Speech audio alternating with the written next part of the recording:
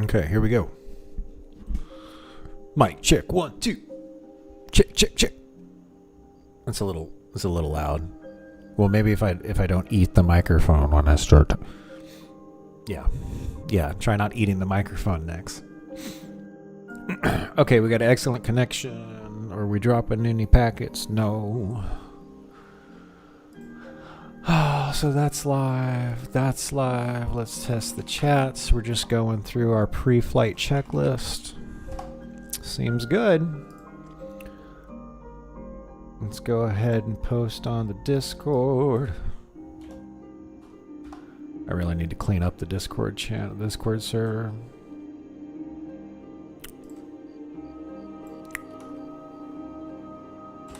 There we go.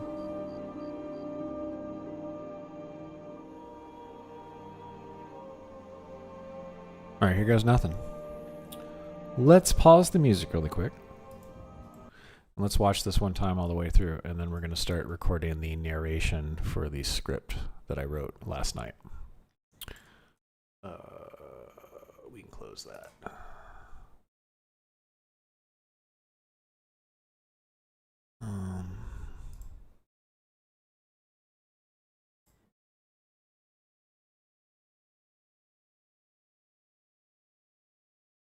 Here we go. Yeah, here's the script, and we start over at challenges. So I'm just going to watch the video one time through, get the feel for it, and I'm trying to get this damn thing across the finish line. I've already got I don't know how many hours into it. It's going to be probably 30 or 40 hours by the time this video is done. Welcome to the Turtle WoW tutorial series. If you're brand new to Turtle WoW or even World of Warcraft in general, this series is designed to give you a solid foundation and help you avoid the bad habits that can make the game harder than it needs to be.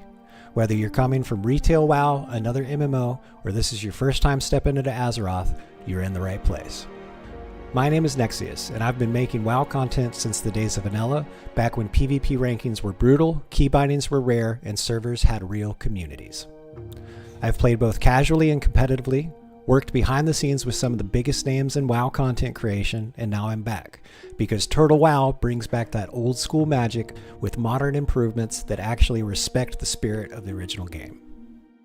This series will walk you through everything step by step, creating a Turtle WoW account, installing the game in Launcher, setting up your first character, optimizing the controls and UI, and installing a few lightweight add-ons that will make your life a lot easier.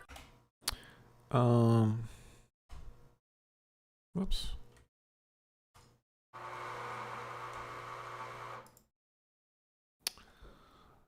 Let's change that drop shadow to gray.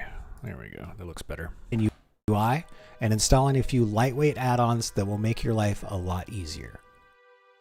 At the end of this video, I'll even show you a side-by-side comparison, one clip of me using the default settings and clicking spells like a new player, and one with the optimized settings using hotkeys and smart add-ons. You can see the difference these small changes will make. If you find this series helpful, make sure to check out the next video where I teach you how to set up your keybinds and hotkeys in an optimal way.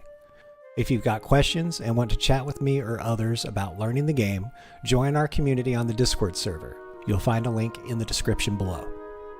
Now let's get started and get you into the world of Turtle WoW right away. I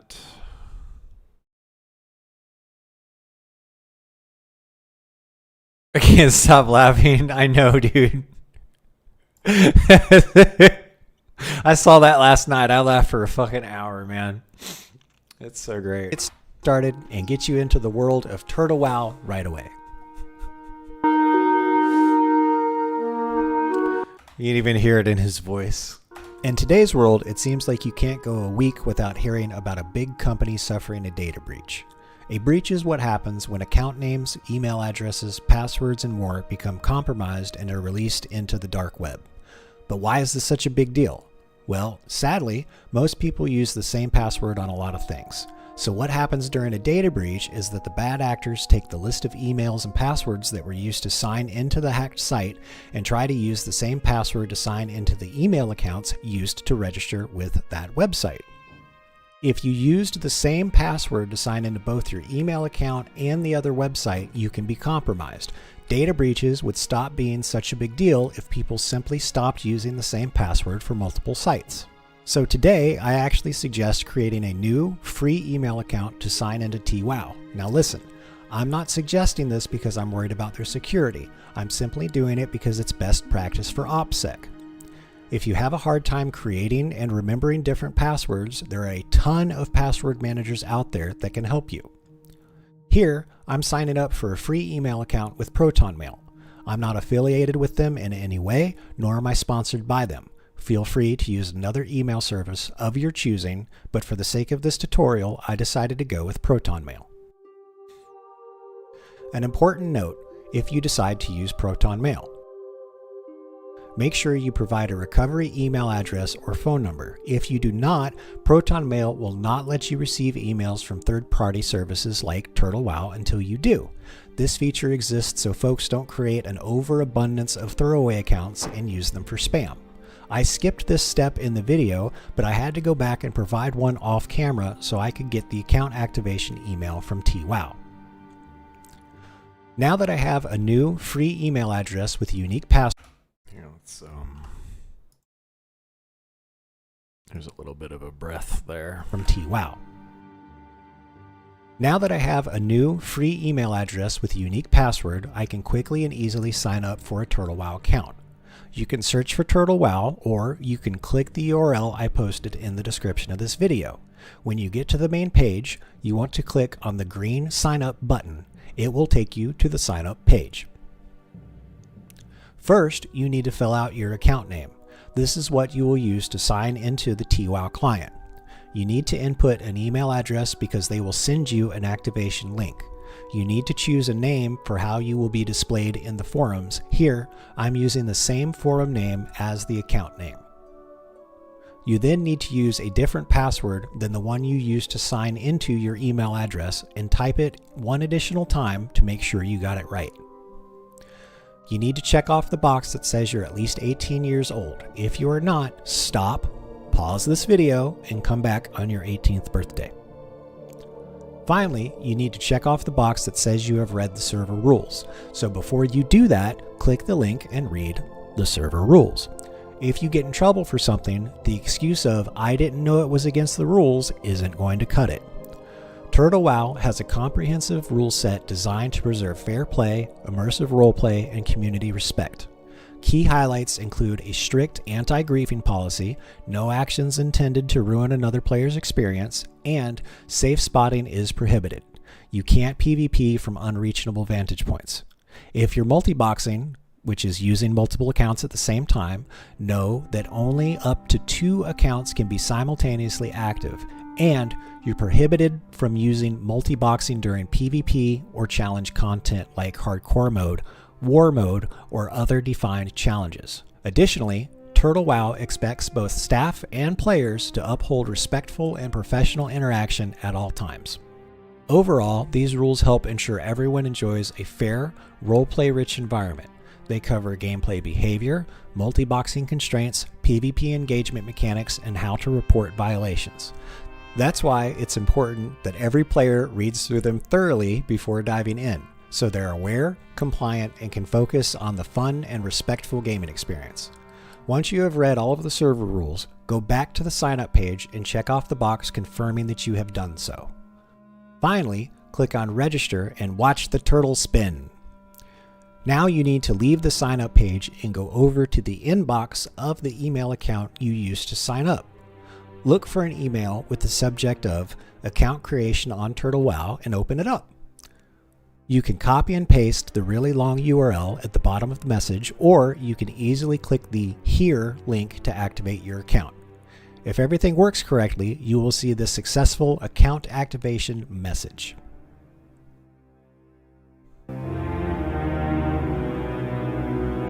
Now that we have our activated TurtleWow account, it's time to download, install, and configure everything. Go back to the main website and click the orange download button. In the new box that pops up, you should just be able to click Download Launcher without making any changes. After you click the Download Launcher button, the browser will ask you where you want to save the client install file. I chose my desktop for easy access. It's not a big file, it shouldn't take long to download. When it's finished, you can open it up from the save location or through your browser's Downloads menu. When the installation begins, you will be asked to choose your language and click OK. After that, click Next. Then you will be asked where you want to install everything. To make things easy, I elected to create a new directory called Turtle WoW in the root of my C drive. After you choose and/or create the directory, click Next and wait for the progress bar. Once it's completed, click Next. Leave both boxes checked, then click Finish. The launcher will load for the first time. Select your preferred language and select the download mirror with the lowest ping, then click Continue. On the next page, put in your Turtle WoW account name and your unique password, then click Login. Now that you are signed into the launcher, click the Update button in the bottom right corner. A new window will pop up. Click the Continue button under the list of files to download. It's a couple of gigabytes, so the download will take a few minutes. Once it's finished, you should see a big green play button. Let's go ahead and hit play to load the game up for the first time and make sure it works before we make any additional changes. Since this is your first time loading the game, the cinematic should start. I'm going to press escape and skip it because I've seen it 1,000 times. But if you're new or coming back after a long break, it's a really great introduction and you should give it a watch to set the mood. If everything works, you should see the account sign-in screen that looks like this. Don't sign in yet because we need to make a few more changes.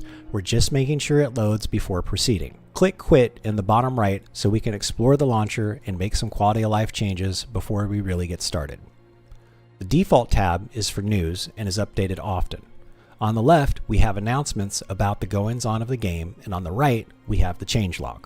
Next, let's click on Tweaks in the top left and make a few adjustments. This game should run just fine on a potato, so under the camera section, click the numbers and drag your mouse to the right to maximize the render distance. Do the same thing for ground clutter distance. Finally, do the same for camera distance. After you make these changes, be sure to click Apply in the lower right-hand corner above the green play button. Next, click on Mods in the top left corner. I recommend enabling DXKV to use Vulkan graphics drivers.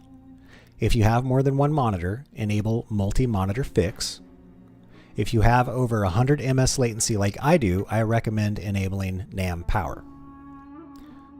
Click the Apply button in the bottom right corner above the Play button to save these changes.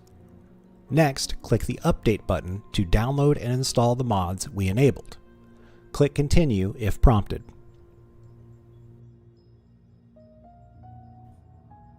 Next, click Add-ons in the top left. We're only going to install 2 basic add-ons that will greatly assist your gameplay during quests. We're going to install a lot more in later videos, but for starters, let's just begin with these 2. Click the Create button in the middle of the window so your add-ons have somewhere to go. The list is in alphabetical order. Find PF Quests and click the Download button on the right-hand side of it. Next, find PF Quest's Turtle WoW DB and click the Download button on the right side of it. Make sure you install these in order or you might have a problem. Finally, click Play again in the bottom right corner of the launcher. Sign in for the first time with your account name and password. This will take you to the Choosing a Realm screen. Realms are more commonly known as servers. You can then click the Suggest a Realm button. From there, you can accept or click the View Realm List button to choose for yourself. Nordnar is a role-playing server with a high population, and Tel Abyim is the PvP server that is still growing in population. You might even see a brand new RP server called Ambershire, which is scheduled to launch in about a week from the recording of this video.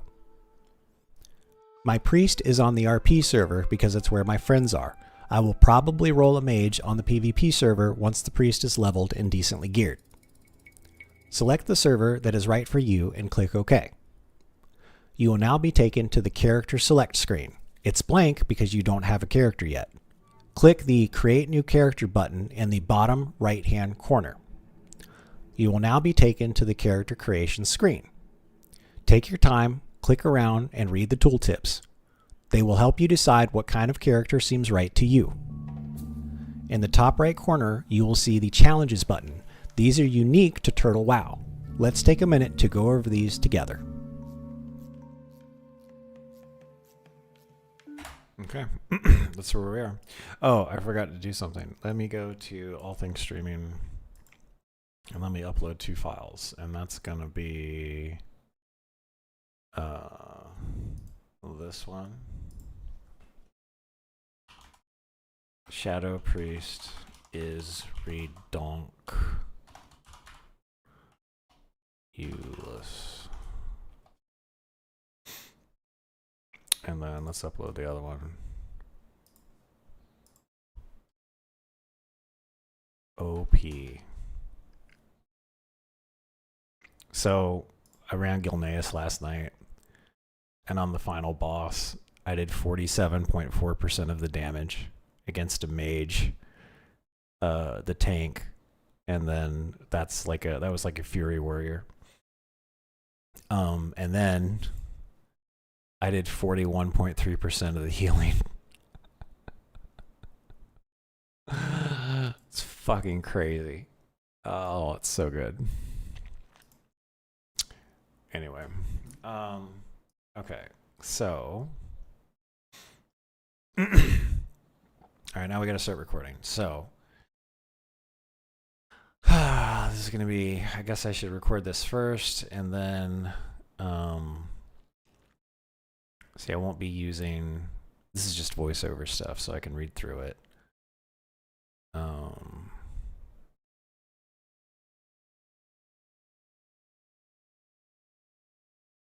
Okay, yeah. So I guess let me read through the challenges part first, just to get familiar with it again, and then I'll read it again. So challenges exist for primarily bragging rights, but you can also gain special in-game rewards such as mounts and titles. If you're new to Turtle WoW or returning to WoW after a long break, I recommend not using any challenges for your first character. However, if you are already an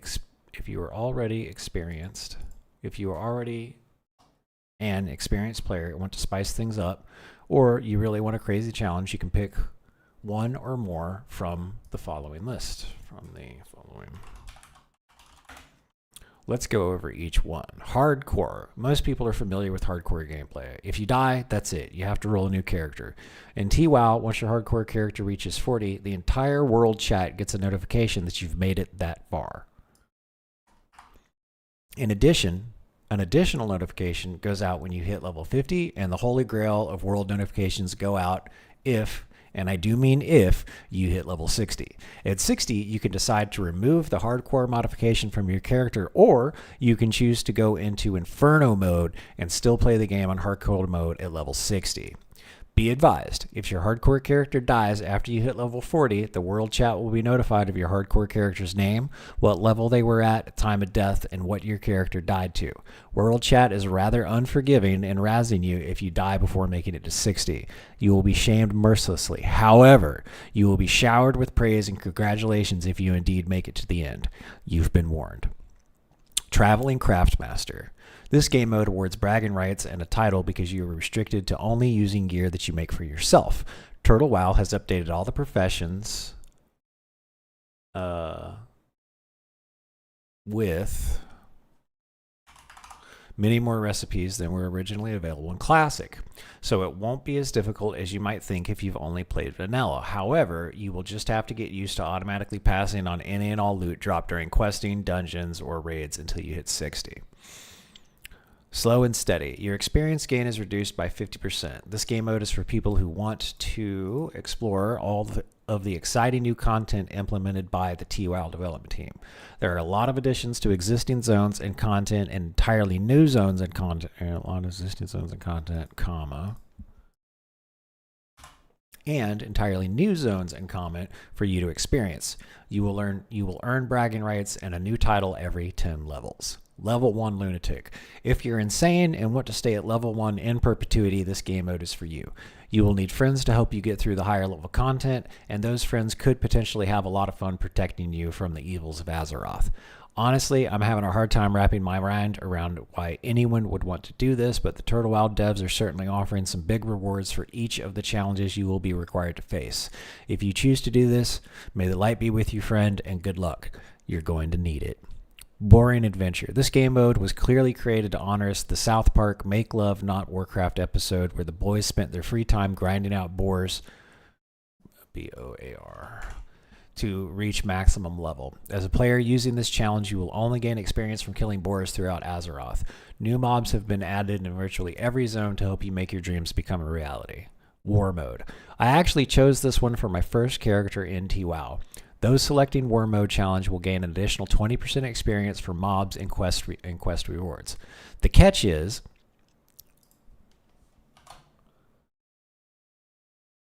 that you will be permanently flagged for PvP at all times, even if you are on an RP server. Since I was always flagged for PvP on Darkspear back in the day, this didn't really change my gameplay experience. But be warned, all it takes is one zap from a high-level laser chicken, and you'll be corpse running back to the scene of the crime. Exhaustion. The developers of Turtle WoW want to help you get to level 60 quickly, as the vast majority of content and gameplay takes place at that level. They have implemented ways to easily and quickly gain rested experience, but you can take this challenge, which ignores that helping hand and instead doubles all XP gained from mobs and quests. Vagrant's Endeavor. Finally, for those of you who don't want to worry about having the latest and greatest level appropriate gear, there is the Vagrant's Endeavor challenge. You will only be able to equip gray and white items until you hit level 60, nor will you be able to reap the benefits of enchantments. Your character will be underpowered and probably very squishy, but bragging rights, a special title, and a unique item will be gifted to you at max level. Combinations. You can choose as many challenges as you see fit. If you're a madman and want to make an impression by doing something no one has ever done, try combining War Mode with Hardcore. To my knowledge, no one has ever made it to 60 with that combination. Glory awaits, but you've been warned. Okay. And then let's just go ahead and record that part. Okay. So I can just start recording. Check. All right. Challenges exist for primarily bragging rights, but you can also gain special in-game rewards such as mounts and titles. If you are new to Turtle WoW or returning to WoW after a long break, I recommend not using any challenges for your first character. However, if you are already an experienced player and want to spice things up, or you really want a crazy challenge, you can pick from one or more from the following list. Let's go over each one. Hardcore. Most people are familiar with hardcore gameplay. If you die, that's it. You have to roll a new character. In TWoW, once your hardcore character reaches 40, the entire world chat gets a notification that you've made it that far. An additional notification goes out when you hit level 50, and the holy grail of world notifications go out if, and I do mean if, you hit level 60. At level 60, you can decide to remove the hardcore modification from your character, or you can choose to go into Inferno mode and still play the game at hardcore mode at level 60. Be advised, if your hardcore character dies after you hit level 40, the world chat will be notified of your hardcore character's name, what level they were at time of death, and what your character died to. World chat is rather unforgiving and razzing you if you die before making it to 60. You will be shamed mercilessly. However, you will be showered with praise and congratulations if you indeed make it to the end. You've been warned. Traveling Craftmaster. This game mode awards bragging rights and a title because you are restricted to only using gear that you make for yourself. Turtle WoW has updated all of the professions and many Turtle WoW has updated all of the professions with many more recipes than were originally available in Classic, so it won't be as difficult as you might think if you only played vanilla. However, you will just have to get used to automatically passing on any and all loot dropped during questing, dungeons, or raids until you hit 60. Slow and steady. Your experience gain is reduced by 50%. This game mode is for people who want to explore all of the exciting new content implemented by the Turtle WoW development team. There are a lot of additions to existing zones and content, and entirely new zones and content for you to experience. You will earn bragging rights and a new title every 10 levels. Level 1 Lunatic. If you're insane and want to stay at level 1 in perpetuity, this game mode is for you. You will need friends to help you get through the higher level content, and those friends could potentially have a lot of fun protecting you from the evils of Azeroth. Honestly, I'm having a hard time wrapping my mind around why anyone would want to do this, but the Turtle WoW devs are certainly offering some big rewards for each of the challenges you will be required to face. If you choose to do this, may the light be with you, friend, and good luck. You're going to need it. Boring Adventure. This game mode was clearly created to honor the South Park Make Love Not Warcraft episode where the boys spent their free time grinding out boars to reach maximum level. As a player using this challenge, you will only gain experience from killing boars throughout Azeroth. New mobs have been added in virtually every zone to help you make your dreams become a reality. War Mode. I actually chose this one for my first character on TWoW. Those selecting War Mode challenge will gain an additional 20% experience from mobs and quest rewards. The catch is that you will be permanently flagged for PvP at all times, even if you're on an RP server.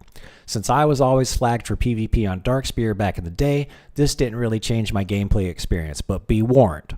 All it takes is one zap from a high-level laser chicken, and you'll be corpse running.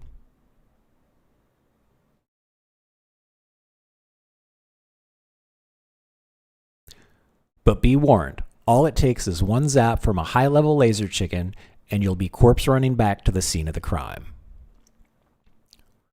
Exhaustion. The developers of Turtle WoW want to help you get to 60 quickly, as the vast majority of content and gameplay takes place at that level. They have implemented ways to easily and quickly gain rested experience, but you can take this challenge which ignores that helping hand and instead doubles all XP gained from mobs and quests. Vagrant's Endeavor.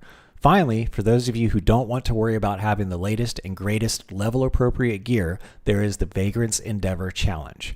You will only be able to equip gray and white items until you hit level 60, nor will you be able to reap the benefits of enchantments. Your character will be underpowered and probably very squishy, but bragging rights, a special title, and a unique item will be gifted to you at max level. Combinations. You can also choose as many challenges as you see fit. If you're a madman and want to make an impression by doing something no one has ever done, try combining War Mode with Hardcore. To my knowledge, no one has ever made it to 60 with that combination. Glory awaits, but you've been warned. Okay.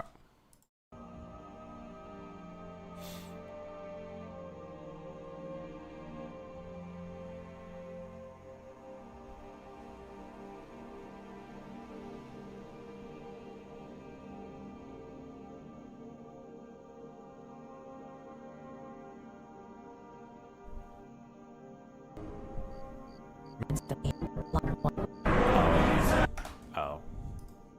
We're deleting that. I think that's this one.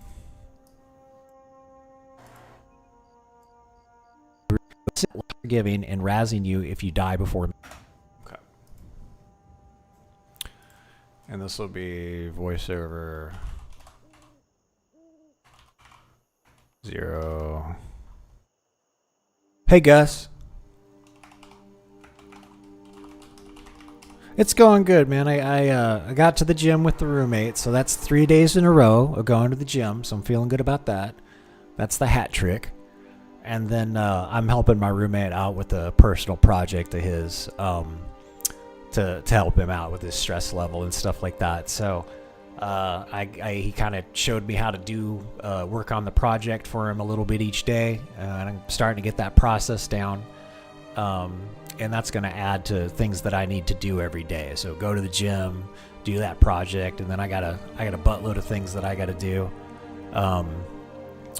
basically to develop the channels and the content creation and all that stuff. So I'm really focused today on I want to try to get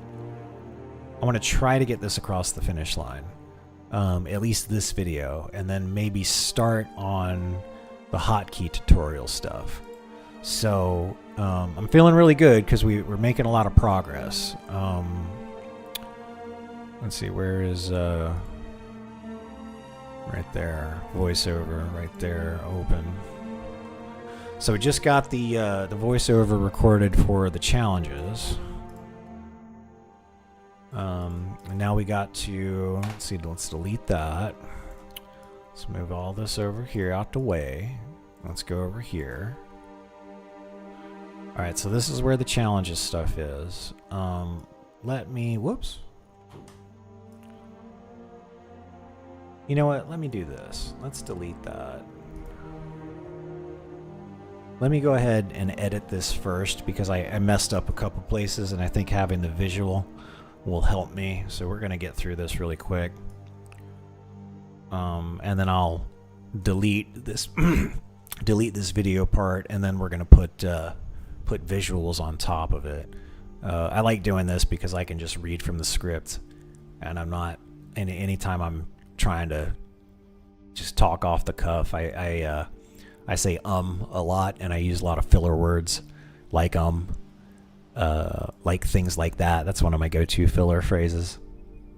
So I think I'm just a lot more concise, and this video is super information dense, so I don't want to lose people.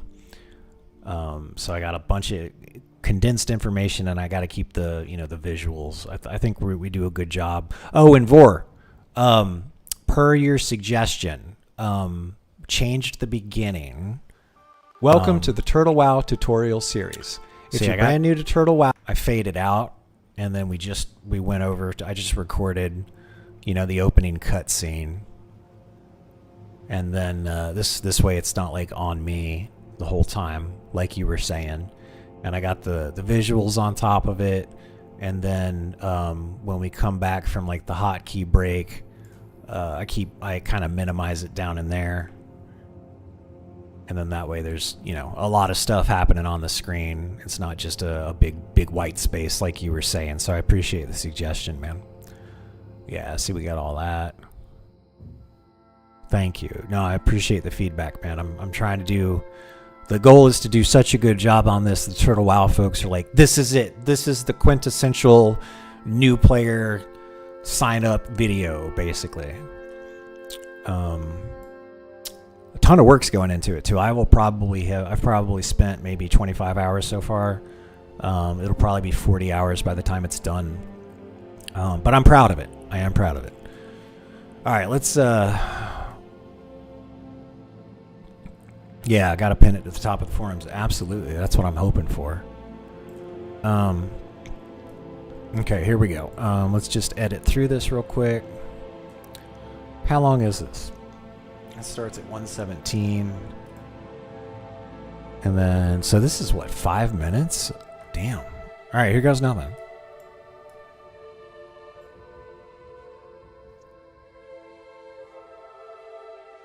I mean,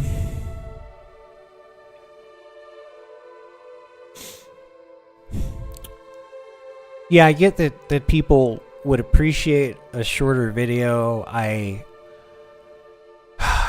This video is really information dense. It's got like everything you need to do as a new player. It's like how to create, we talk about accounts, signing up securely, how to install the client, how to update the client, changes to make, all that kind of stuff. So this is kind of like your one-stop shop for everything that I think you need to do.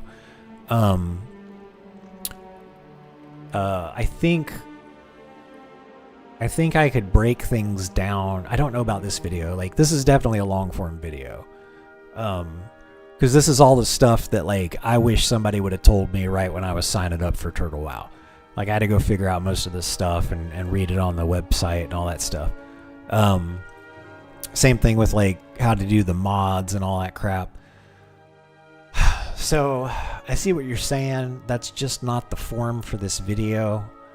But maybe once I get done with this, I can think of a way to break it down into smaller pieces.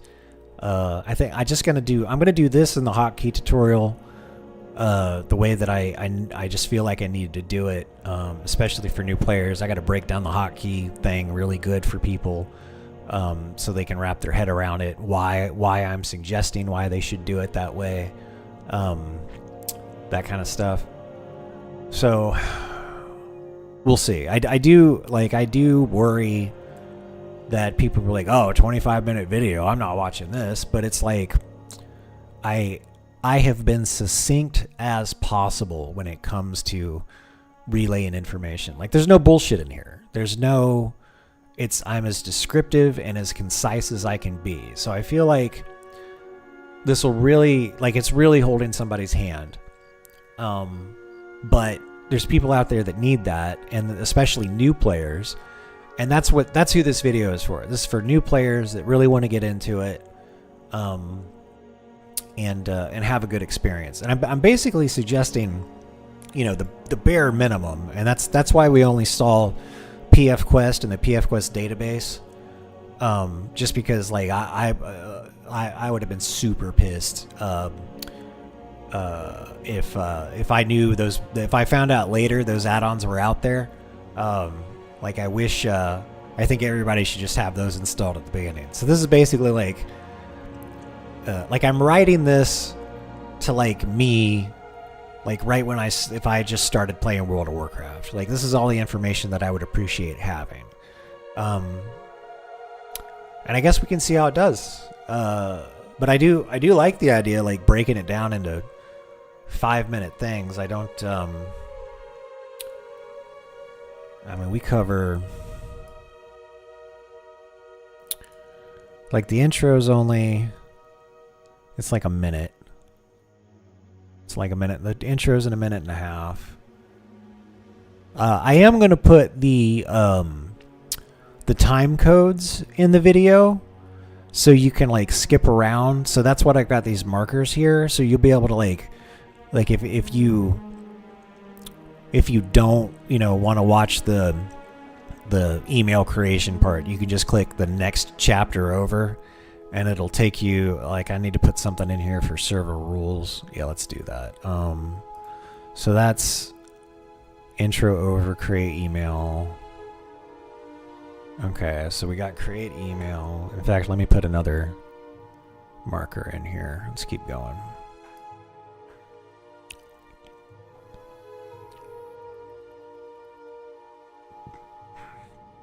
I think the next one will be TWOW account creation.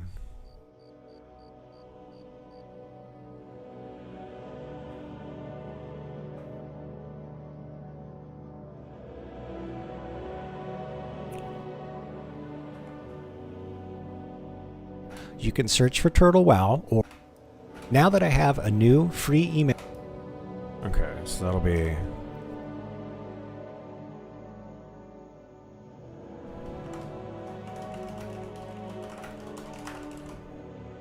done.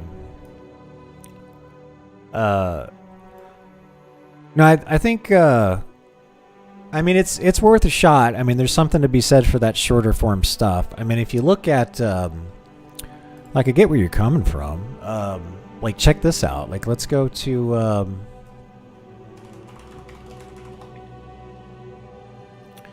like, if you go to view my channel and we go to videos, like this longer form stuff, whether it's like a 16-minute, 20-minute video, live stream, the project management one, all that kind of stuff.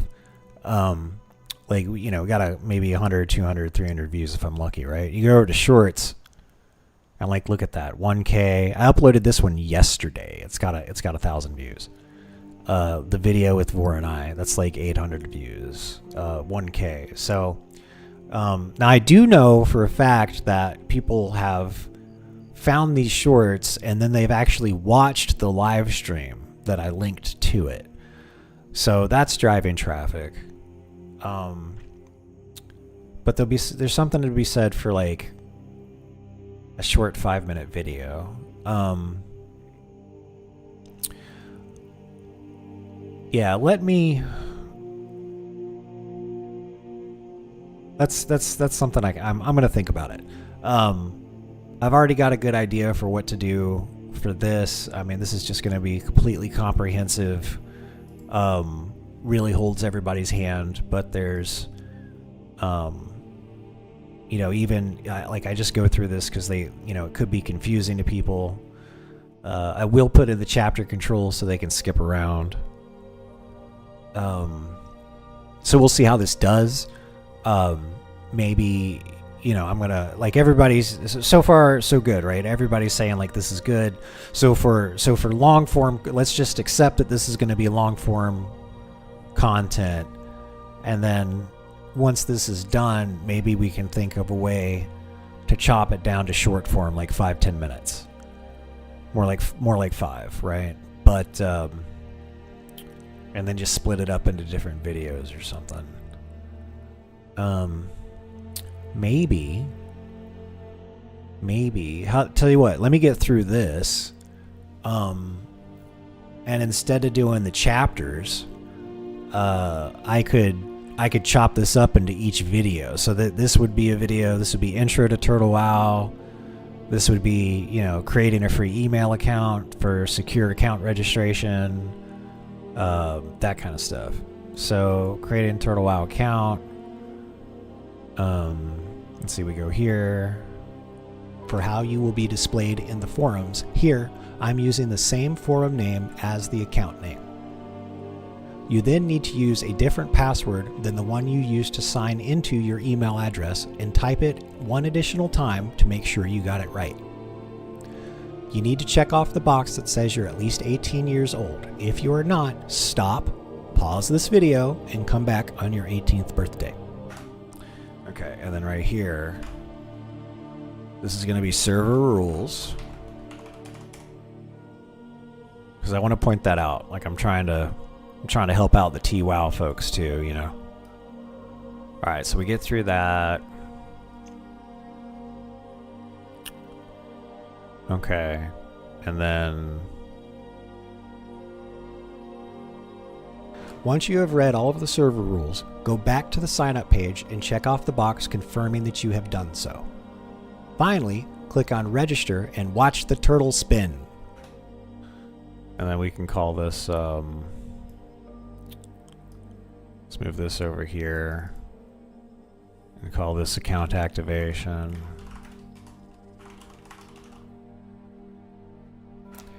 Now you need to leave the sign up page and go over to the inbox of the email account you used to sign up. Look for an email with the pause the music. There we go. At the bottom of the message, or you can easily click the Here link to activate your account. If everything works correctly, what is going on? Oh, the music didn't pause. There we go. URL at your account. If everything works correctly, you will see the successful account activation message.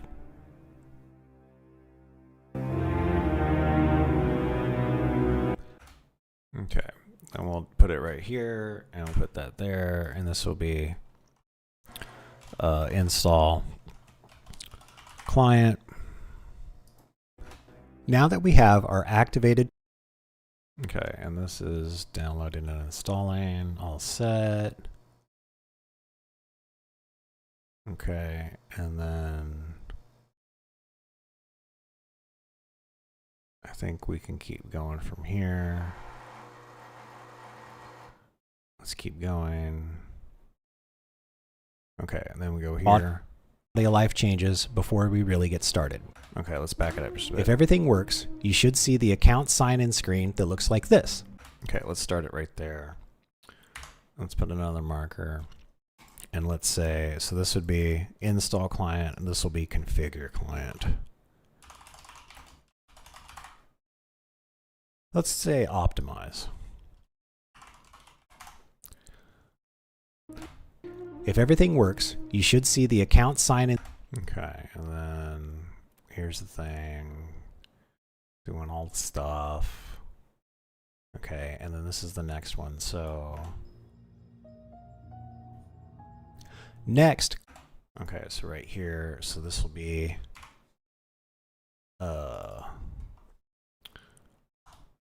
basic add-ons. Or let's call it helpful. Next, click add-ons in the top left. We're Right. only going to install 2 basic add-ons. Okay, so we got all that.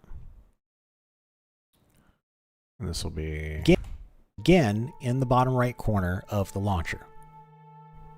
Sign in for the first time with your account name and password. This will take you to the Choosing a Realm screen. Realms are more commonly known as servers. You can then click the Suggest a Realm button. From there, you can accept or click the View Realm List button to choose for yourself. Nordnar is a role-playing server with a high population, and Telebeam is the PvP server that is still growing in population. You might. Hey Silver, yes, I was in streamer mode, so I saw somebody joined. So that was you. That's good to know. Might even see a brand new RP server called Ambershire, which is scheduled to launch in about a week from the recording of this video. My priest is on the RP server because it's where my friends are. I will probably roll a mage on the PvP server once the priest is leveled and decently geared. Select the server that is right for you and click OK. You will now be taken to the character select screen. okay, so let's just put a marker there. Create character. And like I'm totally skipping over like I could have gone into I mean that would make good videos. Like there's an idea. Let's write that down. You know, I could do a 5-minute video on creating a human and what the class options are and how the skills and racials affect that class, right?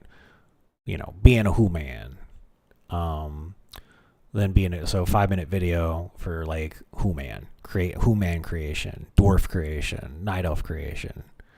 So that's an idea. So let's write that one down actually.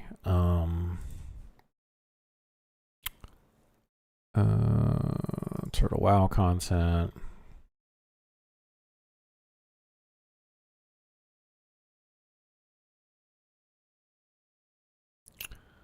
We could do TWoW plans.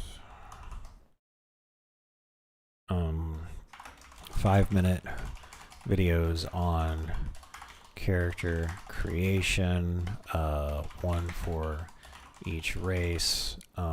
You know, talk about how the racials affect the gameplay per class. Yeah.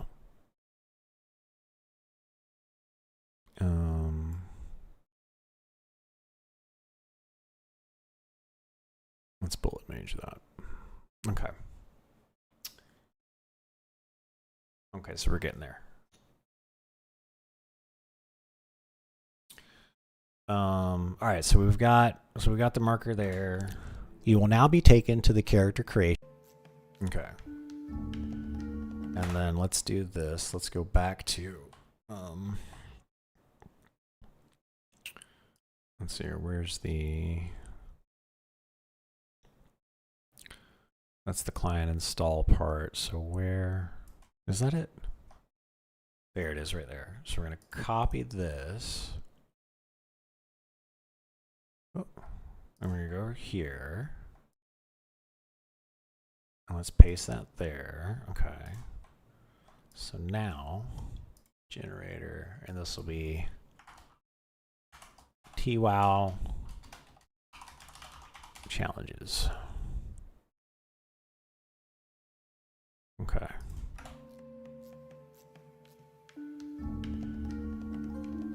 Okay, great. All right, now let me get through this and edit this really quick. And then we'll slap it all in there. We can get rid of that.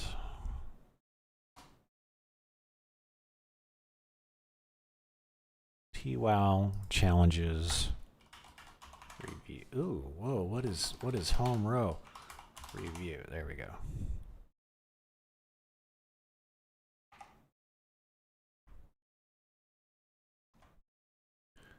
WoW challenges.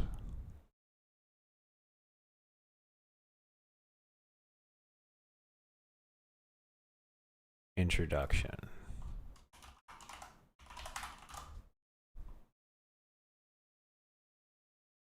Yeah, I think that's better. Maybe we just do intro. That might be a little more verbose. There we go. WoW challenges intro. How about info?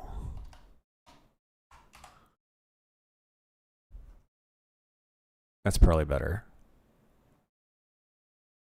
That's probably more accurate. All right. Come on, focus next. Whoa. Here we go. Challenges exist for primarily bragging rights, but you can also gain special in-game rewards such as mounts and titles. If you are new to Turtle WoW or returning to WoW after a long break, I recommend not using any challenges for your first character. However, if you are an experienced character. However,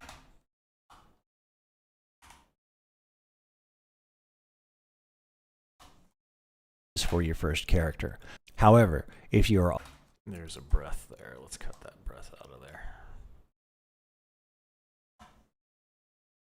However, if you are already any challenges for your first character. However, maybe not. Character. However, here we go. For your first character. However, if you are already an experienced player and want to spice things up, or you really want... Quite the pause there. Spice things up, or you really want a crazy challenge, you can pick from one or more from the following list. Let's go over each one. Hardcore.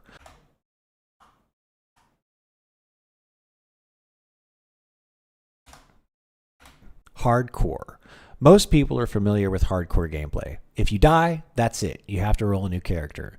In TWoW, once your hardcore character reaches 40, the entire world chat gets a notification that you've made it that far. An additional notification goes out when you hit level 50, and the holy grail of world notifications go out if, and I do mean if, you hit level 60. At level 60, you can decide to remove the hardcore modification from your character, or you can choose to go into Inferno mode and still play the game at hardcore mode at level 60. Be advised.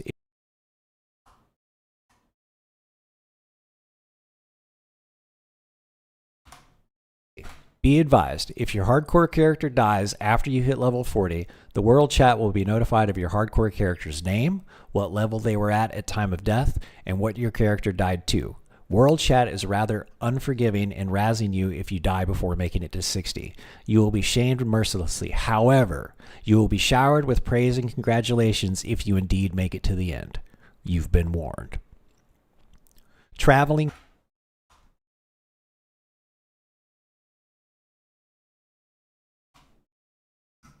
You've been warned. Traveling Craftmaster. This game mode awards bragging rights and a title because you are restricted to only using gear that you make for yourself. Turtle WoW has updated all of the professions and many... Turtle WoW has updated... Turtle WoW...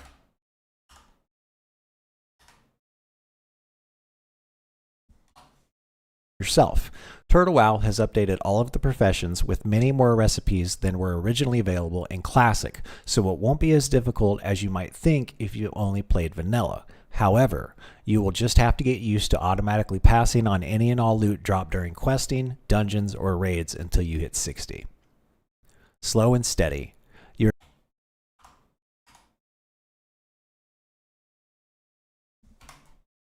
Slow and steady. Your experience gain is reduced by 50%. This game mode is for people who want to explore all of the exciting new content implemented by the Turtle WoW development team. Let's hear that again.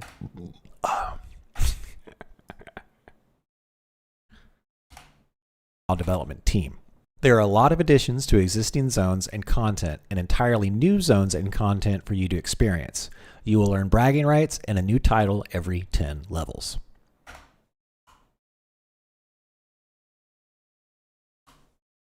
Level 1 Lunatic. If you're insane and want to stay at level 1 in perpetuity, this game mode is for you. You will need friends to help you get through the higher level content, and those friends could potentially have a lot of fun protecting you from the evils of Azeroth. Honestly, I'm having a hard time wrapping my mind around why anyone will want to do this, but the Turtle WoW devs are certainly offering some big rewards for each of the challenges you will be required to face. If you choose to do this, may the light be with you, friend, and good luck. You're going to need it.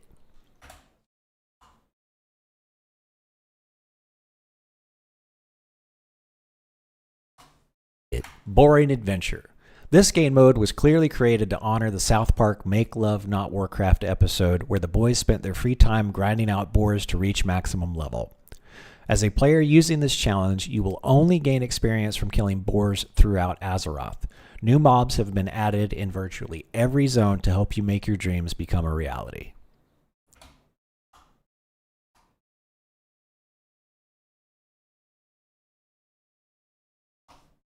War Mode. I actually chose this one for my first character on TWoW. Those selecting War Mode challenge will gain an additional 20% experience from mobs and quest rewards. The catch is that you will be permanently flagged for PvP at all times, even if you're on an RP server. Since I was always flagged for PvP on Darkspear back in the day, this didn't really change my gameplay experience, but be warned. All it takes is one zap from a high-level laser chicken, and you'll be corpse running. What did I do here? But be warned. Okay.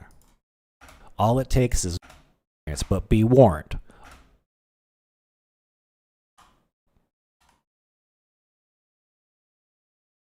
But be warned.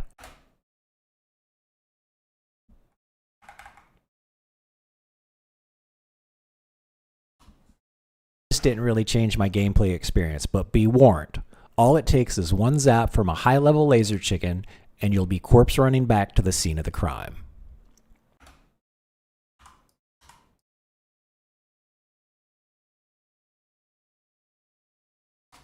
Back to the scene of the crime. Exhaustion. The developers of Turtle WoW want to help you get to 60 quickly, as the vast majority of content and gameplay takes place at that level. They have implemented ways to easily and quickly gain rested experience, but you can take this challenge which ignores that helping hand and instead doubles all XP gained from mobs and quests. Vagrant's Endeavor.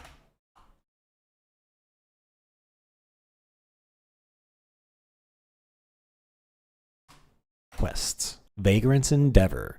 Finally, for those of you who don't want to worry about having the latest and greatest level appropriate gear, there is the Vagrant's Endeavor Challenge.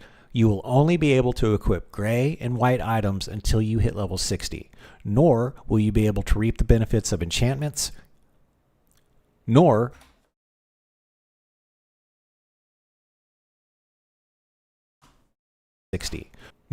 will you be able to reap the benefits of enchantments. Your character will be underpowered and probably very squishy, but bragging rights, a special title, and a unique item will be gifted to you at max level.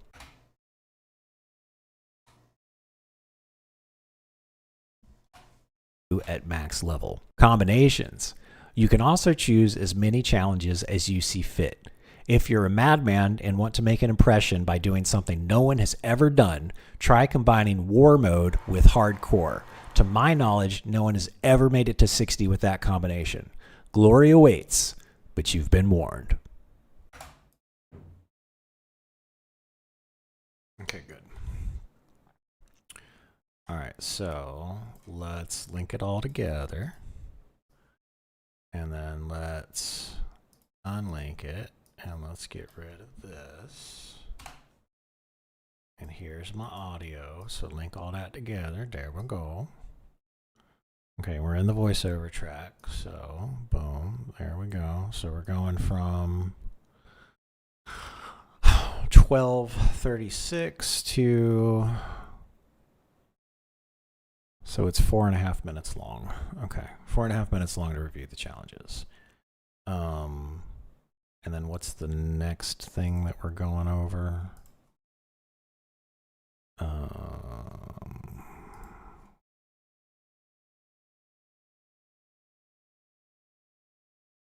Signing in on your first character. Okay, so let's put an M there, marker. Sign in with first character. Okay.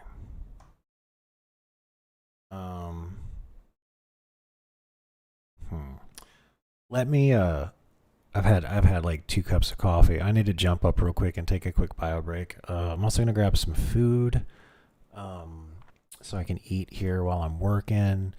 Why don't everybody? Yeah, we've been at it for an hour. Why don't everybody just take a quick break? Let's put the bio message over there. Be right back. There we go. Okay, y'all. Everybody, just take 5. Like I said, I'm gonna grab some food and another drink. Smoke them if you got them. I'll see you when I get back.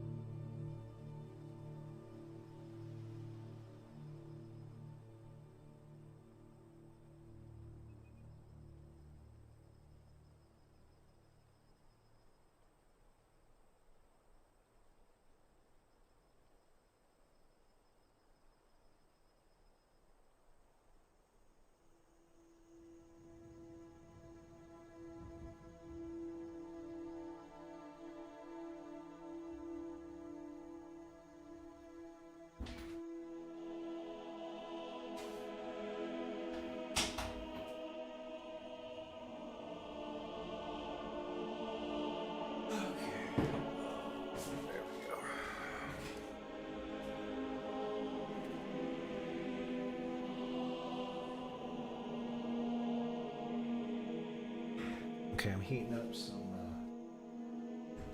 Actually, I'm not heating it up, I'm cooking it.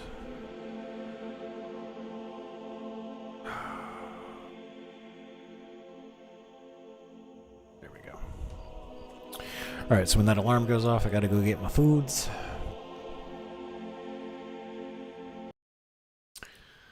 Let's move this back over here. There we go. Alright, now.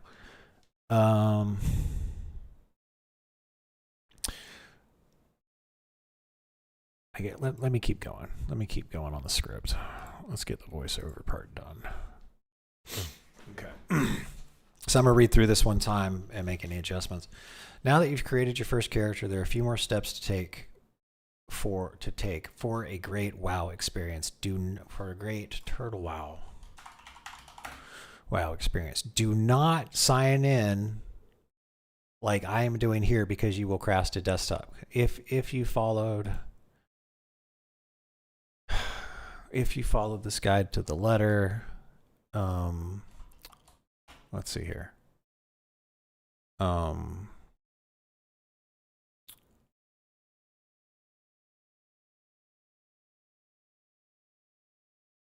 Okay.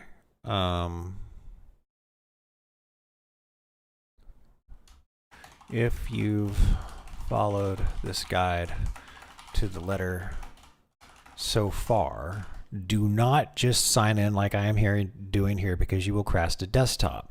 Here's how to crash to desktop because some of the changes we made.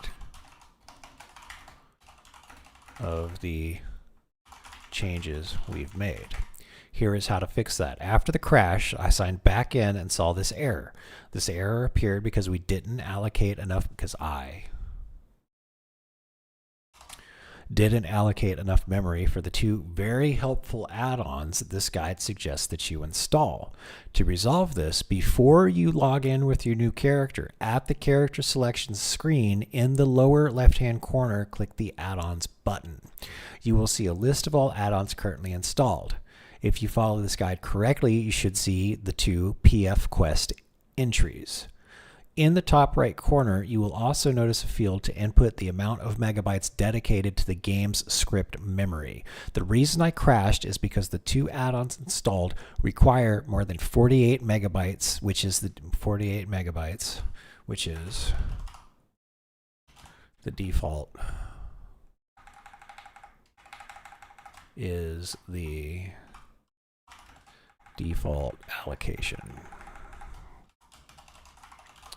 You can set it to 350 megabytes like I did, or you can put in the number 0, which will allow the game to allocate as much memory as is required to run any and all installed add-ons. While recording this tutorial, I allocated 350, but the next day I set it to 0, so I don't have to worry about it anymore. I actually recommend setting it to 0 so you don't have to worry about it. I actually recommend setting it to 0 so you'll always have what you need.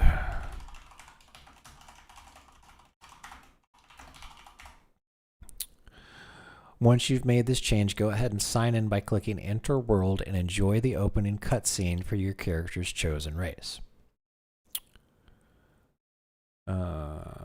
Once you gain control of your character, there are a few adjustments we should make so you have a quality gaming experience.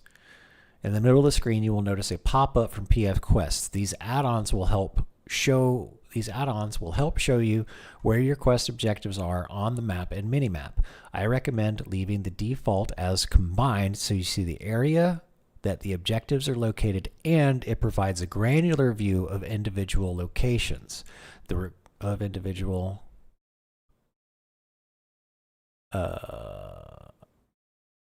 objects, which could be the required mobs and or items of the current quest objective.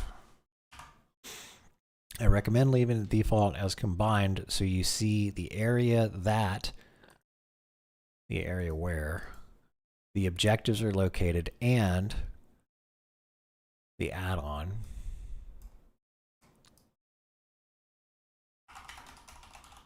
provides a granular view of individual objects, which could be the required mobs and or items of the current quest objectives. In the bottom left-hand corner of the PF Quests window, you have the option to enable or disable Show Navigation Arrow. I recommend disabling it because I don't like to see a three-dimensional arrow constantly pointing at the current quest objective location. I like to look at the map and minimap to get my bearings, and the 3D arrow takes away from my immersion. However, this is simply personal preference, and you are welcome to choose what works best for you. You can leave it enabled for starters and disable it a bit later once you get your bearings. After you've configured PF Quests, I recommend pressing the escape key and clicking on video options because the default resolution is 800 by 600. I have a widescreen monitor, so I changed the game resolution to 1920 by 1080. Additionally, under the world appearance category, I maxed out all of the sliders for the very best possible visual experience. Unless your PC is 15 years or older, you shouldn't need to worry about increasing these and losing any performance. Finally, I checked off everything that wasn't enabled under shaders, and the only thing I left disabled under miscellaneous was show cinematic subtitles. Once you apply the changes, you will need to restart the game for everything to take effect, but there is one more change I think you should make for the best possible gaming experience. First of all, let me walk up to this quest giver and right-click on him. Notice how the quest text slowly appears as if it's being written down. This is a novel effect and can be quite amusing and immersive the first 10 times you pick up a quest, but I feel it quickly loses its novelty and slows down gameplay. To resolve this, press escape and select interface options. There are many options here, and we will cover more in a later video, but to get you started, I recommend putting a check mark next to instant quest text in the upper right corner of the second interface options section. Now the whole quest will appear instantly without the need to wait for the writing effect to transpire. Okay. You're all set to start playing World of Turtle Warcraft. To avoid developing bad habits during the more challenging in-game content, I recommend watching the next video in this series on key bindings and hotkeys.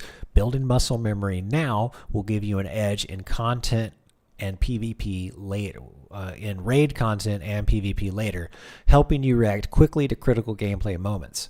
The following two clips show you what gameplay is like for new players that have yet to enable hotkeys versus what gameplay is like for players who have implemented and mastered hotkeys. Here goes. Be sure to hit this video with a like if you found it helpful, and consider subscribing to stay tuned for all the great TWoW content that is in the works. As soon as my priest is leveled and geared, I'll start recording a lot of gameplay footage to make some old school style PvP videos.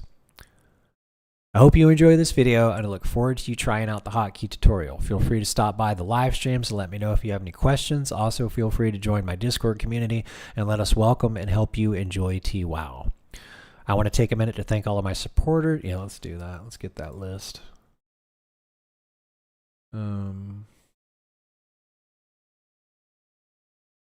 Okay, we gotta add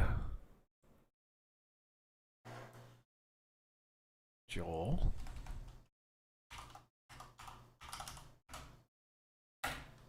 Ben. We got Flame Mage. Swanty. How could I forget about Swanty?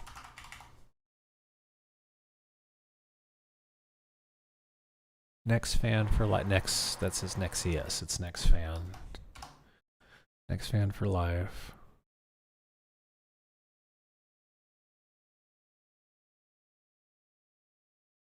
Random late viewer 54. Okay.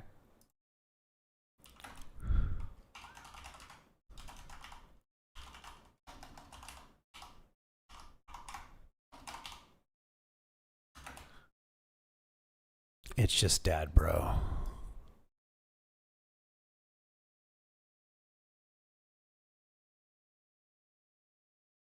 Above and beyond.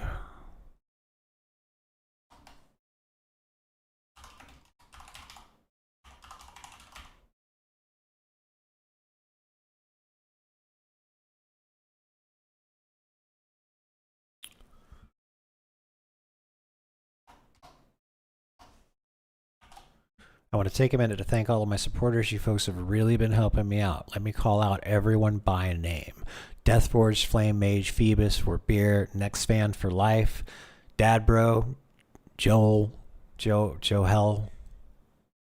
I'll just say Joel. Ben, Swanty, Random Late Viewer 54, and Above and Beyond. If you found this video helpful, consider supporting me over at ko-fi.com/supportnexius. I look forward to seeing you in Discord or the live streams. Light be with you, friend. Okay.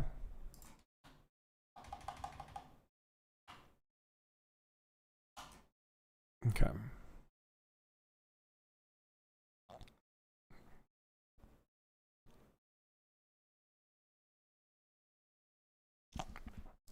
Let me make sure. Okay, it's 20 minutes. That's not going to go off while I'm recording. Okay. So we're damn near done. Oh, let's get way to the away message. There we go. All right. Let me drink this tea really quick.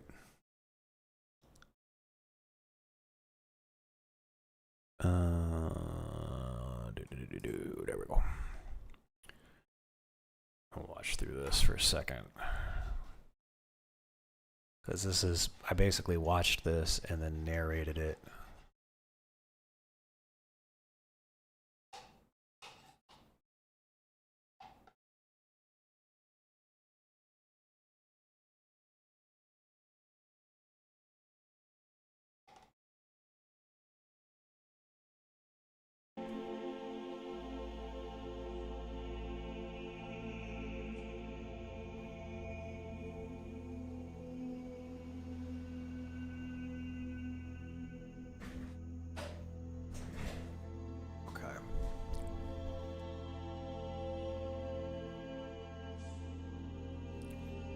Okay, so that's the sign in, that's the quest, that's allocating the memory, that's PF quest, that's me turning off the bar, here's me clicking around.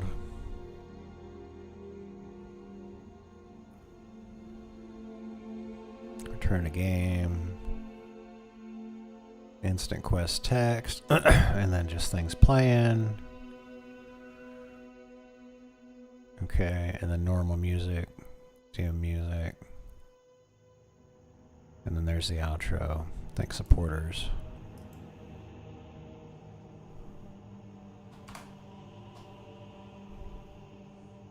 Okay, and then here's video. Okay, all right. All right.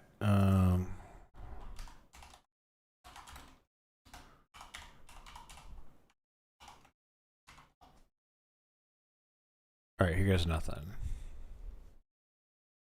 Yeah, that's the, you've been warned, so if everything's correct. Combinations. You can also choose as many challenges as you see fit. If you're a madman and want to make an impression by doing something no one has ever done, try combining war mode with hardcore. To my knowledge, no one has ever made it to 60 with that combination. Glory awaits, but you've been warned. Okay. And then we'll need to put the music in there too.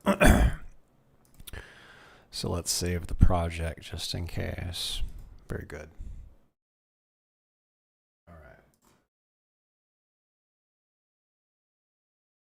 Now that you've created your character, there are a few more steps to take for a great Turtle WoW experience. If you follow this guide to the letter so far, do not just sign in like I am doing here because you will crash to desktop due to some of the changes that we've made. Here is how to fix that. After the crash, I signed back in and saw this error. This error appeared because I didn't allocate enough memory for the two very helpful add-ons this guide suggests that you install. To resolve this, before you log in with your new character, at the character selection screen, in the lower left-hand corner, click the Add-ons button. You will see a list of all add-ons currently installed. If you follow this guide correctly, you should see the two PF Quest entries. In the top right corner, you will notice a field to input the amount of megabytes dedicated to the game's script memory. The reason I crashed is because the two add-ons installed require more than 48 megabytes, which is the default allocation. You can set it to 350 megabytes like I did, or you can put in the number 0, which will allow the game to allocate as much memory as is required to run any and all installed add-ons. While recording this tutorial, I allocated 350, but the next day I set it to 0, so I don't have to worry about it anymore. I actually recommend setting it to 0, so you will always have what you need. Once you've made this change, go ahead and sign in by clicking Enter World, and enjoy the opening cutscene for your character's chosen race. Okay. Configure your PF Quest and user interface. Once you gain control of your character, there are a few more adjustments we should make so you have a quality gaming experience. In the middle of the screen, you will notice a pop-up from PF Quests. These add-ons will help show you where your quest objectives are on the map and minimap. I recommend leaving the default as combined so you see the area where the objectives are located, and the add-on provides a granular view of individual objects, which could be the required mobs and/or items of the current quest objectives. In the bottom left-hand corner of the PF Quests window, you have the option to enable or disable Show Navigation Arrow. I recommend disabling it because I don't like to see a three-dimensional arrow constantly pointing at the current quest objective location. I like to look at the map and minimap to get my bearings, and the 3D arrow takes away from my immersion. However, this is simply personal preference, and you are welcome to choose what works best for you. You can leave it enabled for starters and disable it a little bit later once you get your bearings. After you've configured PF Quests, I recommend pressing the Escape key and clicking on Video Options because the default resolution is 800 by 600. I have a widescreen monitor, so I changed the game resolution to 1920 by 1080. Additionally, under the World Appearance category, I maxed out all of the sliders for the best possible visual experience. Unless your PC is 15 years or older, you shouldn't need to worry about increasing these and losing any performance. Finally, I checked off everything that wasn't enabled under shaders, and the only thing I left disabled under miscellaneous was Show Cinematic Subtitles. Once you apply the changes, you will need to restart the game for everything. Once you apply the changes, you will need to restart the game for everything to take effect, but there is one more change I think you should make for the best possible gaming experience. First of all, let me walk up to this quest giver and right-click on him. Notice how the quest text slowly appears as if it is being written down. This is a novel effect and can be quite amusing and immersive for the first 10 times you pick up a quest, but I feel it quickly loses its novelty and slows down gameplay. To resolve this, press Escape and select Interface Options. There are many options here, and we will cover more in a later video, but to get you started, I recommend putting a check mark next to Instant Quest Text in the upper right corner of the second Interface Options section.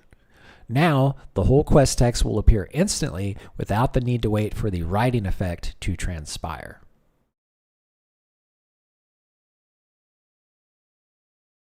Okay, game on. You're all set to start playing World of Turtle Warcraft. To avoid developing bad habits during the more challenging end-game content, I recommend watching the next video in this series on key bindings and hotkeys. Building muscle memory now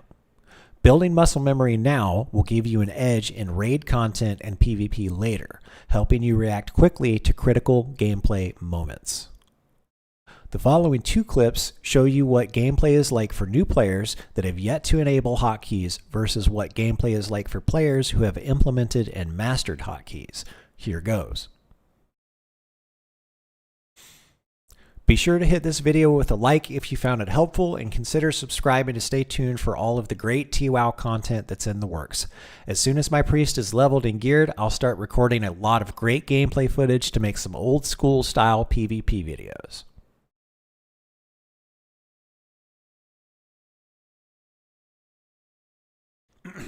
And then the outro. I hope you enjoyed this video, and I look forward to you trying out the hotkey tutorial. Feel free to stop by the live streams and let me know if you have any questions. Also, feel free to join my Discord community and let us welcome and help you enjoy TWoW. I want to take a minute to thank all of my supporters. You folks have really been helping me out. Let me call out everyone by name: Deathforged, Flame Mage, Phoebus, Vorbeer, Next Fan for Life, Dad Bro, Joel, Ben, Swanty, Random Late Viewer 54, and above and beyond. If you found this video helpful, consider supporting me over at ko-fi.com/support Nexius. I look forward to seeing you in the Discord or the live streams. Light be with you, friend.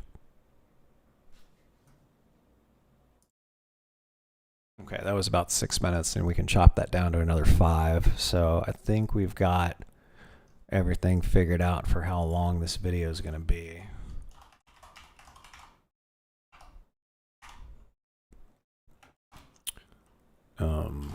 Last part.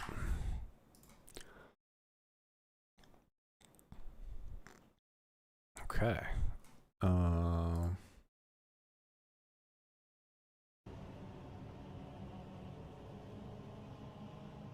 Let's import it.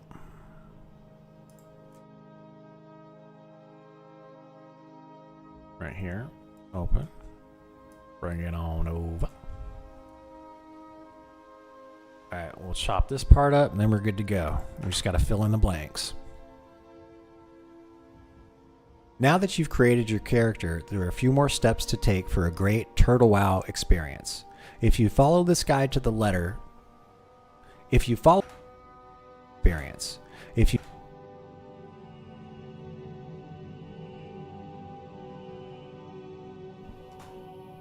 this guide to the letter so far, do not just sign in like I am doing here, because you will crash to desktop due to some of the changes that we've made. Here is how to fix that.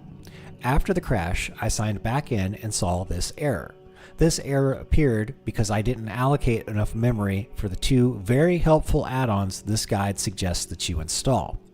To resolve this, before you log in with your new character, at the character selection screen, in the lower left-hand corner, click the Add-ons button. You will see a list of all add-ons currently installed. If you follow this guide correctly, you should see the 2 PF Quest entries. In the top right corner, you will notice a field to input the amount of In the top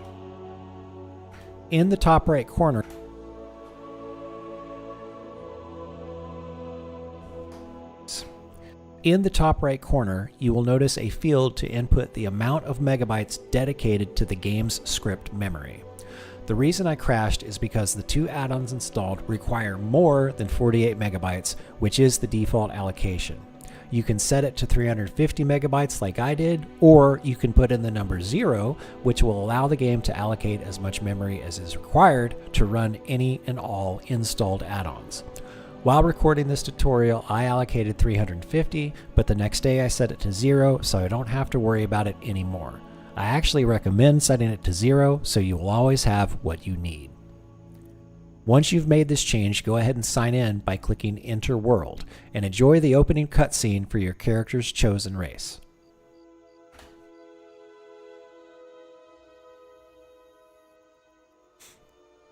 Okay. Configure your PF Quest and user interface. Once you gain control of your character, there are a few more adjustments we should make so you have a quality gaming experience. In the middle of the screen, you will notice a pop-up from PF Quests. These add-ons will help show you where your quest objectives are on the map and minimap. I recommend leaving the default as combined so you see the area where the objectives are located, and the add-on provides a granular view of individual objects, which could be the required mobs and/or items of the current quest objectives. In the bottom left-hand corner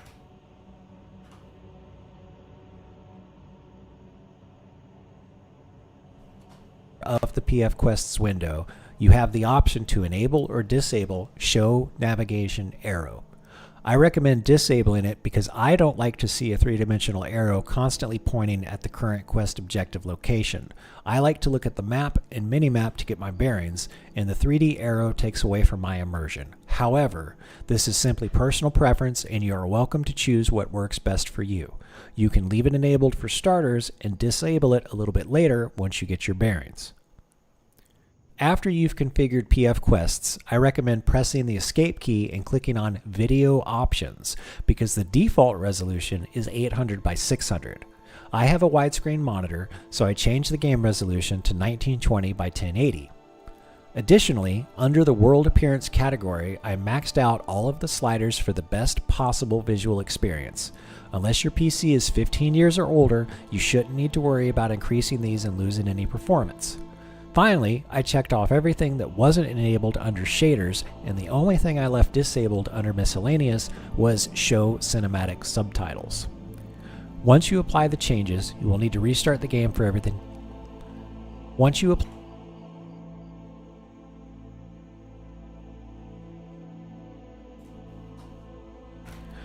apply the changes, you will need to restart the game for everything to take effect, but there is one more change I think you should make for the best possible gaming experience. First of all, let me walk up to this quest giver and right-click on him. Notice how the quest text slowly appears as if it is being written down. This is a novel effect and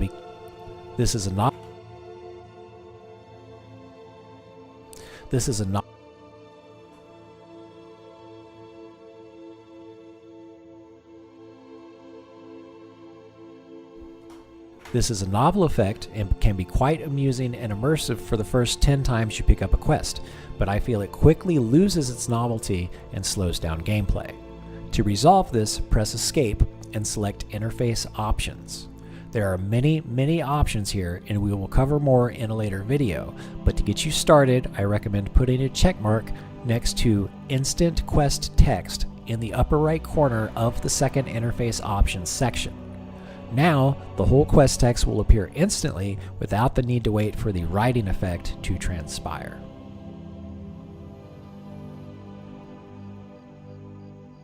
Okay, game on. You're all set.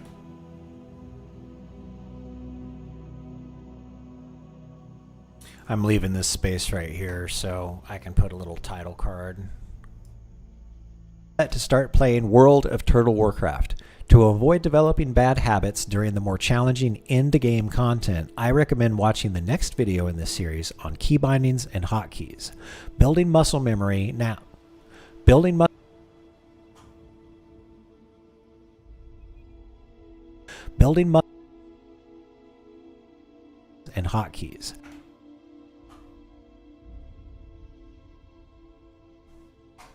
and hotkeys. Building muscle memory now will give you an edge in raid content and PvP later, helping you react quickly to critical gameplay moments.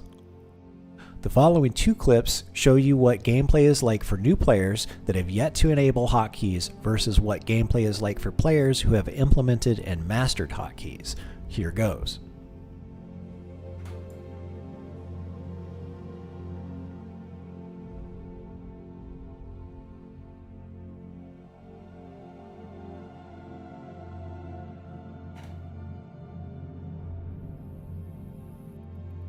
Here goes.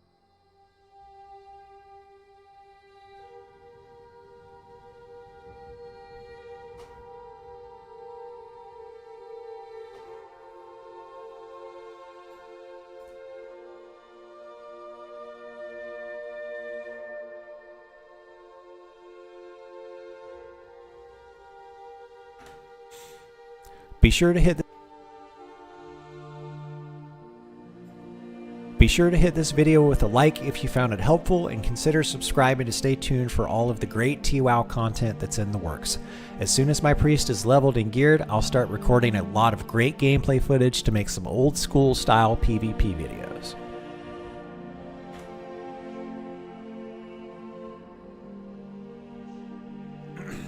And then the outro.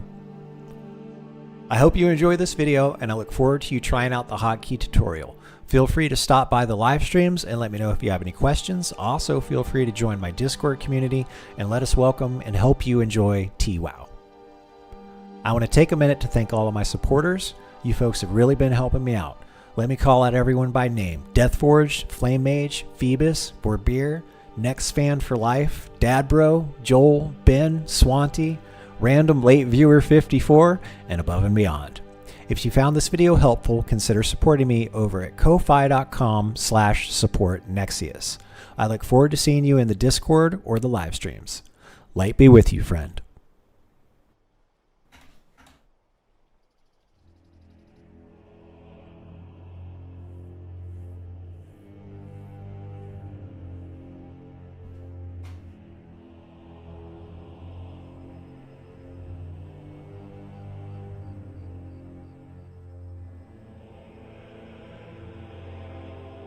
Okay. All right, let's save it.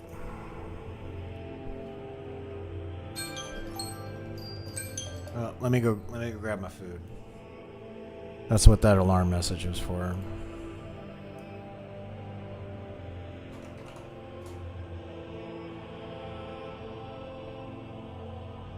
I'll be right back. Sorry, y'all. I gotta eat.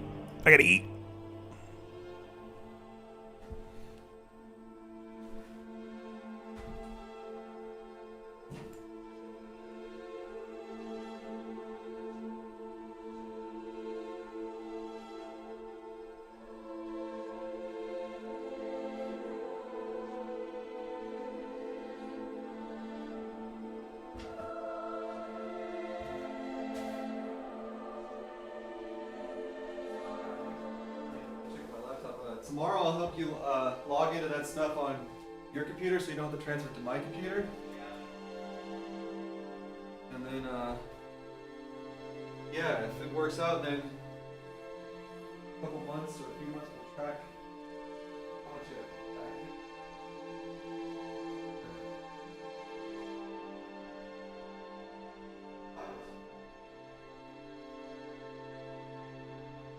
Was it pretty easy? Easier than you expected?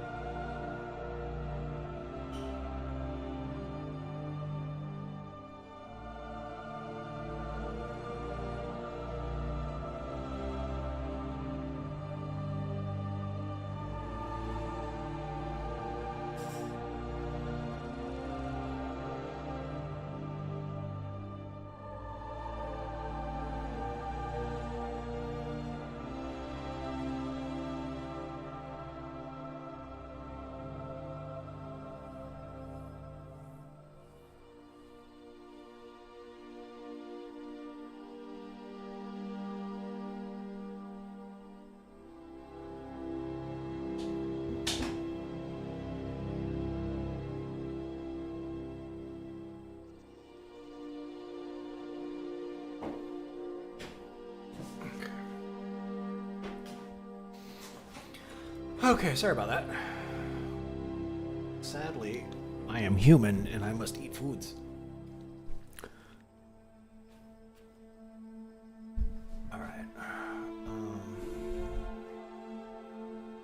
this tea really quick. Get rid of the away message. Okay, we are cooking though. We are definitely...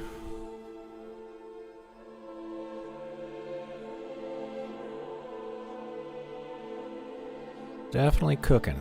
Alright, whoa, that's way too much. There we go. Okay. So that's about right where we're starting. Okay.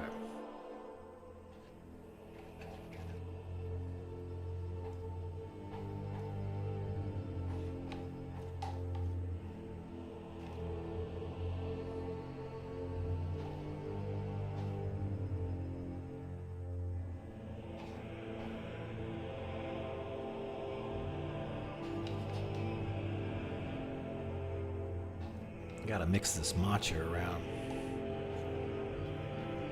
There we go. All right, green tea.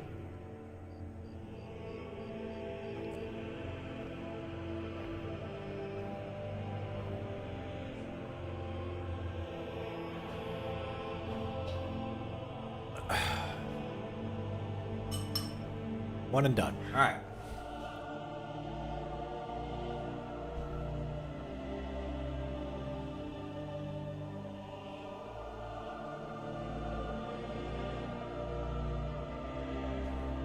Okay.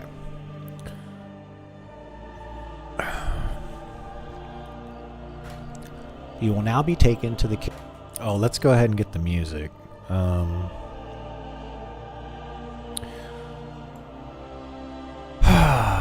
What am I going to use for the slow music? Let's see here. All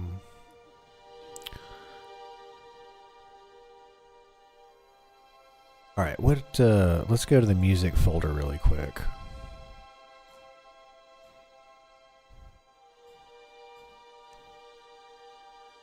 Okay, so we grabbed Stranglethorn Vale. Right there. Okay.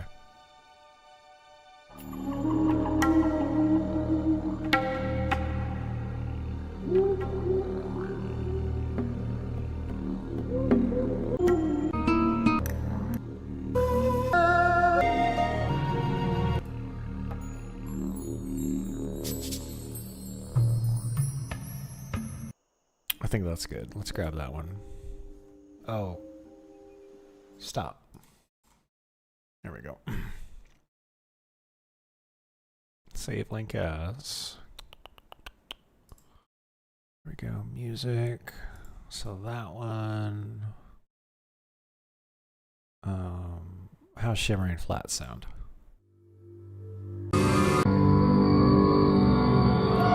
Too loud. This one. No, too evil. Too intense. Too intense. How about Duskwood?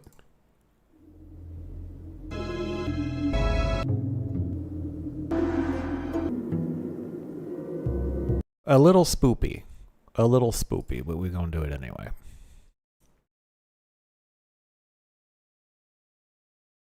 I like the Duskwood music. What about Deadmines?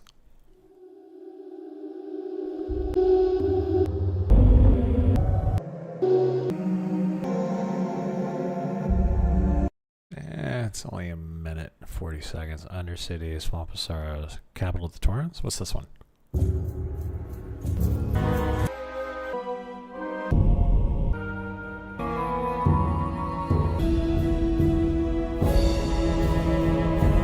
Me, Thunder Bluff.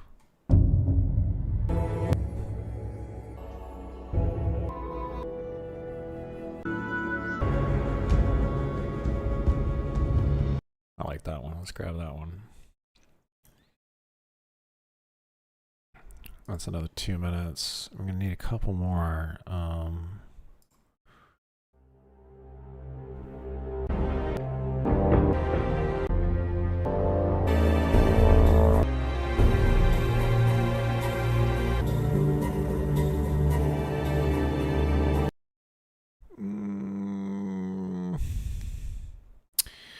Let's keep going.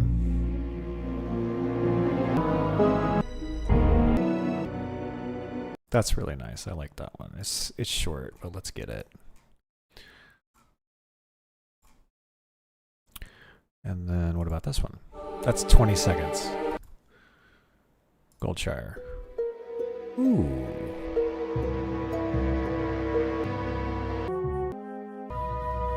Yes, let's grab the Goldshire. Save link save. Angelic Moonfall. It's only 49 seconds. Dunmorrow. Ooh, yeah. Yes, that's really good.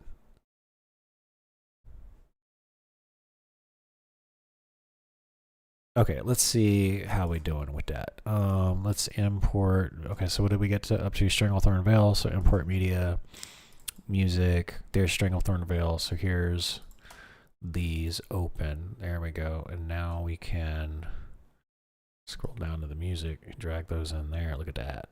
Look at that. Here, before I do that, let me make sure. Yeah, we're fine. I'm not going to override anything.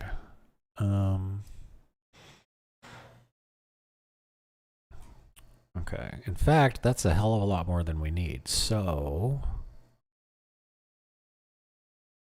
exhaustion. I like that one. On the screen, you will notice Duskwood is a little spoopy. So we're gonna get rid of Duskwood. Oops. All right, let's just move it over there. Ruins is really nice. That actually lines up really well. And then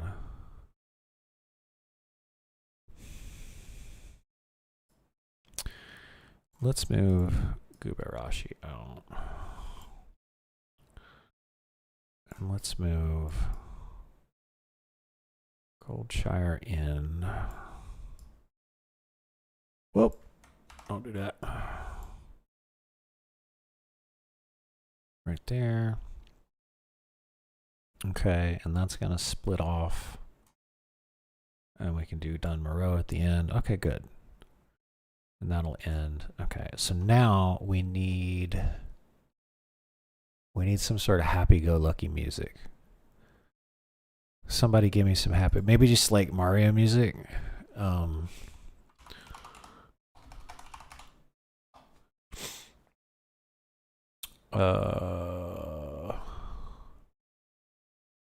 Mario 3. What about Mario 3?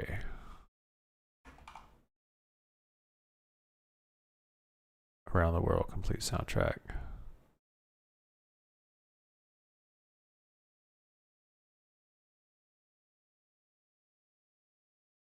Mario Brothers 3 right there.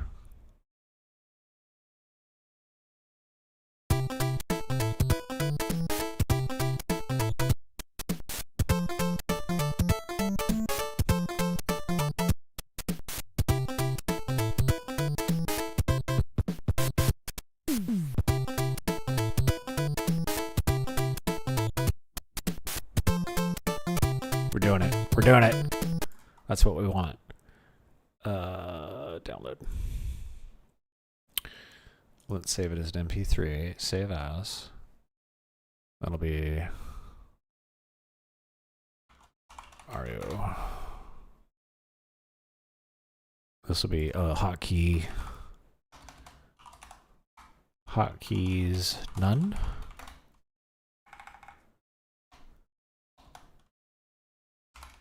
Mario 3. World map 1. Save. Okay. And then Doom.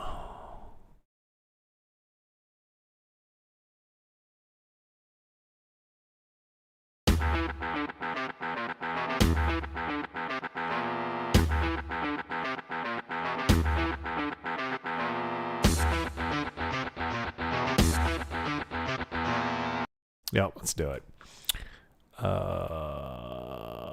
Doomsgate right there.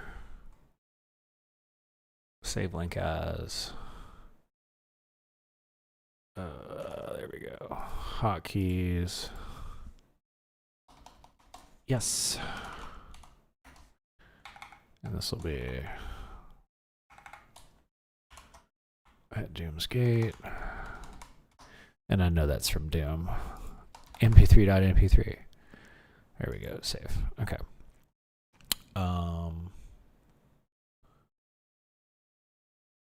So we go back here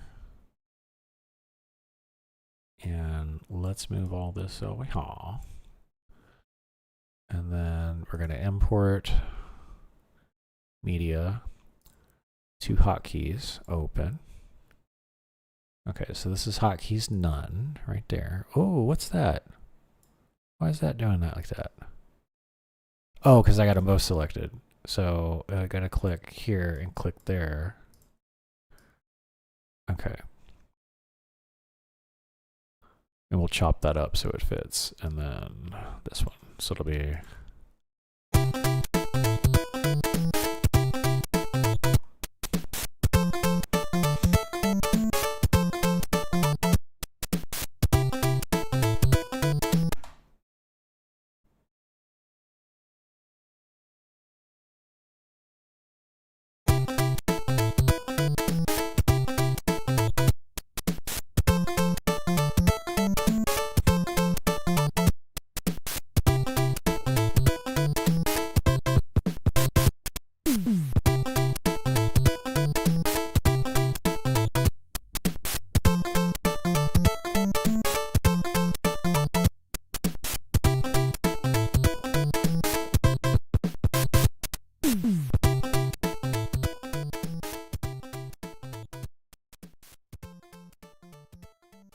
Yeah, and then we just fade it out.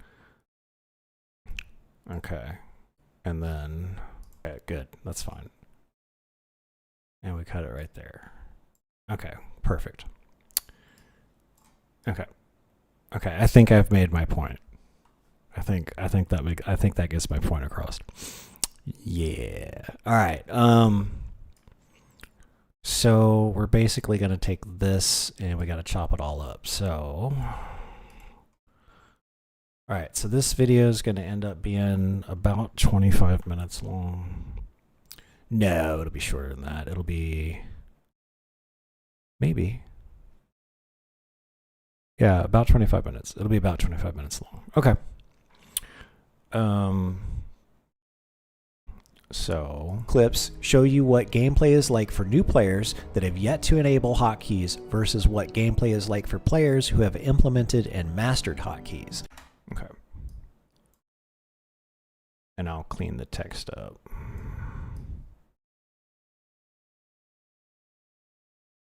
Here goes. And let's stop that right there. Okay. Versus what gameplay is like for players who have implemented and mastered hotkeys. Here goes.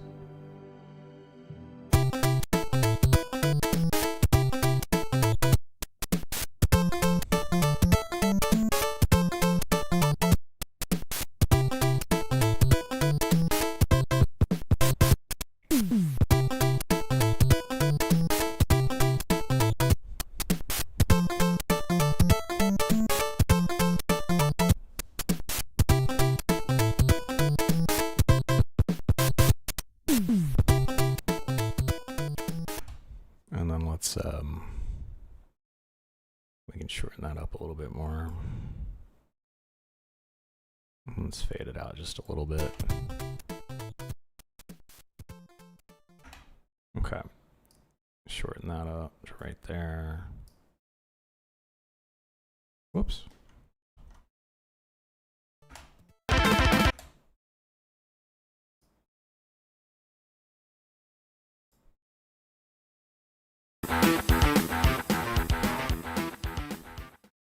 Okay. Okay, so we'll finalize the text on that, and then this is the last bit. Be sure to hit this video with a like if you found it helpful, and consider subscribing to stay tuned. Where's my music? For all of the great TWoW content that's in the works. As soon as my priest is leveled and geared, I'll start recording a lot of great gameplay footage to make It's too bad there's not more jumping 360 no scopes in the Doom music part. Yeah, well, I'll figure something out in the PvP music video. Maybe I'll jump 360 iron grenade old school style PvP videos. I hope you enjoy this video. That's a bit of a pause.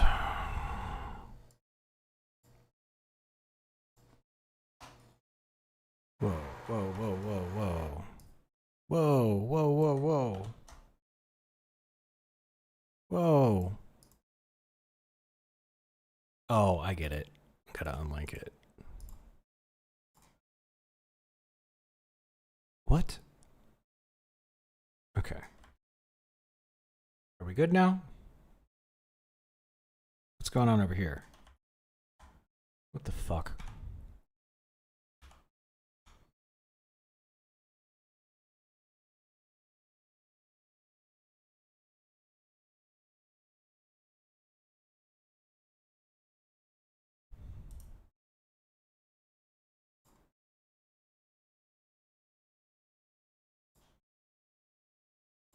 Come on.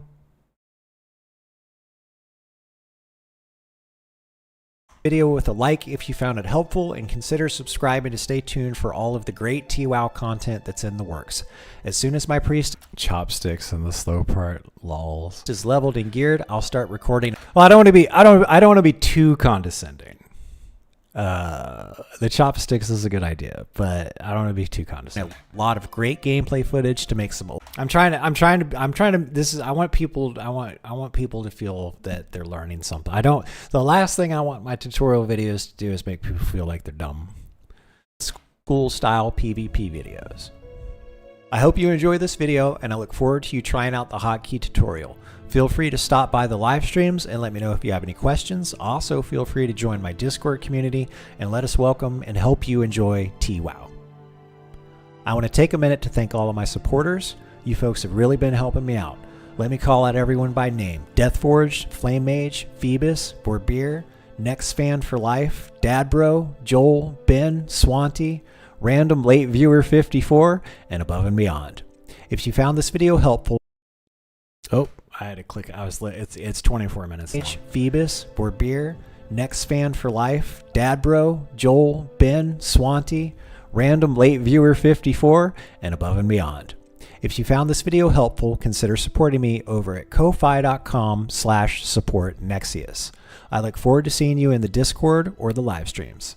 Light be with you, friend.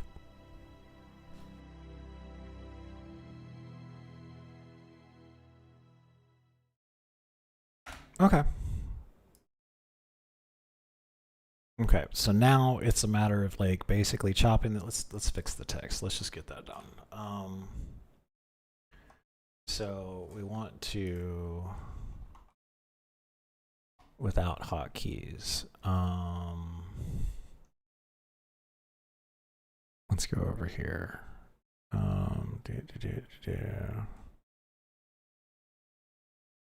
Here, circus, dark box. That might be the one.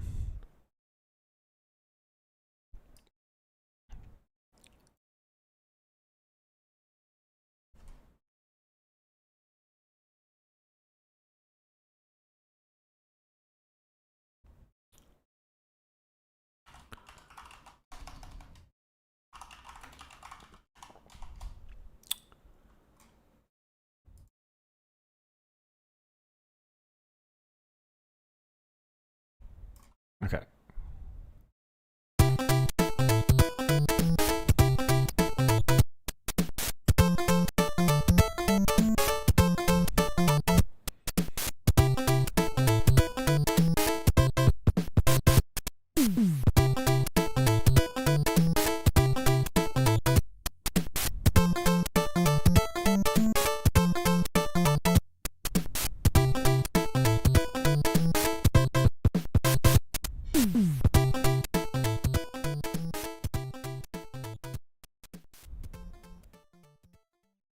Okay. And then let's click here, and we click here, and we paste dot, and And let's do... That's my reminder to eat with hotkeys. And let's change the color to red. There we go. Okay, now we can actually remove both of these.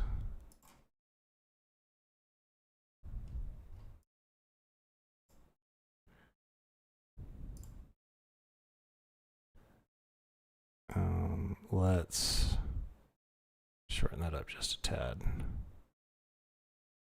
Here, the moment it starts to fade. There we go. Oops.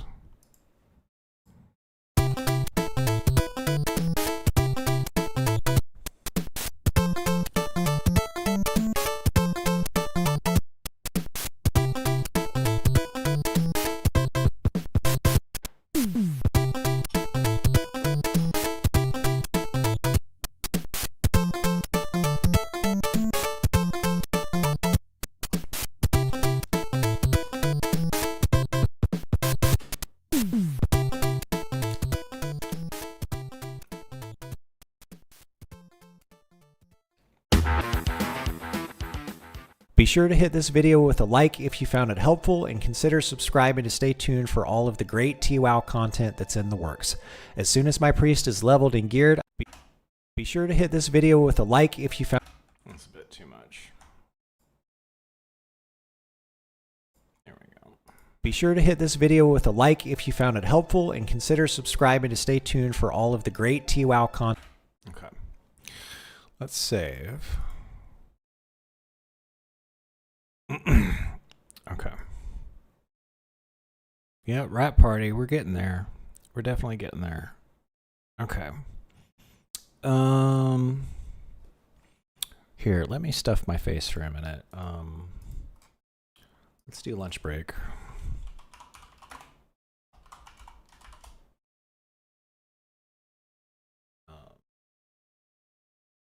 Okay, cool. Let's put some music on. So you guys want to see how ridiculous last night was? I put this on the Discord server so you guys can see it. So did Gilneas for the first time last night. And I did 47.4% of all the damage against the final boss.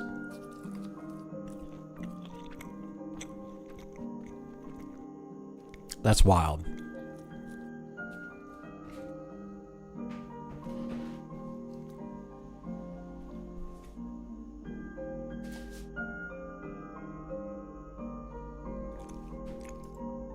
And then look at this. Not only did I do the damage, but I also healed the party for 41.3%. So that's a resto druid. It's a fucking resto druid. I almost out healed a resto druid.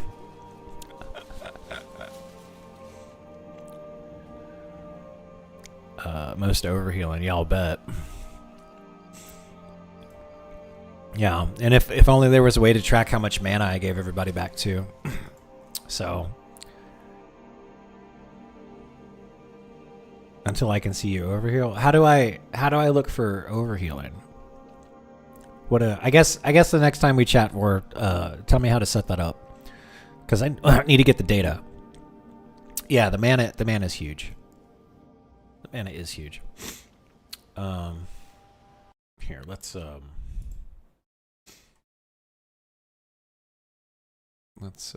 see, we good on add-ons, yeah.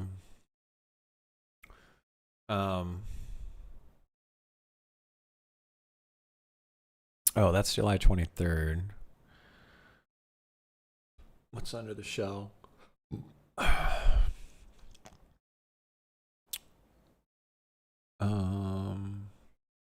What's that? 3D teams already live in 2016. You didn't hear it from me. Oh, look at that. That looks pretty. Oh, that is definitely, that's the Unreal stuff right there.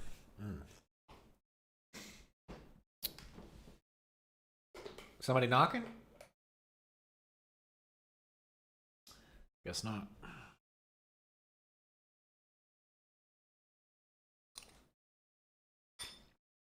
I never looked through this thing. What's this? Ambershire Roadmap, Phase 1, August 17th. So that's coming up. It's in like 9 days. And then Phase 2, Raids, Molten Core, World Bosses. Oh, are they putting like a cap on it? Like you can't actually do the raids until that comes out? Well, they probably do that because they don't want people blowing through all the content super quick, huh?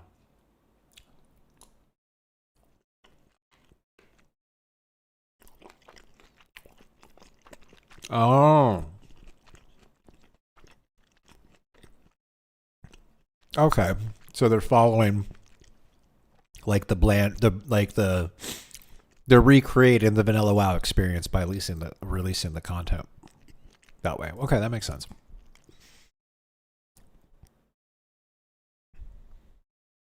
Not exactly, but it's similar. Okay, cool. And then like this is the change log. So there's not really much. I guess we just got to wait until that patch comes out. I guess I could look at the patch notes. Let's do that. I want to see that. So here's the Turtle WoW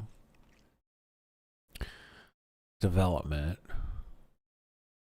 roadmap.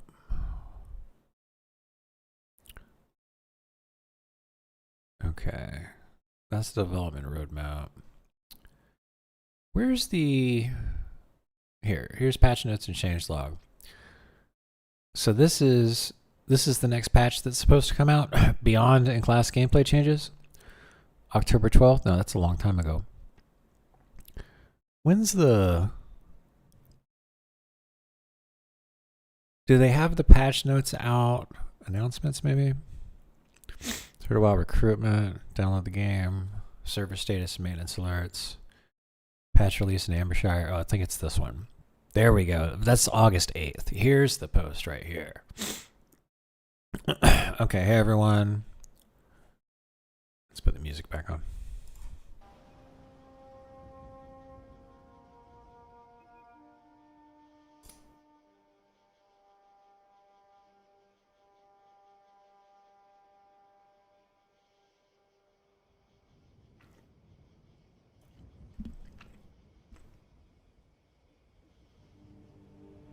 Look at that. Damn, they got damn near 10,000 players. Wow, the Alliance actually outnumbers the Horde by quite a bit. Oh, the queued player. Those are people that are waiting to sign in, I guess. Interesting.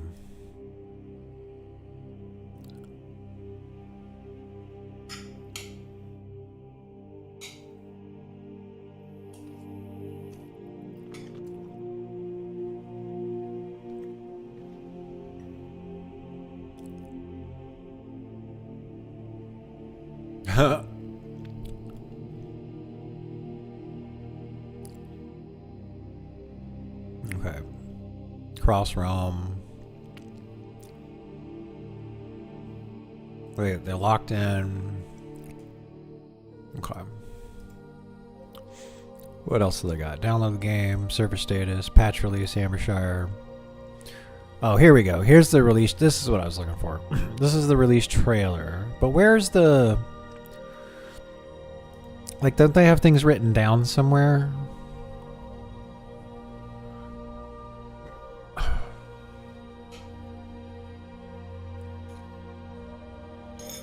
I guess I just gotta wait for the patch notes like everybody else, huh?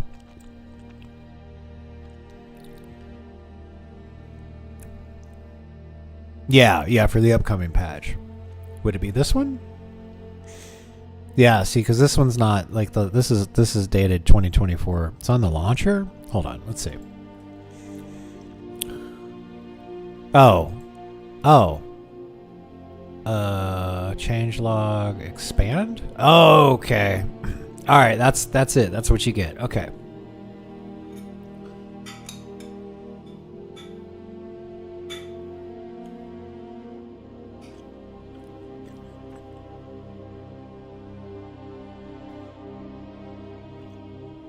I'm just wondering Because they said they're going to add about 600 items. So I was wondering if there was a way to like browse through it.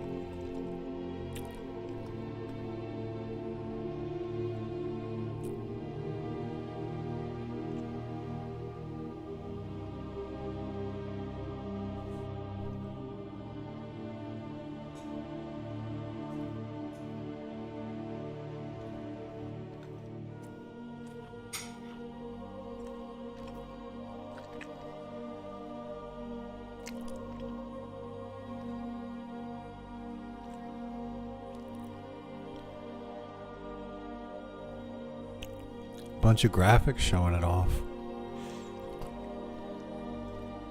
Spells that do not do damage as a distraction no longer trigger procs from Blade of the Eternal Darkness.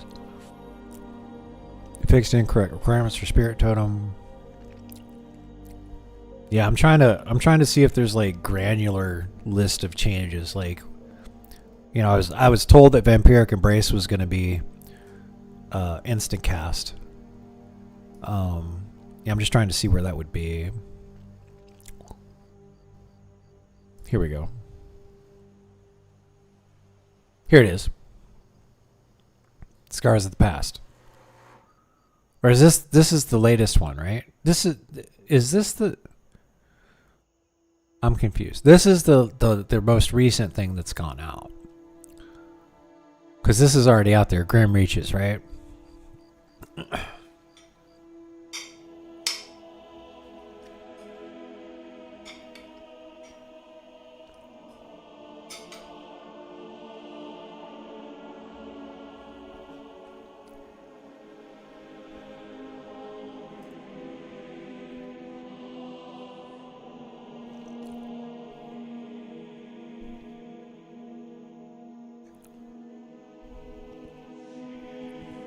You linked it to me? Let me see.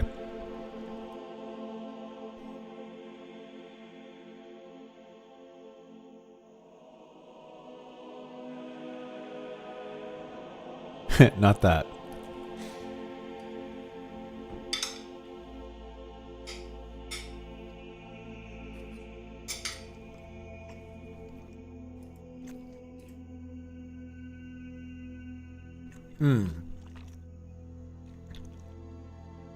What did I look up? Oh, okay. All right, we're on the same page.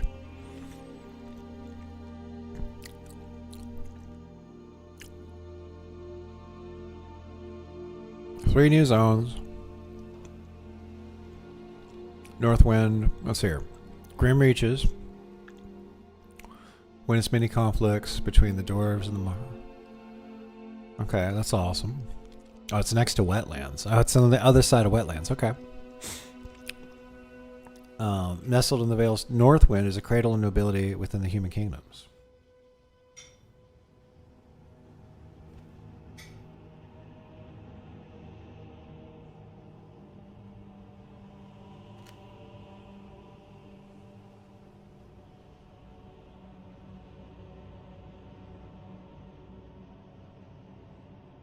Oh, look at that. Oh, they got like a...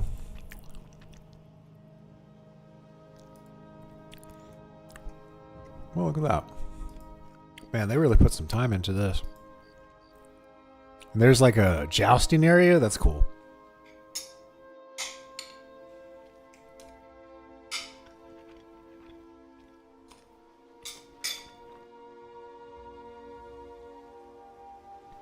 That also...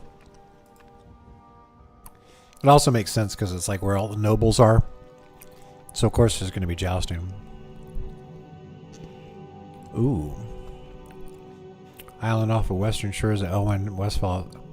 It's an accursed place among the people of Stormwind. A booming trade port for the kingdom before falling into the hands of the old horde during the First War. Tight grip of Gil'dan's Shadow Council throughout the Second War. Its shores are now beckon death as its cliff and breaking waves call out to the restless souls beneath the surface. Ooh. Yeah, the stone maces don't get paid.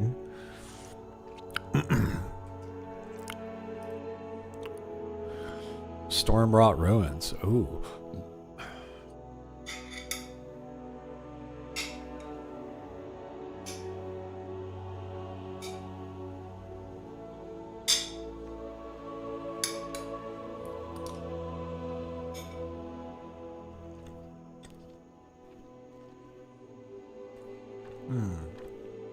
Here.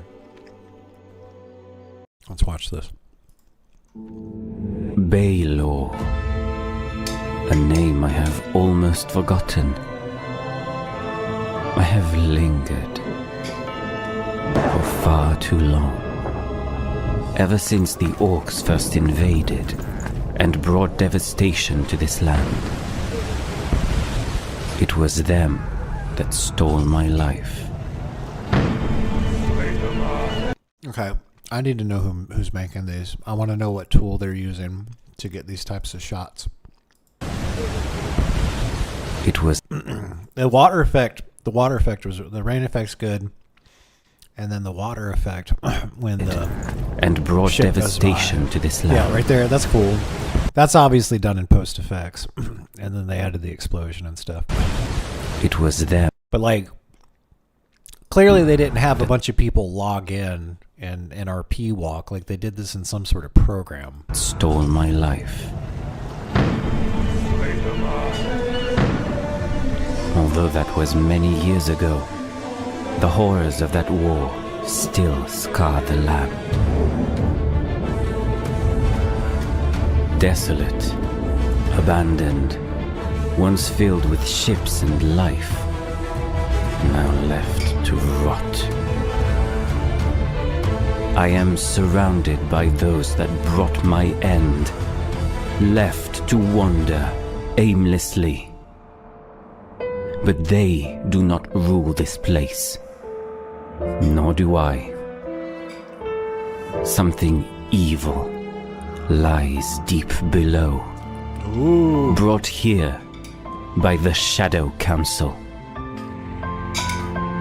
I can feel it, binding my soul to this accursed place. If I am ever to be free, outsiders with brave hearts and strong souls must uncover the secrets buried deep below, beneath the heart of Stormwrought Castle.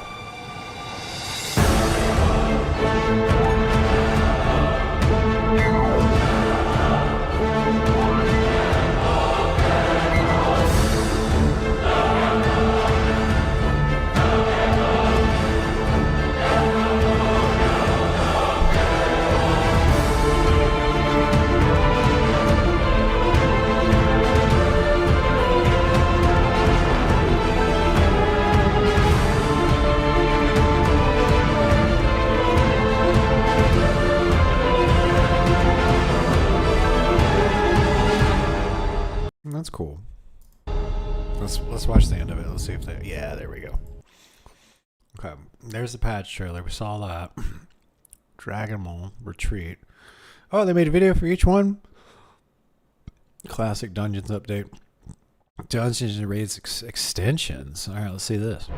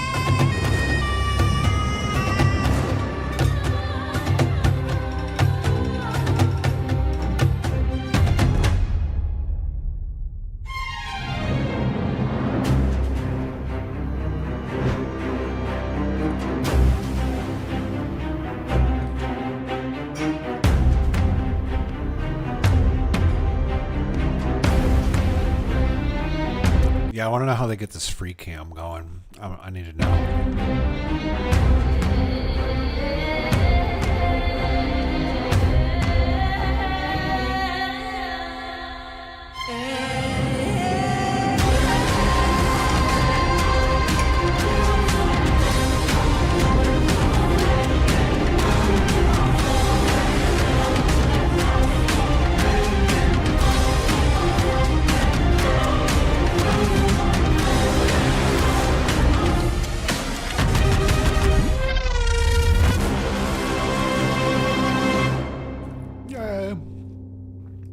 This is a good trailer.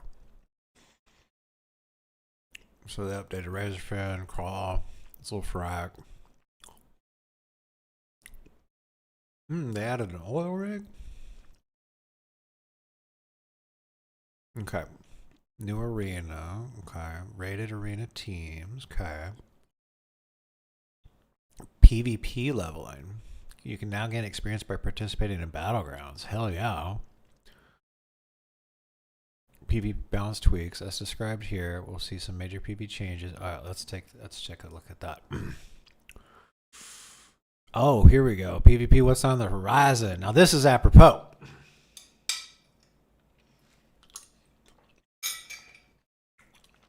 All right. Okay, so I saw this thread, but I couldn't really comment on it because I need to get max level and do PvP before I can really say anything. Every player who enters the battleground arena will automatically receive universal buff. Reduce incoming physical damage, magical damage, increases healing, increases shields. Okay. So that's to prevent people, that's to take away from some of the bursty stuff. Because WoW PvP has always been bursty.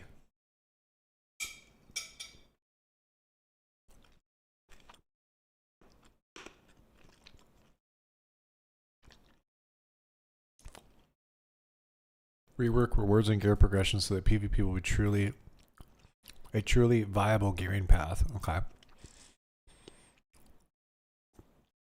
Partially rework the current honor system to reduce the brutal race against the clock at high PvP ranks. Yeah. Thank you. Several new open world PvP events, a brand new battleground. When looking at what could be done to extend PvP battles in combat and reduce some of the volatile bursts that exist now, we opted to go for a more general debuff rather than having PvP specific gear that does the same.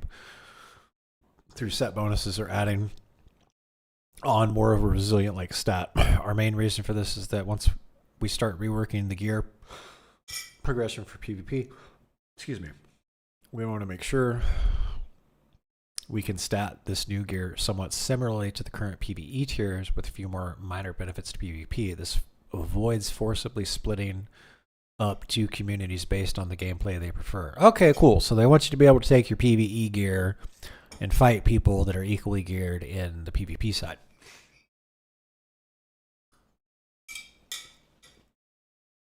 We feel that if a player is geared mainly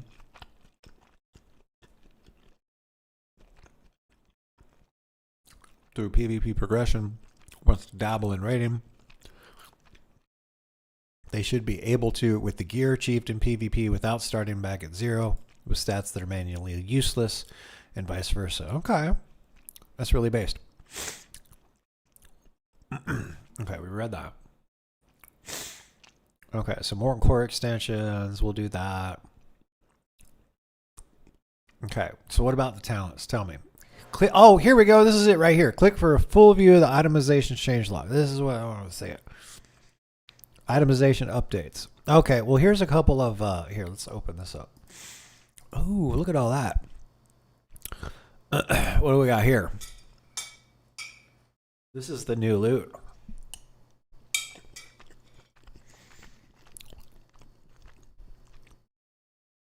Now, what is this? This is shoulders. This is cloth.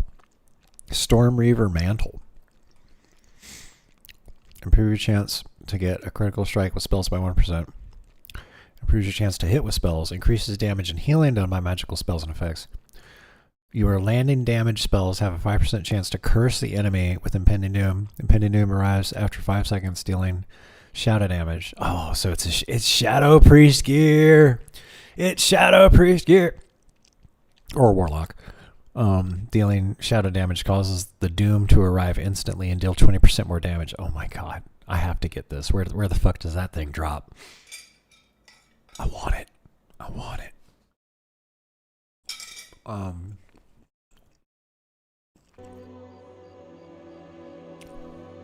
That's a Warlock class. Gold belt buckle. Okay. Storm Reaver robe. Okay. Drape of Vaulted Secrets. That's restricted to mage. That's a priest. This is a priest one. So restores 5 mana per 5 seconds. Increases healing done. 8 stamina. 9 intellect. The 2 set piece increase the damage of your Shadow Word Pain spell by 5%. I want it. I want it. Increase the pain spike damage by 20%. Heals you for 40% of its damage. I want it. I want it so bad. Where's that drop?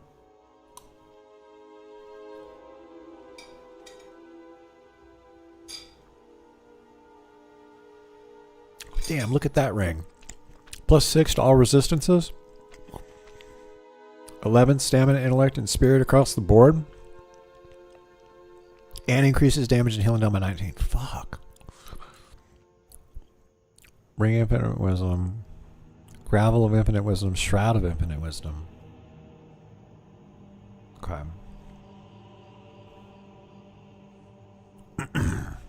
What's that? Leather. More belt buckle stuff. Shaman gear, rogue gear, paladin gear, cape of eternal justice. Increase your attack and casting speed by 1%. That's pretty fucking big. 2-piece set bonus, 20% chance to regain 100 mana when you cast Judgment. Ooh. Reduce the casting time of your Hammer or Wrath by 100%, so it's instant cast? Wow. So instant cast Hammer GG? Oh, man. Oh, fuck. Oh my god. Screenshots. Save. I'm gonna send that to Zach.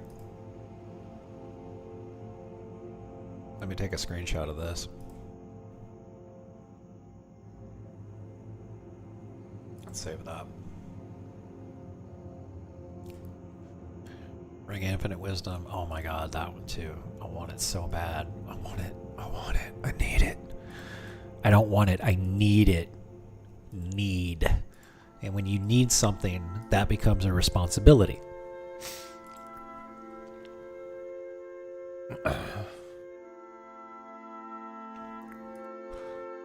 Oh.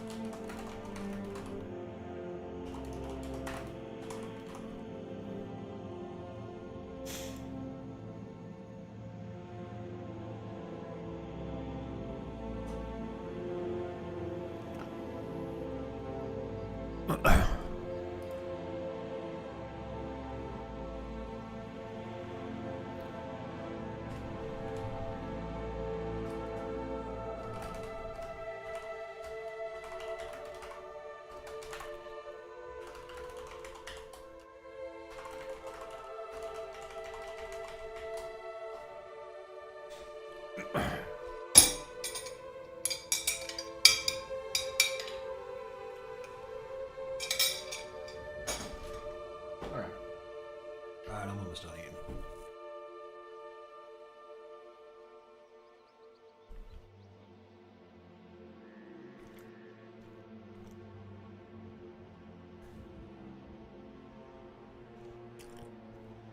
I like oogling the new gear. I need to know where this stuff comes out at. That fucking ring though. Where is it?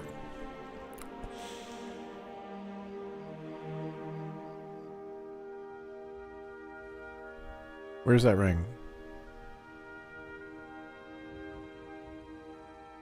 Where did I? That's Stormreaver Mantle. Ring of Infinite Wisdom. Increase the damage of your Shadow Word Pain by 5%. Increase pain spike damage by 20%. Bro.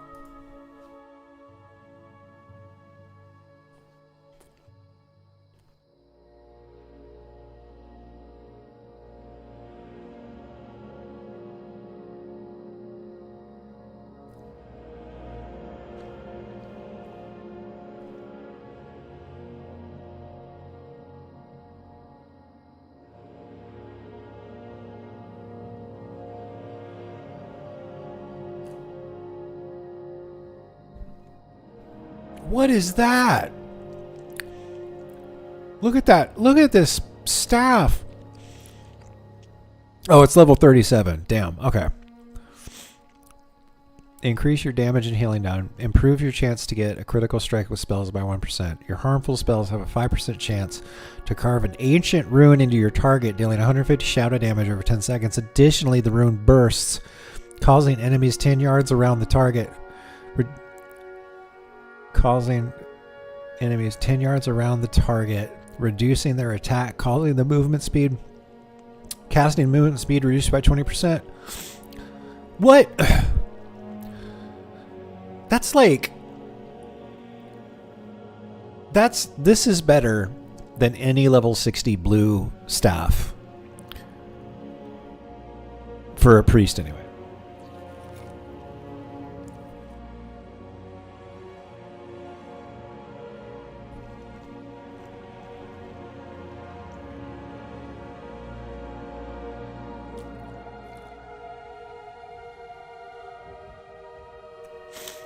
Yeah, it's a bunch of lower level stuff down here.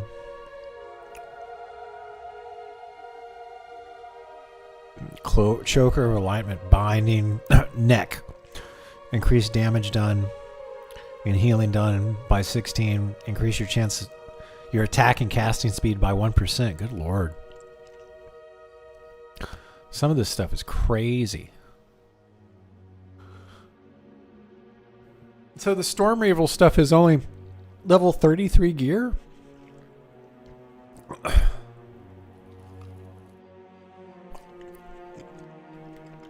Dude. Level 35 for the robe?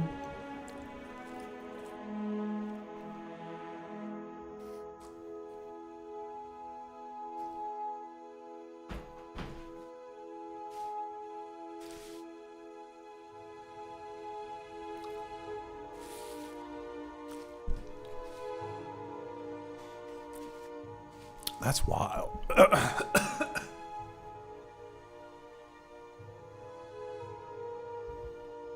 Okay, alright, I'm done eating.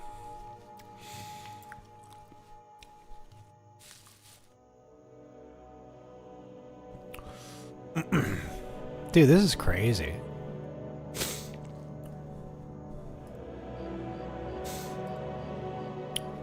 I might try to take that into PvP, man. A Storm Reaver mantle, wherever that thing drops. That's set bonus.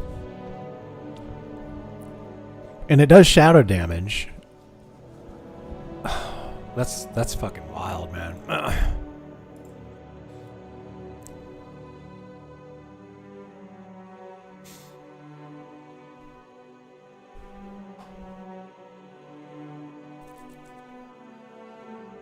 That's fucking wild. Okay.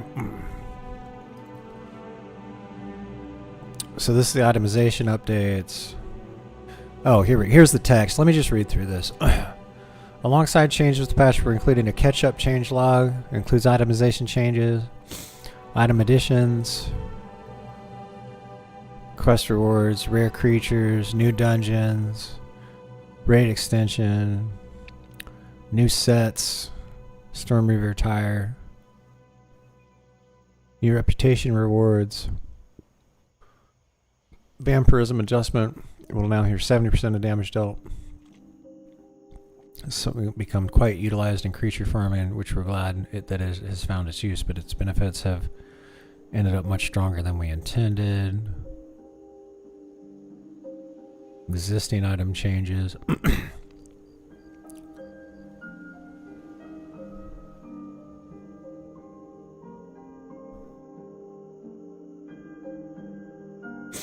One core upgrade. Tier set updates.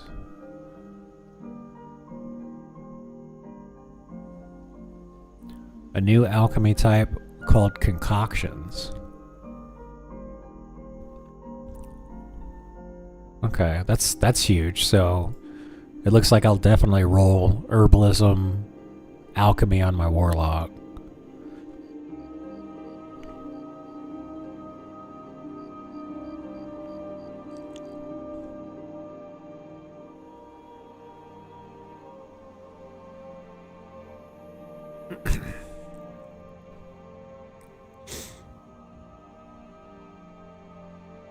Okay. That's fucking wild. So we get through atomization, general changes, world.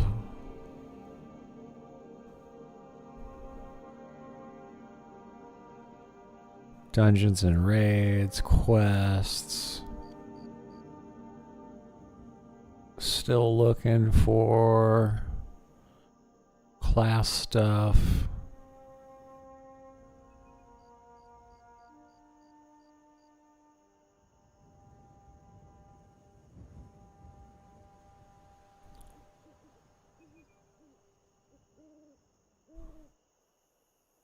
Okay, well, still no specifics on class stuff. Maybe because they're still working on it, or they were working on it. And they don't want to get people up in arms. Okay, well, I'm going to leave that up there. Thank you, Vor. I'm glad you linked me that. All right. Let's, let me pause that. Okay, let's try to get this done. What time is it? It's 10 o'clock? Okay, good.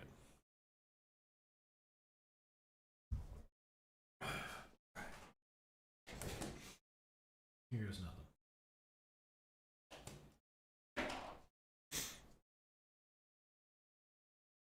Okay, so we got all the music figured out.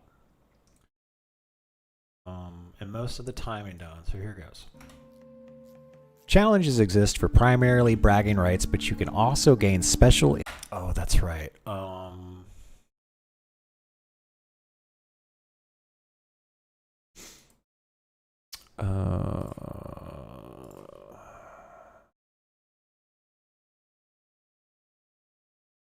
It's going to be characters, guilds, professions, jewel crafting, raids, dungeons, leveling challenges. That's it right there, leveling challenges. Okay. So...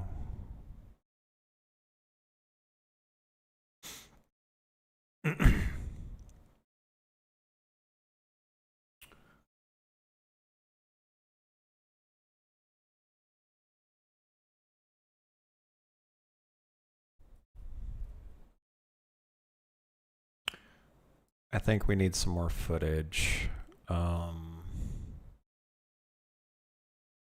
Let's do this. Play. I need some background footage to go. Oh, in fact, hold on. We'll get this later. Let's use what I've got. And then we'll record more as we need it. So what I'm going to do, get the fuck out of here.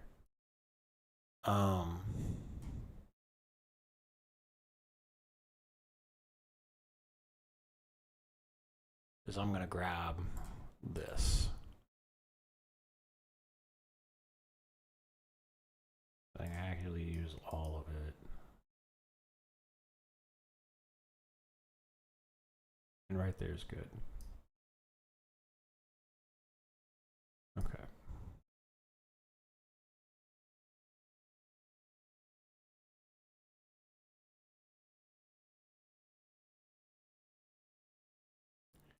Okay, so this is challenges. So let me see. Be advised, if your hardcore character dies, Turtle WoW has updated all of the professions with many more recipes than were originally available in Classic. Okay, so it basically goes to right here. So this stuff goes right there. I do need some more footage. Let's record one or two more intros. Okay, so let me sign in. Give me a sec, I'm signing in. I know you got the black screen.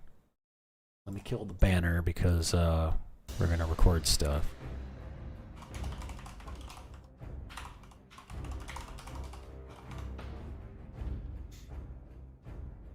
Okay, let's bring it back up.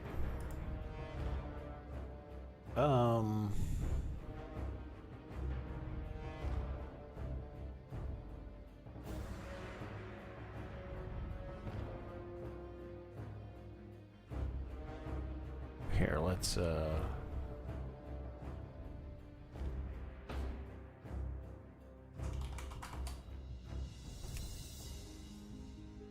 okay, let's do create new character.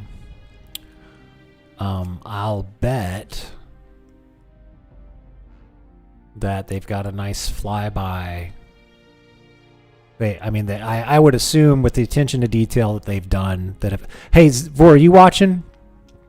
When you rolled a high elf, did you get like an opening cutscene?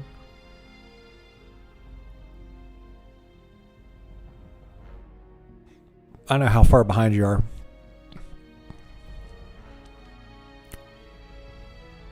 Yeah, the high elf is cool. All right, well then let me record that. Okay, let's see, what are we gonna do? We're gonna do a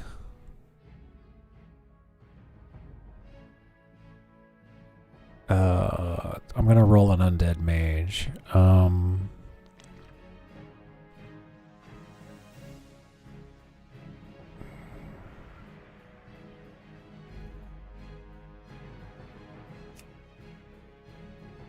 Rogue, hunter, paladin. We got a warrior. We got a human warrior. It should be probably a paladin because getting mana back. So let's do that. Now, do we want to make some Gooner bait? She is very, very slim. What about the male? Oh my. Okay. Or a hunter would be good. Okay.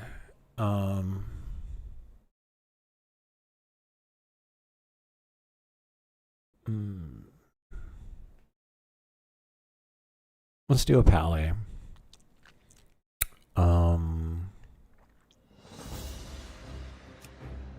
Let's make some Gooner bait. See what hairstyles do we have? Oh my. She looks classy.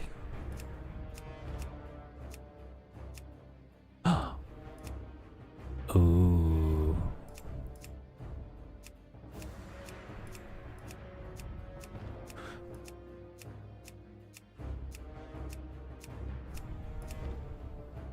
I think I like that one. Okay, what about faces?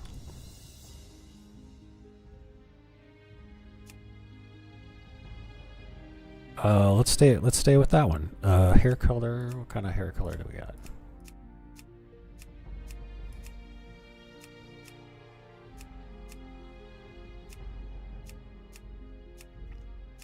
Ooh, I think let's go with that. Okay, and then skin color, really tan, really pale. That just changes the eyes.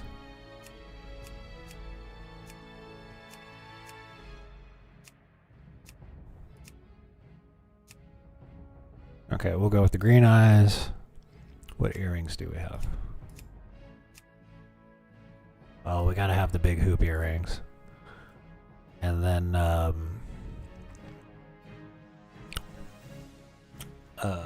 let's see your challenges, war mode.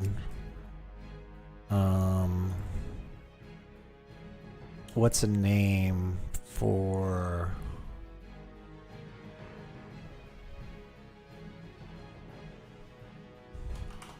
Nexius Rex. There we go.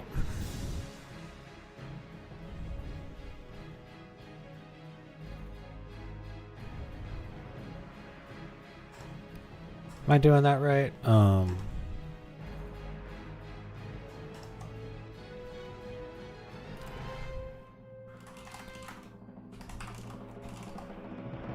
Yeah, Rex.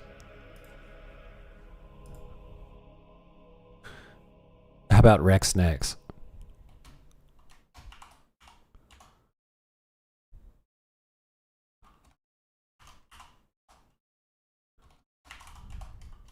Oh, that's king though. We got a female. What is queen?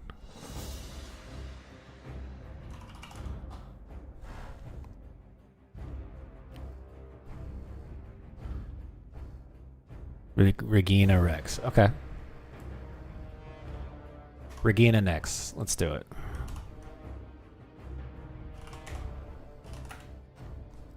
Regina Nexia. There we go. That's a female name. Except. Okay. All right, now.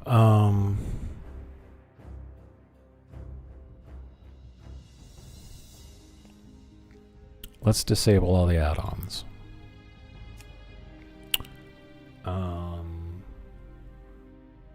Let me hide everything else, because the point is to get the flyby footage. That's what we're doing. Hide the webcam. Okay. We got all the music, so don't worry about that. All right, so let me hit start recording.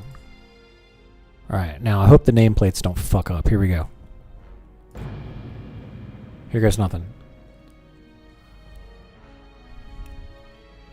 I hope the nameplates don't screw me. For nearly 7,000 years, the High Elves nurtured a magical kingdom deep within the forests of northern Lordaeron. However, 7 years ago, the undead scourge invaded Quel'Thalas, pushing the elves to the brink of extinction. Led by the Death Knight Arthas, the scourge destroyed the mystical Sunwell, severing the elves from the source of their magical power. Now, a broken people, the surviving elves gather in the last bastion of their strength, Alathalas. Once abandoned and forgotten, it has been rebuilt and now serves as a home to countless refugees. Nevertheless, with no access to the Sunwell, the arcane addiction of the High Elves becomes a growing issue every day. More and more individuals turn to forbidden powers to quench their thirst. As a proud High Elf, Gotta have that it is mana. now your duty to restore the former glory Got of any your of that people mana? and protect your newfound homeland. However, not all is as it seems, and the Regency Council's support for the Alliance may not be as unwavering as it appears.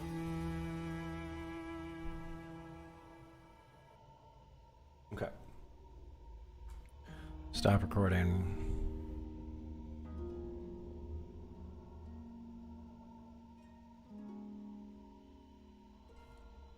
Okay. Okay. Log out.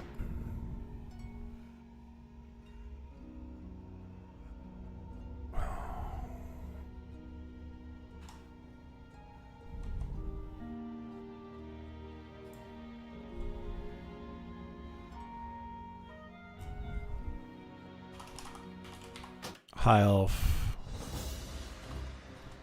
Intro. Cutscene.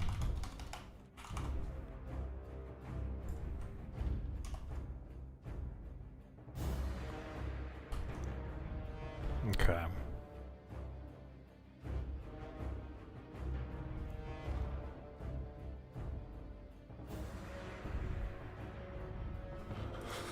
Import media.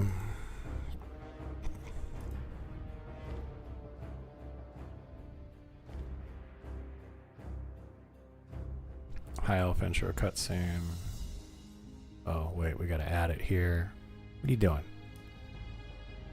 Oh, open. Duh.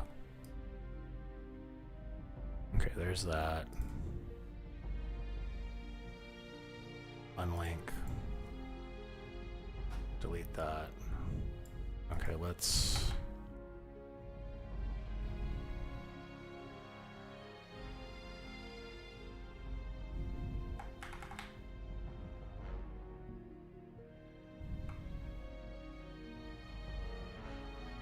Okay, and then let's zoom it in a bit. There, now there's no letterboxing.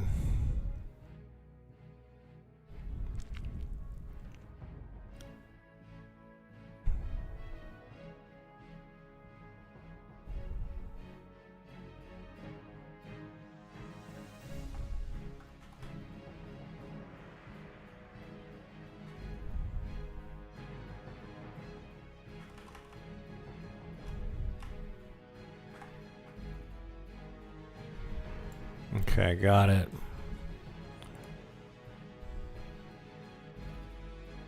Okay.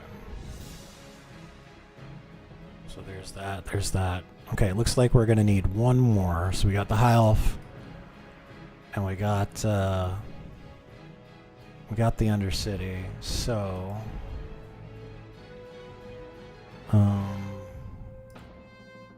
create new character.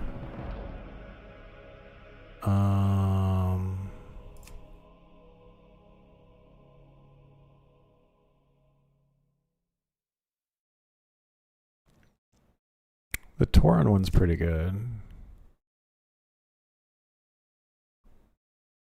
We can do the Night Elf one though. So we do the High Elf and the Night Elf.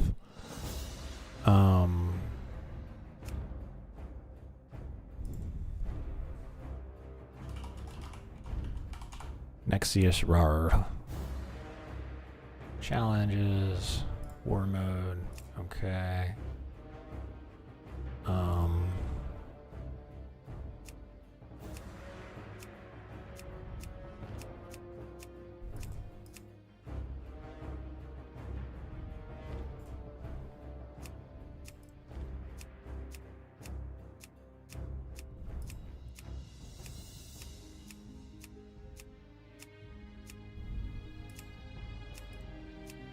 Oh, they animated the hair? Oh, look at that. There's that big ponytail right there. Yeah. Hair color, what do we got? I like the white. Skin color. Super white. Okay. Facial hair? Oh, can any of them... Is there a bald? No, there's no bald. Okay.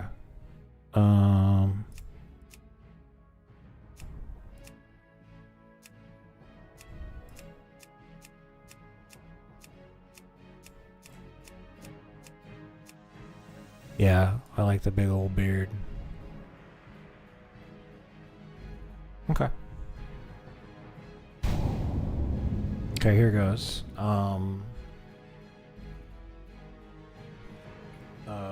We're gonna hide the banner message. We're gonna hide the webcam. Let's hide the Ko-Fi stuff. Start recording. Alright, so we'll record this too. And then this will give me a lot of good background stuff. For 10,000 years, the immortal Night Elves cultivated a druidic society within the shadowed recesses of Ashenvale Forest. Yet recently, the catastrophic invasion of the Burning Legion shattered the tranquility of their ancient civilization. Led by the Archdruid Malfurion Stormrage and the priestess Tyrande Whisperwind, the mighty Night Elves rose to challenge the demonic onslaught. Though victorious, the Night Elves were forced to sacrifice their cherished immortality and watch their beloved forests burn. This should get me all the footage I need. To gain their immortality, a number of wayward druids conspired to plant a special tree that would link their spirits to the eternal world. Despite Malfurion's warnings that nature would never bless such a selfish act, the druids planted the great tree Teldrassil off the stormy coasts of northern Kalimdor. Within the twilight boughs of the colossal tree, the wondrous city of Darnassus took root. However, the great tree was not consecrated with nature's blessing, and soon fell prey to the corruption of the Burning Legion. Now the wildlife, and even the limbs of the great tree itself, are tainted by a growing darkness. As one of the few Night Elves still left in the world, it is your sworn duty to defend Darnassus and the wild children of nature against the Legion's encroaching corruption. Okay, so let me stop recording. That should be all the footage we need. Bring back the overlay stuff. All right, cool. We minimize this. Let's go to the desktop. This is going to be the Night Elf intro cutscene.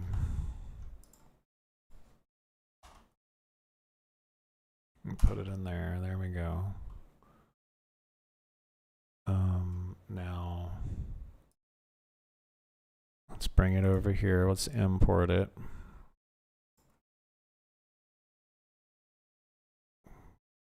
Night Elf right there. Open. Right there. Let's unlink that. Alright, now we just got that.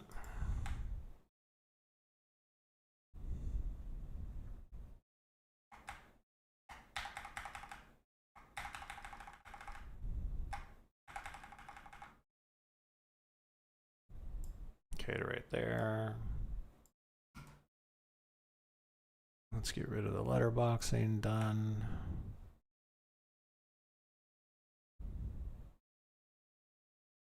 Looks good about right there. Okay. Okay, good. So now we got that. Got that. Okay, good. We've got just enough. So that should be everything. Okay, what I want to do is let's start with the Undercity stuff.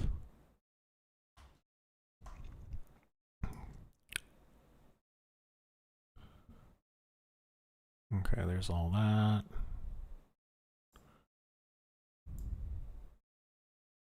Here's all that. There's that. We chop that up to like right there. Let's leave it right there for now.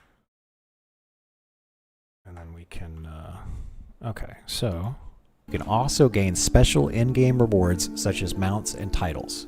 If you are new to Turtle WoW or returning to WoW after a long break, I recommend not using any challenges for your first character. Okay.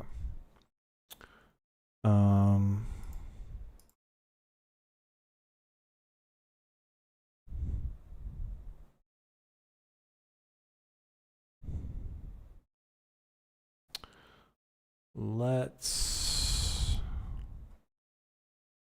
what is this? This is 03. 003 right there. Oh wait, that's the this one. All right, so we're recording again, and I'm going to do voice.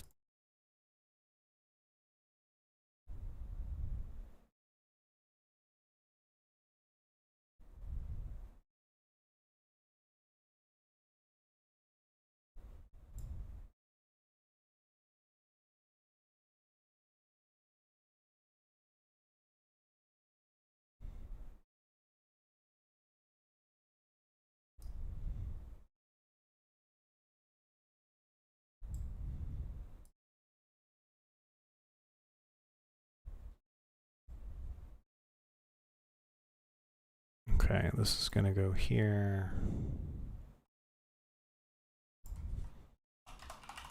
Screenshot, challenge menu, save, delete, close, close that, import media,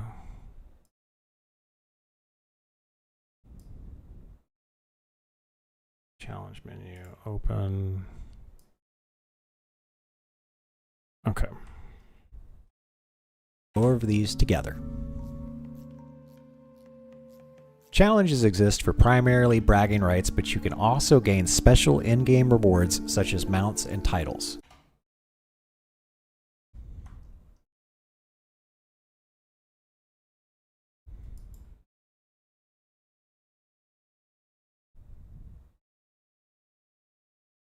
There we go.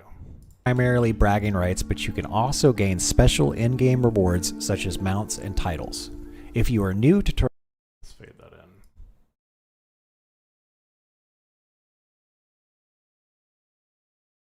in.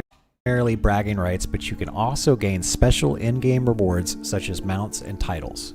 If you are new to Turtle WoW or returning to WoW after a long break, I recommend not using any challenges for your first character. However, if you are already an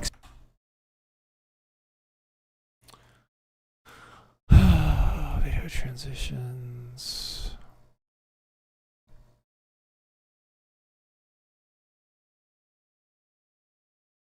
Or returning to WoW after exist for primarily bragging rights, but you can also gain special in-game rewards such as mounts and titles. If you are new to Turtle WoW or returning to WoW after a long you can also gain special in-game rewards such as mounts and titles. If you are new to Turtle WoW or returning to WoW after a long break, I recommend not using any challenges for your first character. However, if you are already an experienced player and want to spice things up, or you really want a crazy challenge, you can pick from one or more from the following list. Let's go over. Okay, there we go. From one or more from the following list. Let's go over each one. Okay, now we got hardcore right there.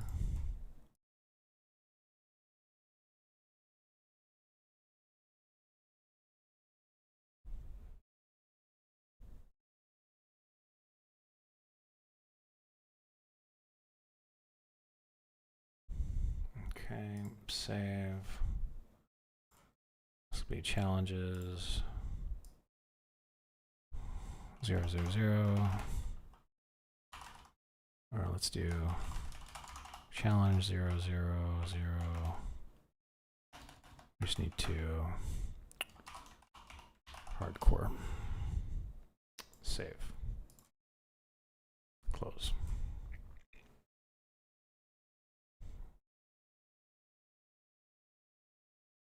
Traveling Craftmaster. Save. Save. Challenge 01. Craftmaster. Save. Delete. Close. Again.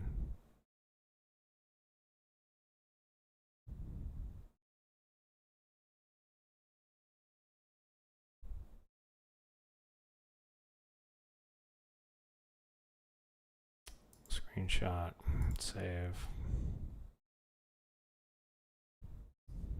And this is going to be slow and steady. So number 2. Slow and steady. Save, delete, close. Level 1 lunatic.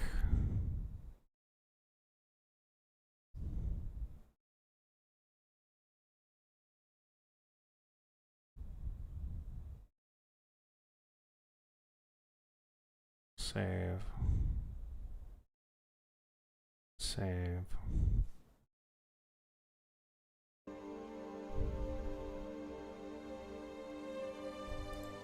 Zero 3.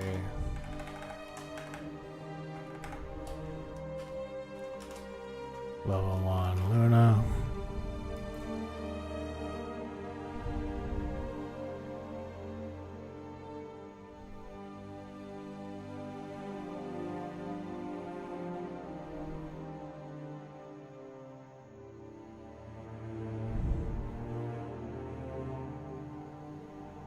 Save, save.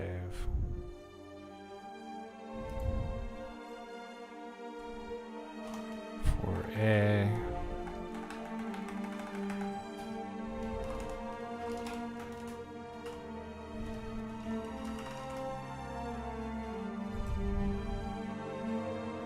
Close.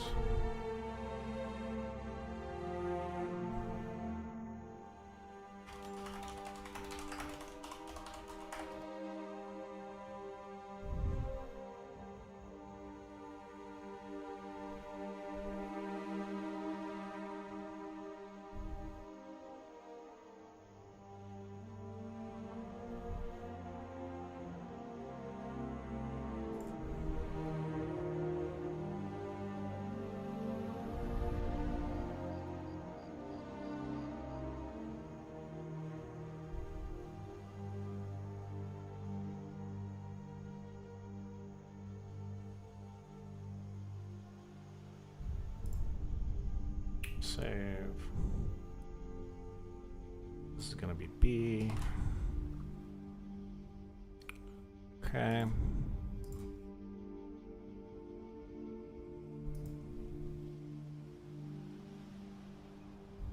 Okay, war mode.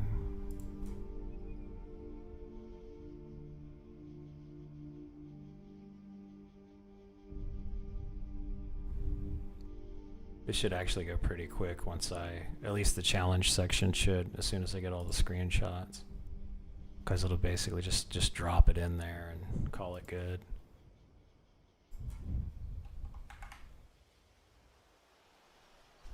Five. War.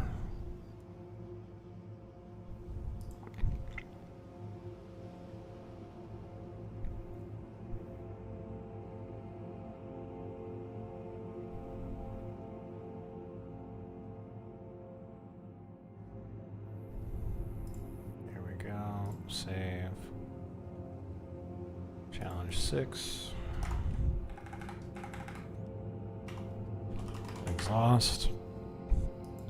Save, delete, close. And finally,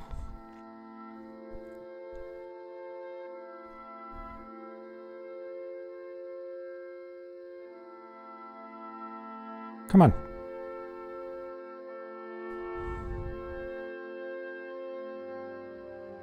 Save. Save.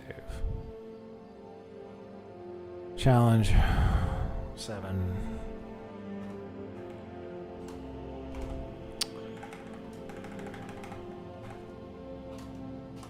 Vagrant.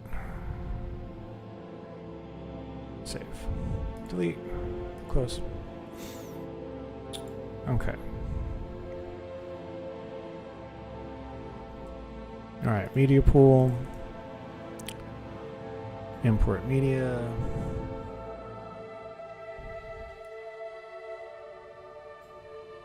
There we go.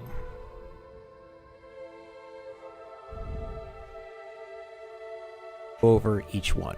Hardcore.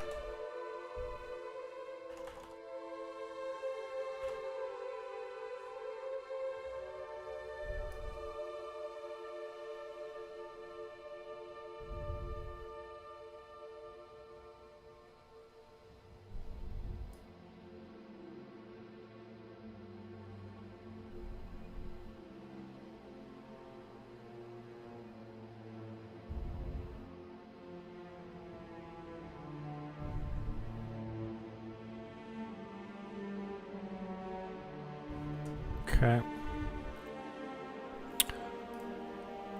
Oh, let's transition that in by... Yeah, let's use that. Hardcore. Most people are familiar with hardcore gameplay. If you die, that's it. You have to roll a new character. In TWoW, once your hardcore character reaches 40, the entire world chat gets a notification that you've made it that far. An additional notification goes out when you hit level 50, and the holy grail of world notifications go out if, and I do mean if, you hit level 60. At level 60, you can decide to remove the hardcore modification from your character, or you can choose to go into Inferno mode and still play the game at hardcore mode at level 60. Be advised, if your hardcore character dies after you hit level 40, the world chat will be notified of your hardcore character's name, what level they were at time of death, and what your character died to. World chat is rather unforgiving in razzing you if you die before making it to 60. You will be shamed mercilessly. However, you will be showered with praise and congratulations if you indeed make it to the end. You've been warned.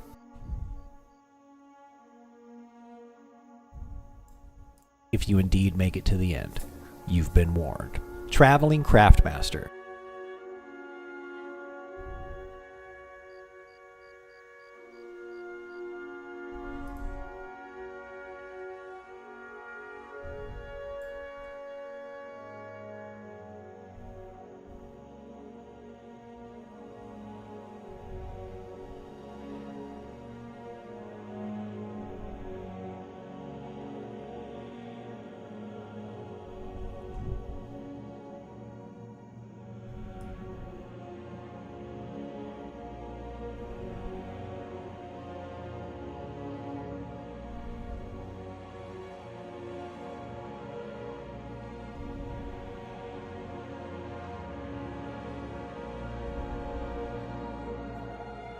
Master. This game mode awards bragging rights and a title because you are restricted to only using gear that you make for yourself.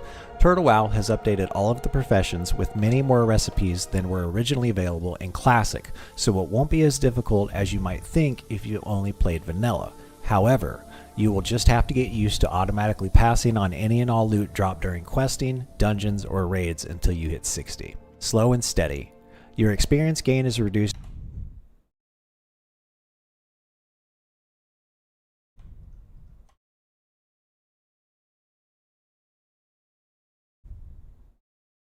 until you hit 60. Slow and steady.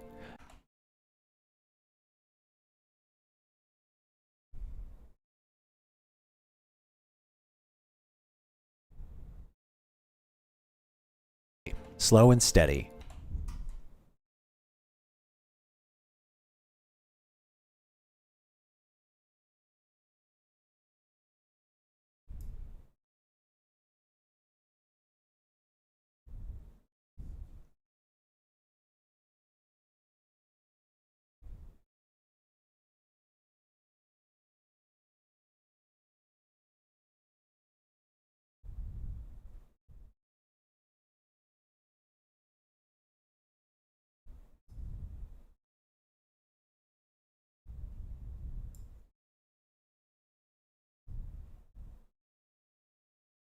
And steady. Your experience gain is reduced by 50%. This game mode is for people who want to explore all of the exciting new content implemented by the Turtle WoW development team. There are a lot of additions to existing zones and content, and entirely new zones and content for you to experience. You will earn bragging rights and a new title every 10 levels. Level 1 Lunatic.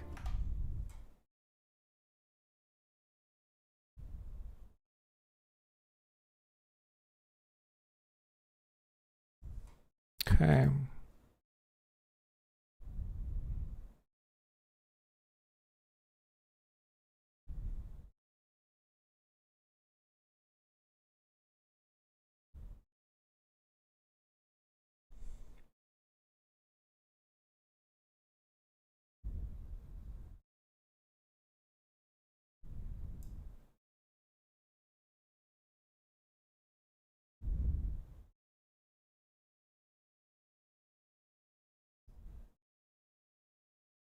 There we go.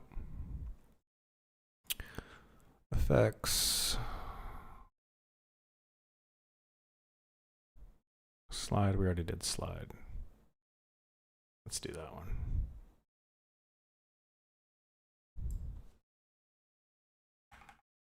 There we go.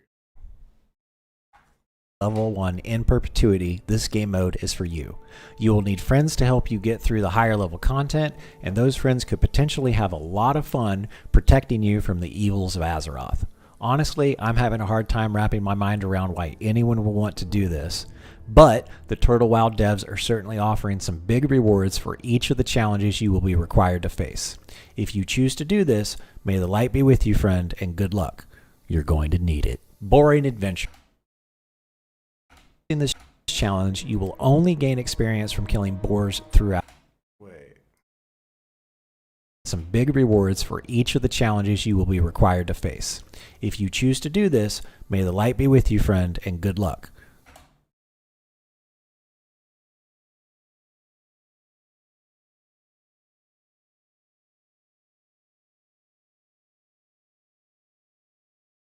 If you choose to do this, may the light be with you, friend, and good luck. You're going to need it. Boring adventure.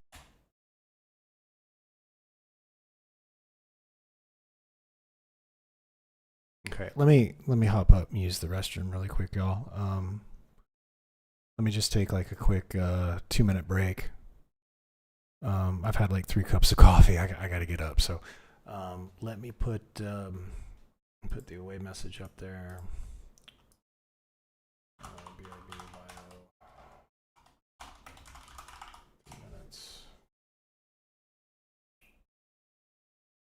Okay, cool. And let's pull this over. Okay, I'll be right back, y'all.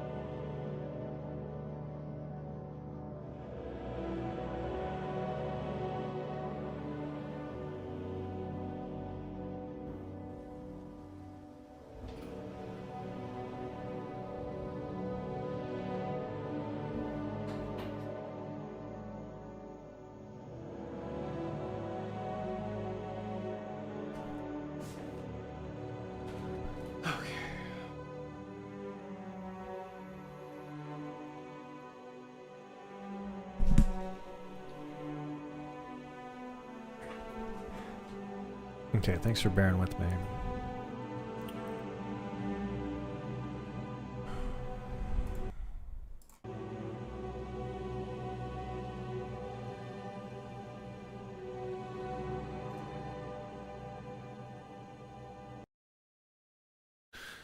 All right, let's do it. Let's zoom this out a tad. Right there. And let's position it right here.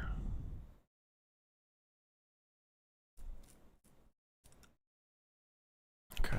If you choose to do this, may the light be with you, friend, and good luck. You're going to need it. Boring adventure.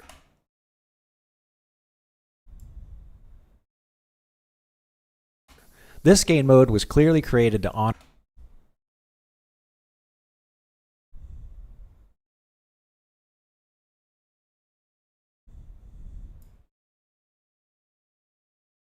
the South Make Love Not Warcraft episode,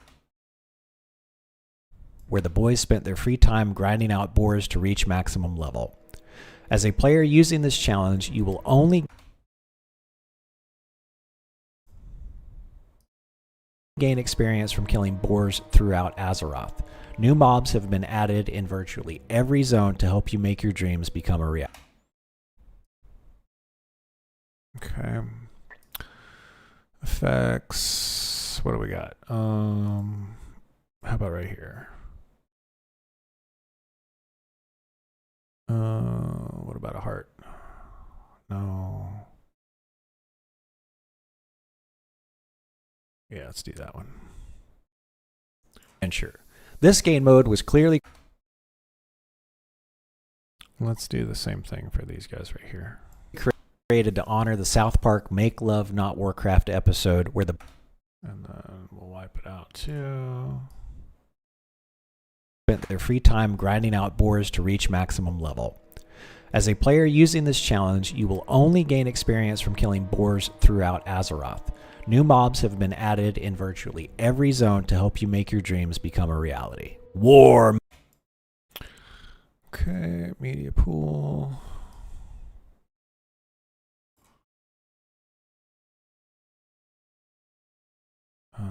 Click here. Let's do full screen like that. Mode. I actually chose this one for my first character on WoW. Those selecting War Mode Challenge will gain an additional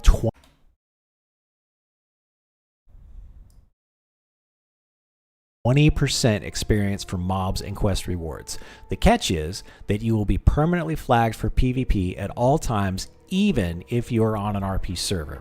Since I was always flagged for PvP on Darkspear back in the day, this didn't really change my gameplay experience, but be warned. All it takes is one zap from a high-level laser chicken, and you'll be corpse running back to the scene of the crime. Okay. Effects. Let's ironically use the heart. There we go. And there we go. And you'll be corpse running back to the scene of the crime. Exhaustion. Media pool. Exhaustion. The developers of Turtle WoW want to help you get to 60.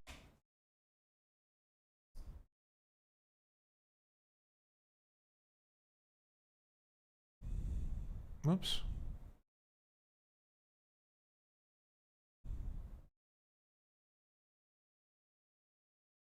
Quickly, as the vast majority of content and gameplay takes place at that level. What are we doing?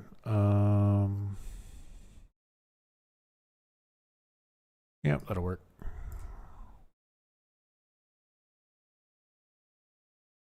They have implemented ways to easily and quickly gain rested experience, but you can take this challenge which ignores that helping hand and instead doubles all XP gained from mobs and quests. Vagrant's Endeavor. Finally, for those of you who don't want to worry about having the latest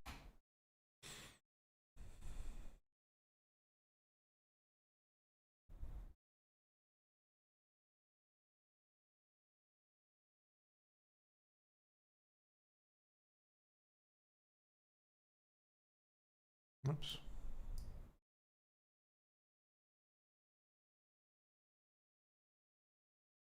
Okay.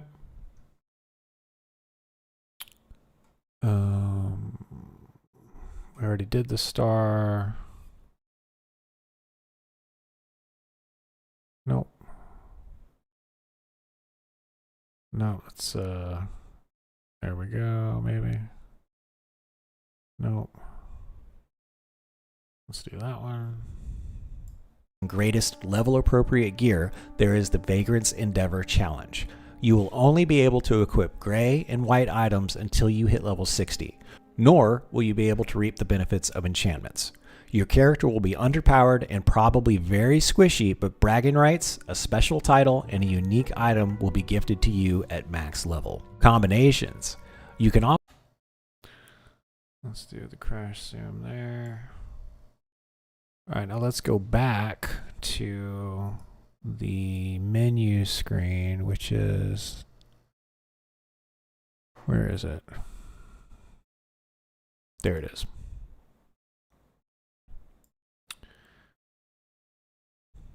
Also choose as many challenges as you see fit.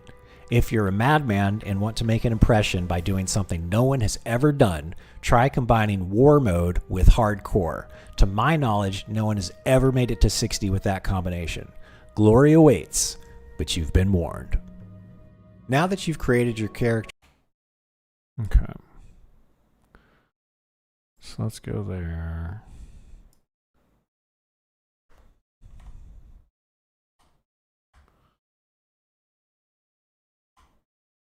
Let's move that over there. Okay, I think we've used this enough. So warned. Now that you've created... Okay, and then let's zoom that out a tad. Effects.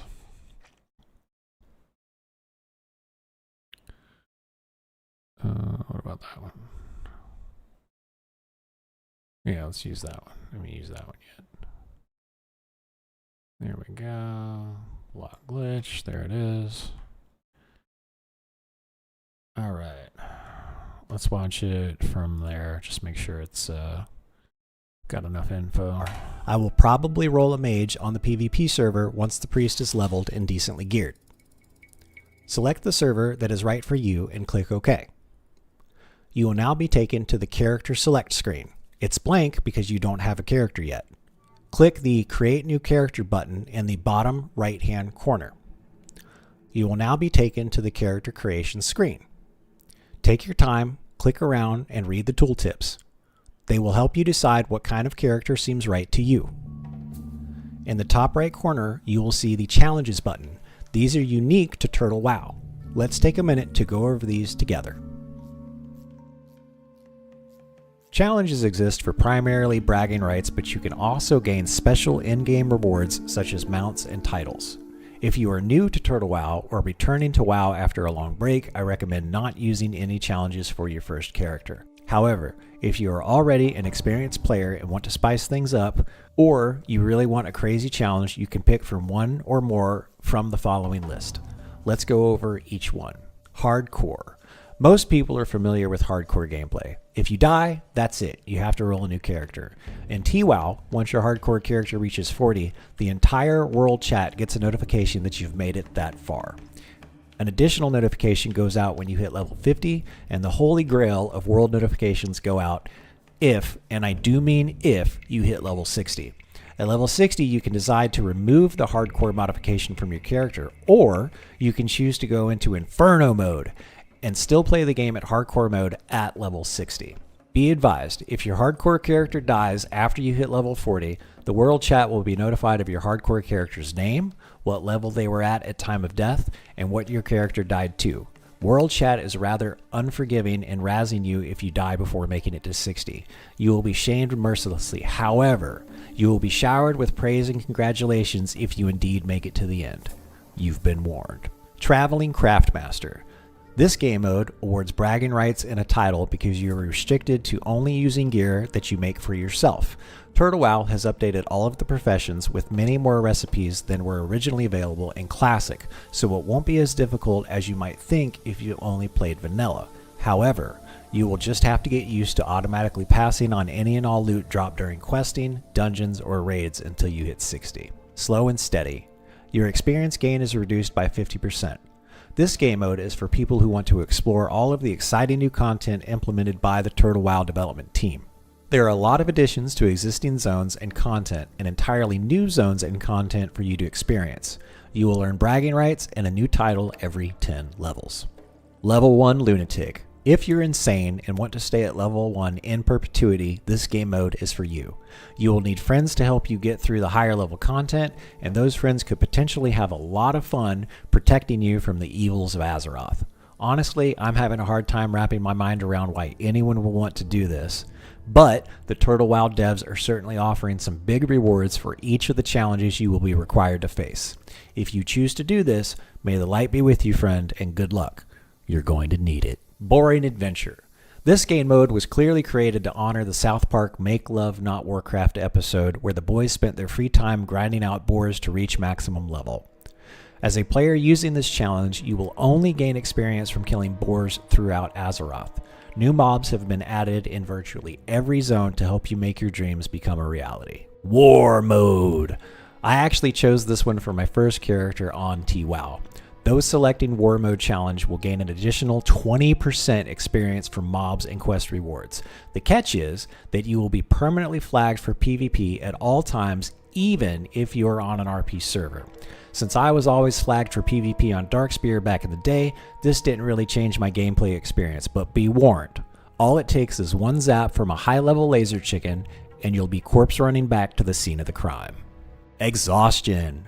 The developers of Turtle WoW want to help you get to 60 quickly, as the vast majority of content and gameplay takes place at that level.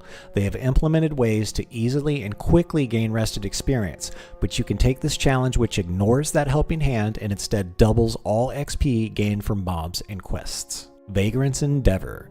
Finally, for those of you who don't want to worry about having the latest and greatest level appropriate gear, there is the Vagrant's Endeavor Challenge. You will only be able to equip gray and white items until you hit level 60, nor will you be able to reap the benefits of enchantments. Your character will be underpowered and probably very squishy, but bragging rights, a special title, and a unique item will be gifted to you at max level. Combinations. You can also choose as many challenges as you see fit. If you're a madman and want to make an impression by doing something no one has ever done, try combining War Mode with Hardcore. To my knowledge, no one has ever made it to 60 with that combination. Glory awaits, but you've been warned. Now that you've created your character, there are a few more... Okay. Let's save. It's important to save. There we go. All right, so we are almost done. Actually, we got I got this footage right here to chop up, and then we'll need some outro stuff. But yeah, I basically chop this up to fill this up in here, and we're damn close to getting done. Okay, let's see.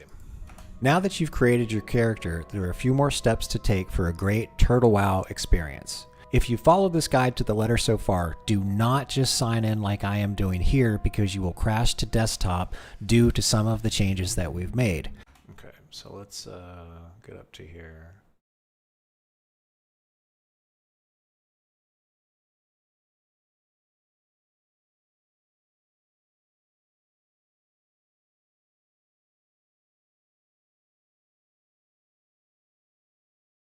Okay, I think we can...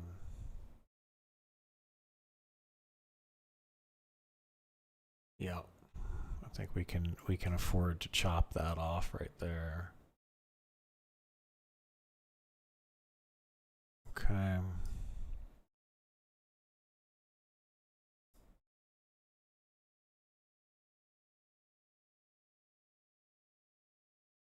Now that you've created your character, there are a few more steps to take for a great Turtle WoW experience. If you follow this guide to the letter so far, do not just sign in like I am doing here because you will crash to desktop due to some of the changes that we've made. Here is how to fix that. After the crash, I signed back in and... Okay, so that's rather quick.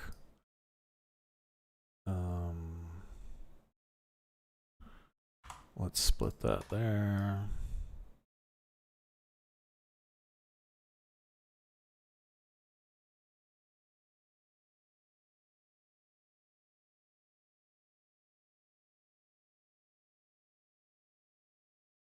Okay.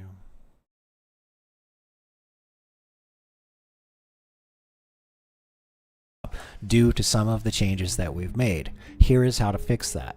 After the crash, I signed back in. Okay.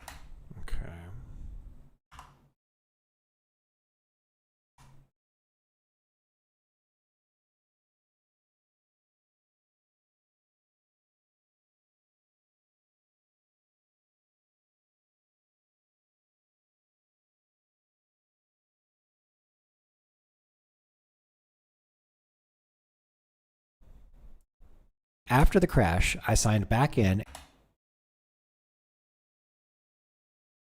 and saw this error. This error appeared because I didn't allocate enough memory for the two very helpful add-ons this guide suggests that you install.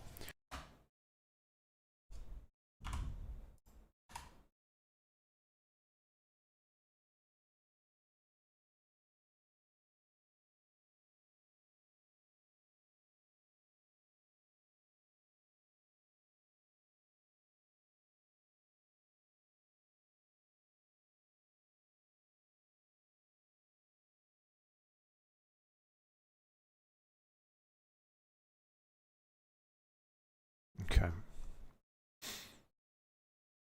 Now that you've created your character, there are a few more steps to take for a great Turtle WoW experience. If you follow this guide to the letter so far, do not just sign in like I am doing here because you will crash to desktop due to some of the changes that we've made. Here is how to fix that. After the crash, I signed back in and saw this error.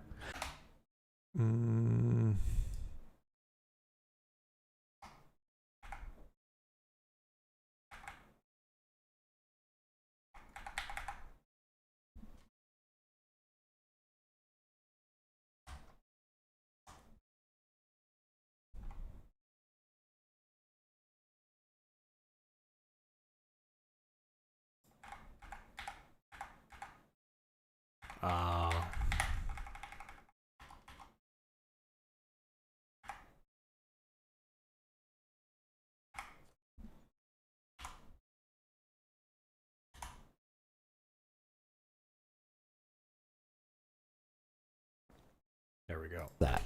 After the crash, I signed back in and saw this error. This error appeared because I didn't allocate enough memory for the two very helpful add-ons this guide suggests that you install. To resolve this, before you log in with your new character, at the character selection... Okay, so we got that. Now... we gotta go here. Yeah, right there. Okay. So... to resolve this, before you log in with your new character, at the character selection... Okay, that's fine. So...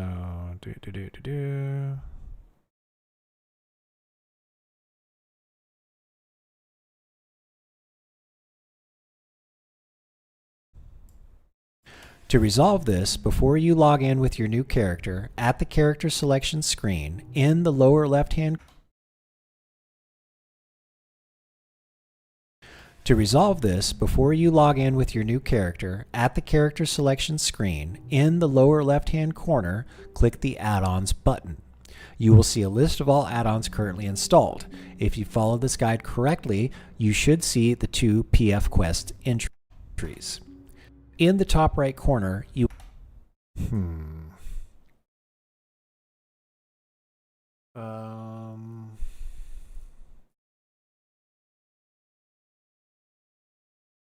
I go like a little too fast with that.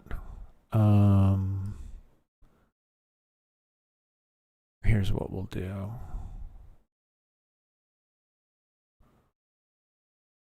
Let me watch it again. To resolve this, before you log in with your new character, at the character selection screen,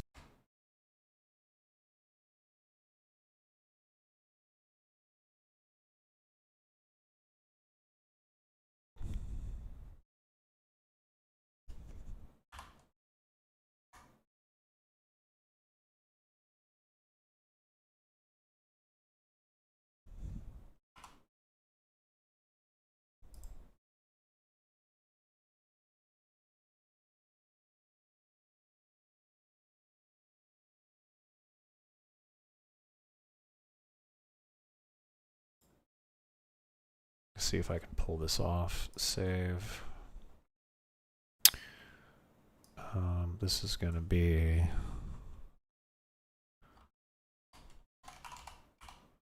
pause screen 001. Save, delete, close, minimize, media pool, import media, pause screen 01, open.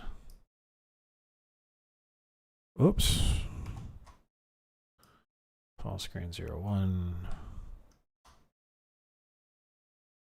Screen. Okay, that works. All right. Your new character at the character selection screen. Okay. Let me see if I can remember how to do this. Screen. In the lower left-hand corner, click the add-ons button. You will see a list of all. Okay. Yeah, that works. Okay, this is working. All right. Action screen. In the lower left-hand corner, click the add-ons button.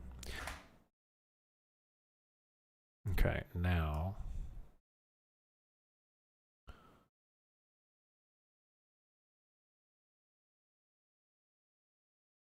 okay. Corner, click the add-ons button. You will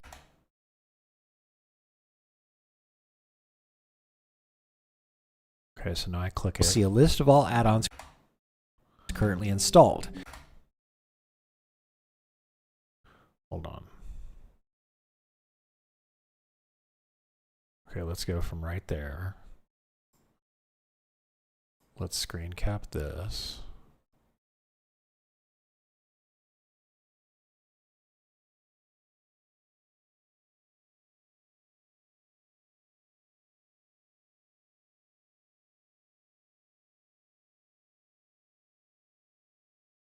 Okay, cap, save, pause screen 2,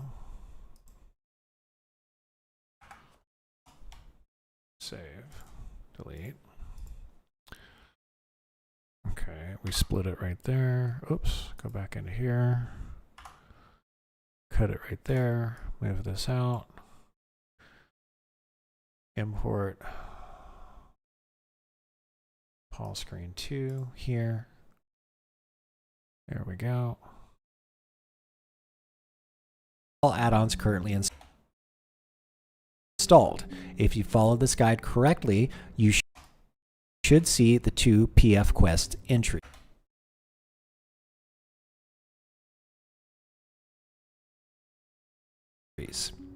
In the top right corner, okay, so now you will notice a field to input the amount of megabytes dedicated to the game's script memory.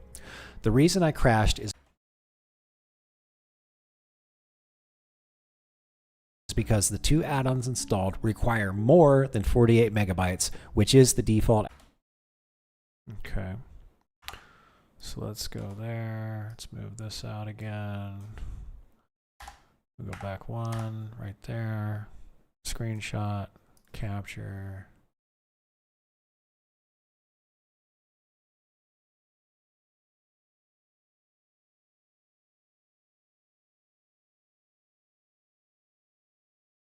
Yep. Save.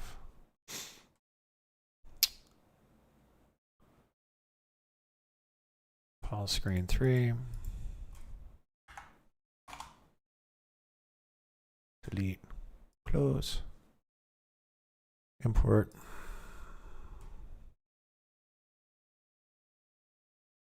Open. There we go. Default allocation. Okay, good.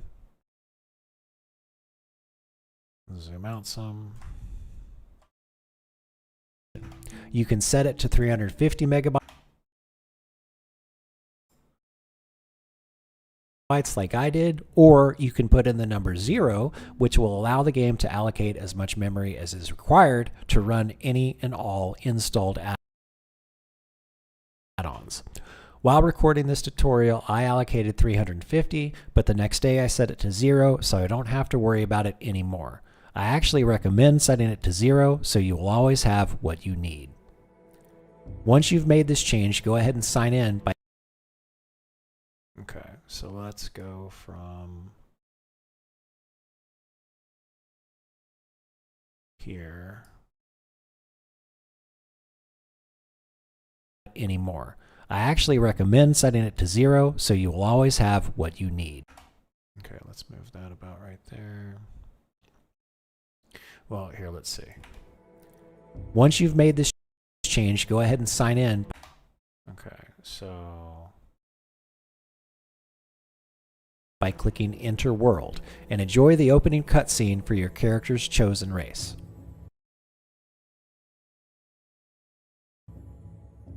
Once you gain control...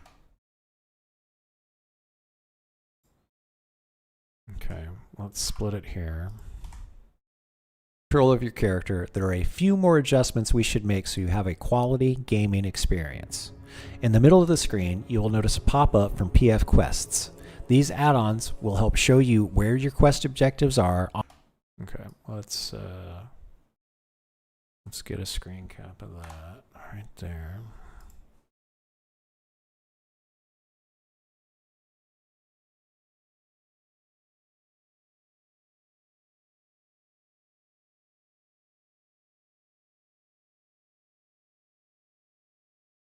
Okay, save. Pause screen 04. The magic of editing, everybody. 40 hours of work for a 24-minute video. Import media. Pause screen 4 right there. Control of your character. There are a few more adjustments we should make so you have a quality gaming experience. In the middle of the screen, you will notice a pop-up from PF Quests. These add-ons will help show you where your quest objectives are on the map and minimap. I recommend leaving the default as combined so you see the area where the objectives are located, and the add-on provides a granular... Hey Ray, the video is going to clock in at just under 25 minutes. I am like in the home stretch too, man. We're almost done. Like I've got this part of the video is edited over here, and I'm basically just taking this clip and chopping it up so it fits in with my narration here.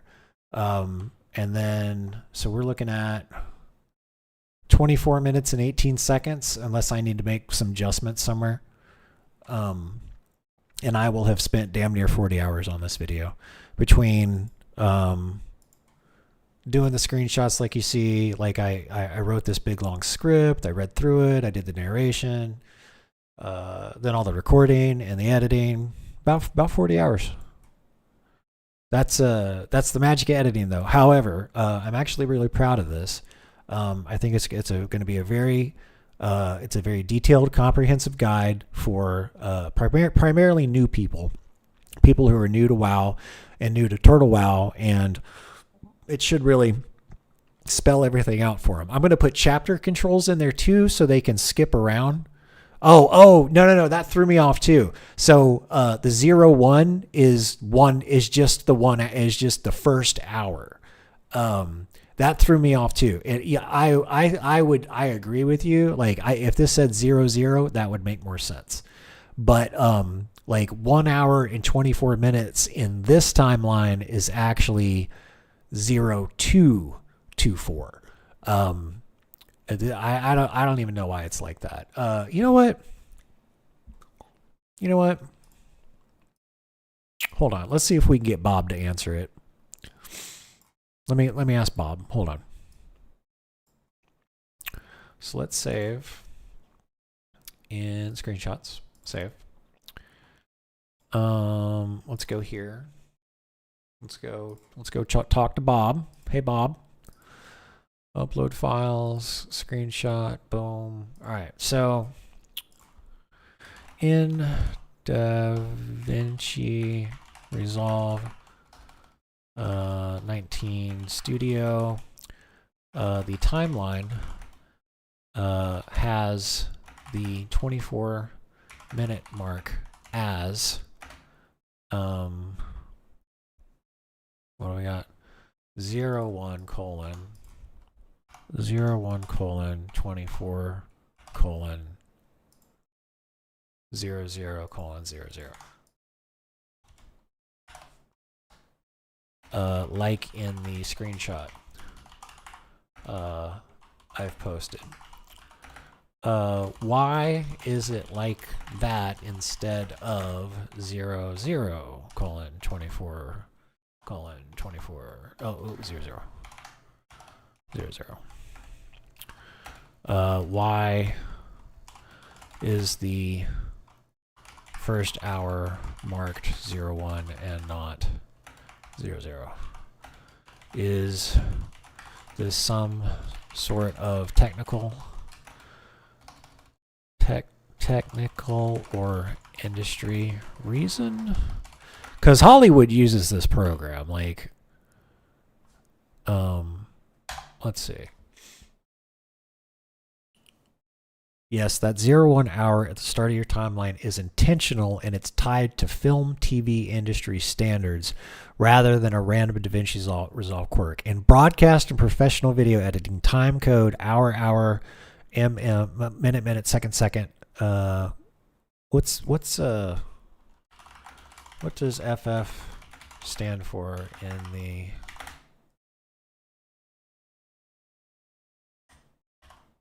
frame? It's probably film frame. It's probably film frame. Stand for frames. Frames within that second. Okay. Historically, tape-based and broadcast workflows used 01 as the starting time code to clearly separate program material from pre-roll. Oh. The time before could contain color bars. Get that. Color bars, tone, countdown reader, the slate. Okay. This gave technicians a buffer before the real content began. Oh, this is back when like you had to deal with physical film. You know what I mean? You needed machines to chop this stuff up for you. We do it all digitally now. Avoiding zero-based confusion. In the first frame, your actual edit is there. Some playback decks, encoders, or delivery systems might confuse that with a leader or assume a missing time code. Oh. By starting at this time code, you ensure that there's no overlap with pre-program or black filler footage. I'll be damned. This is a good question, Ray. This is a really good question. I'm glad we asked this. Easier syncing and referencing. Okay. This makes it easier to spot at a glance where footage came from without reading file names. Why Resolve does it by default. It adopts the broadcast standard default to keep projects compatible with delivery specs, especially for TV or film. You can change this time. I'll leave it now that I actually know how to read it. But that makes sense. Okay, cool. That was a good question, man.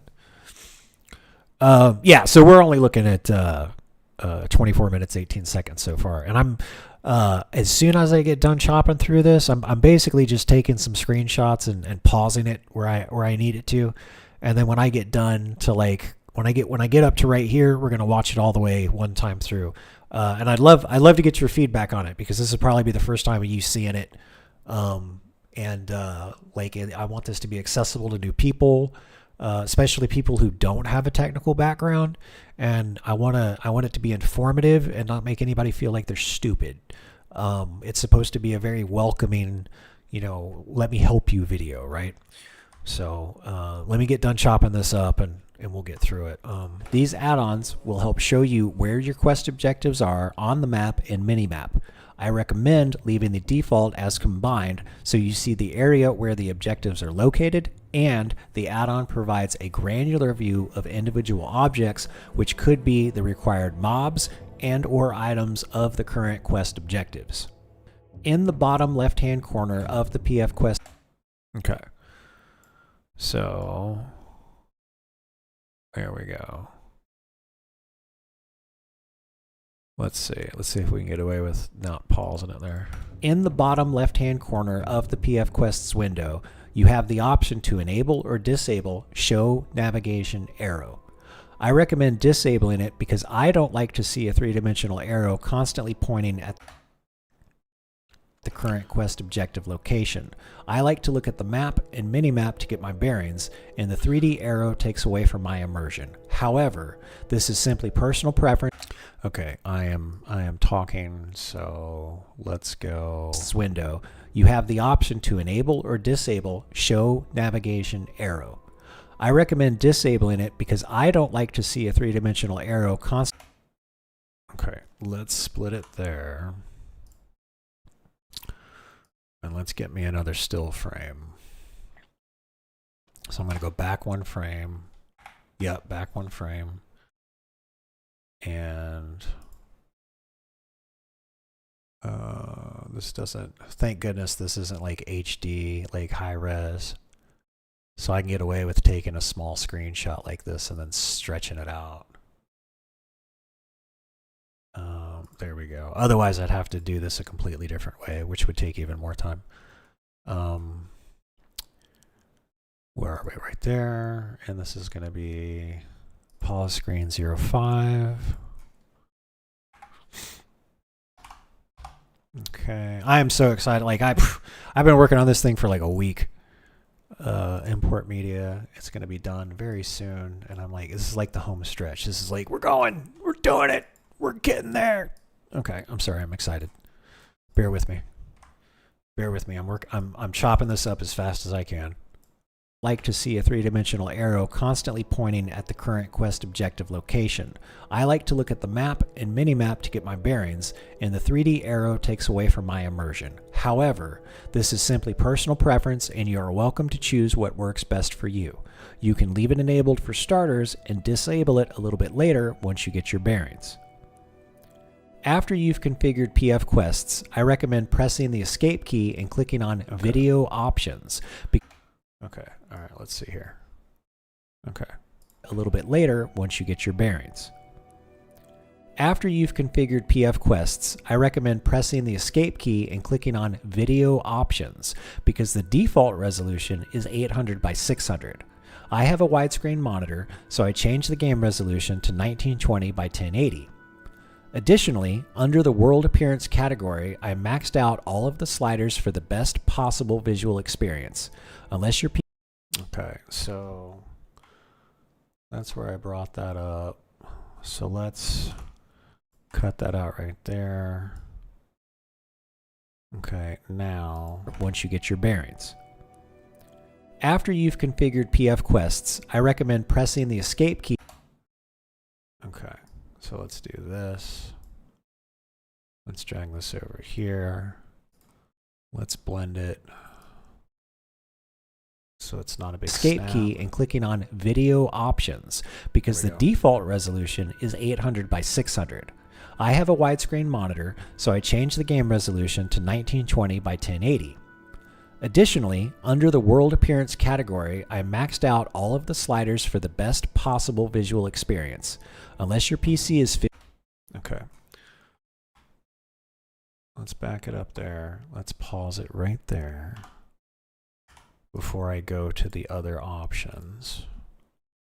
Okay, this is good.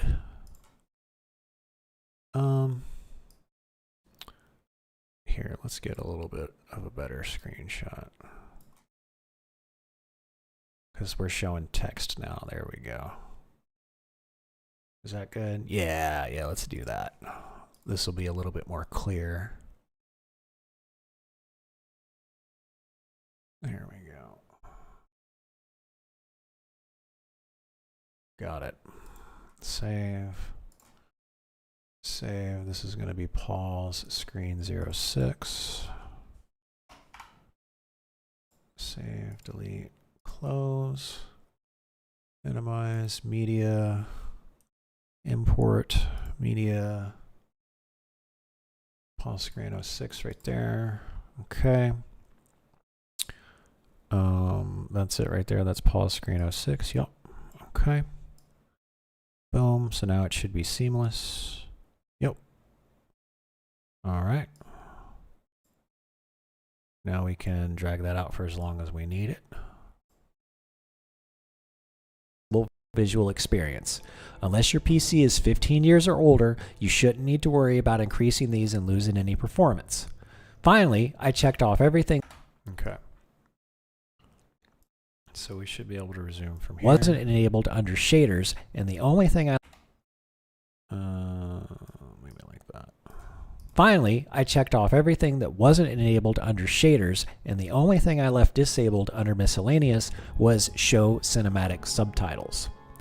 Once you apply the changes, you will need to restart the game for everything to take effect, but there is one more change I think you should make for the best possible gaming experience.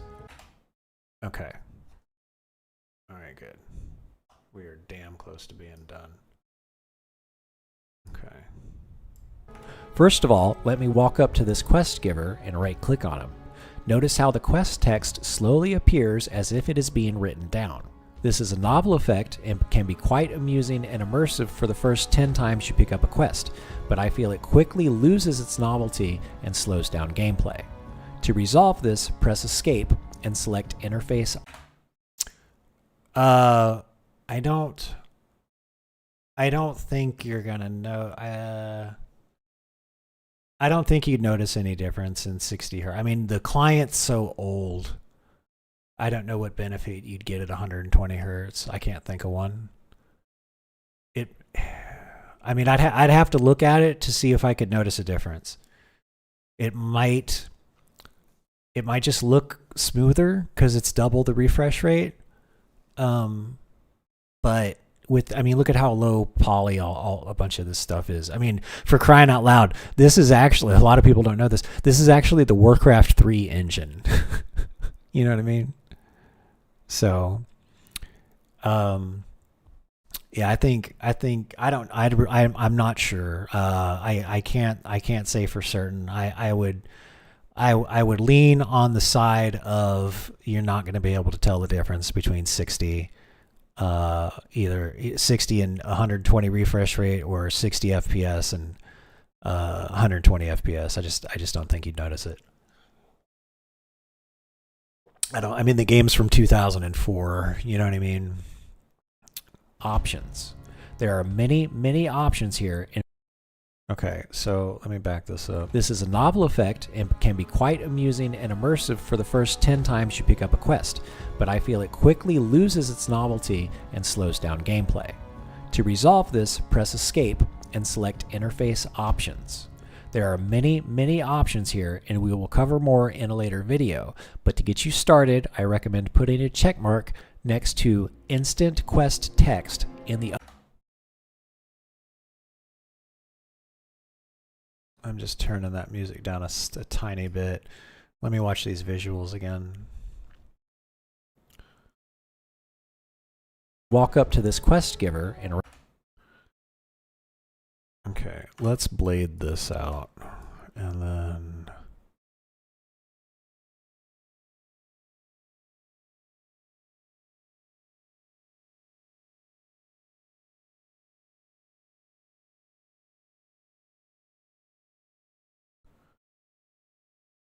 Let's blur that. Walk up to this quest giver and right-click on him.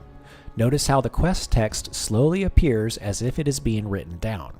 This is a novel effect and can be quite amusing and immersive for the first 10 times you pick up a quest. See that let's tune that down a little bit more. But I feel it quickly loses its novelty and slows down gameplay.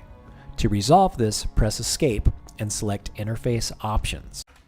Okay, so let's blade that out.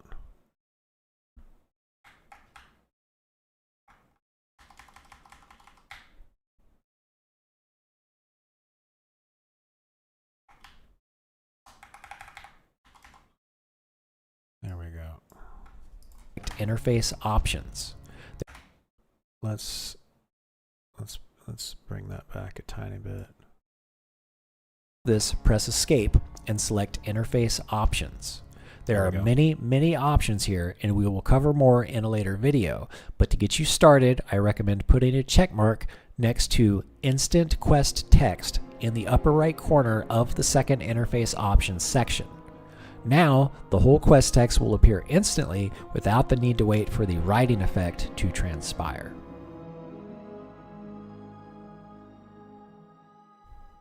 You're all set to start playing World of Turtle Warcraft. To avoid developing bad habits during the more challenging end-game content, I recommend watching the next video in this series on key bindings and hotkeys.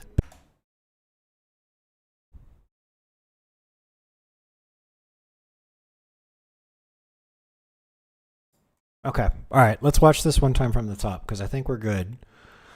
Let me pull all this down.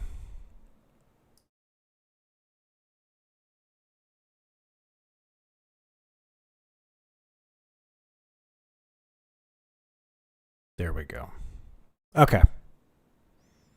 Hey, Flame Age. All right, hey, Flame Age. So here we go, man. We're going one time from the top. I've got like a time. I got to do some text overlay here at the end, and that's about it. Maybe record myself with the webcam full screen for like 60 seconds of talking. Maybe not even. Like I think I'll just stick with the overlay stuff. So here it is. So this is basically 95% done. I basically just need to do some text overlay here at the end. What I've tried to do is keep everything visually entertaining. It's very information dense, and I don't want people getting bored. But you know, I did take a significant amount of time writing this script and making sure it was succinct. No rambling, straight to the point. It gives as much information as possible in a short amount of time. And this is basically everything. If I was new to World of Warcraft, never played the game before, and somebody was like, "Hey, you can play Turtle Warcraft," or if I'd never played Vanilla Warcraft before or anything like that, this is the information I would have wanted somebody to give me. Like I made the video that I would have wanted to watch before I started playing Turtle WoW, basically. So, and again, like I'm not married to this, so I'm open to criticism. Like I made a lot of changes here at the beginning based on people's feedback, and then I kind of applied some of those suggestions to the rest of the video. So I'll shut up and let me hit mute. I'll put myself on mute. Let's make this a little bit bigger. There we go. All right, we're gonna watch this one time from the top. Here goes. You guys get to see the preview here first. Let me know what you think. You know, comment. You know, give me comments as they come to mind, and we'll chat about them when the video's done. Okay, I appreciate you guys. Here's your behind the scenes sneak peek because you're checking out the live stream. Let's go. Welcome to the Turtle WoW tutorial series. If you're brand new to Turtle WoW or even World of Warcraft in general, this series is designed to give you a solid foundation and help you avoid the bad habits that can make the game harder than it needs to be. Whether you're coming from retail WoW, another MMO, or this is your first time stepping into Azeroth, you're in the right place. My name is Nexius, and I've been making WoW content since the days of Vanilla, back when PvP rankings were brutal, key bindings were rare, and servers had real communities. I've played both casually and competitively, worked behind the scenes with some of the biggest names in WoW content creation, and now I'm back, because Turtle WoW brings back that old school magic with modern improvements that actually respect the spirit of the original game. This series will walk you through everything step by step, creating a Turtle WoW account, installing the game in Launcher, setting up your first character, optimizing the controls and UI, and installing a few lightweight add-ons that will make your life a lot easier. At the end of this video, I'll even show you a side-by-side comparison, one clip of me using the default settings and clicking spells like a new player, and one with the optimized settings using hotkeys and smart add-ons. You can see the difference these small changes will make. If you find this series helpful, make sure to check out the next video where I teach you how to set up your keybinds and hotkeys in an optimal way. If you've got questions and want to chat with me or others about learning the game, join our community on the Discord server. You'll find a link in the description below. Now let's get started and get you into the world of Turtle WoW right away.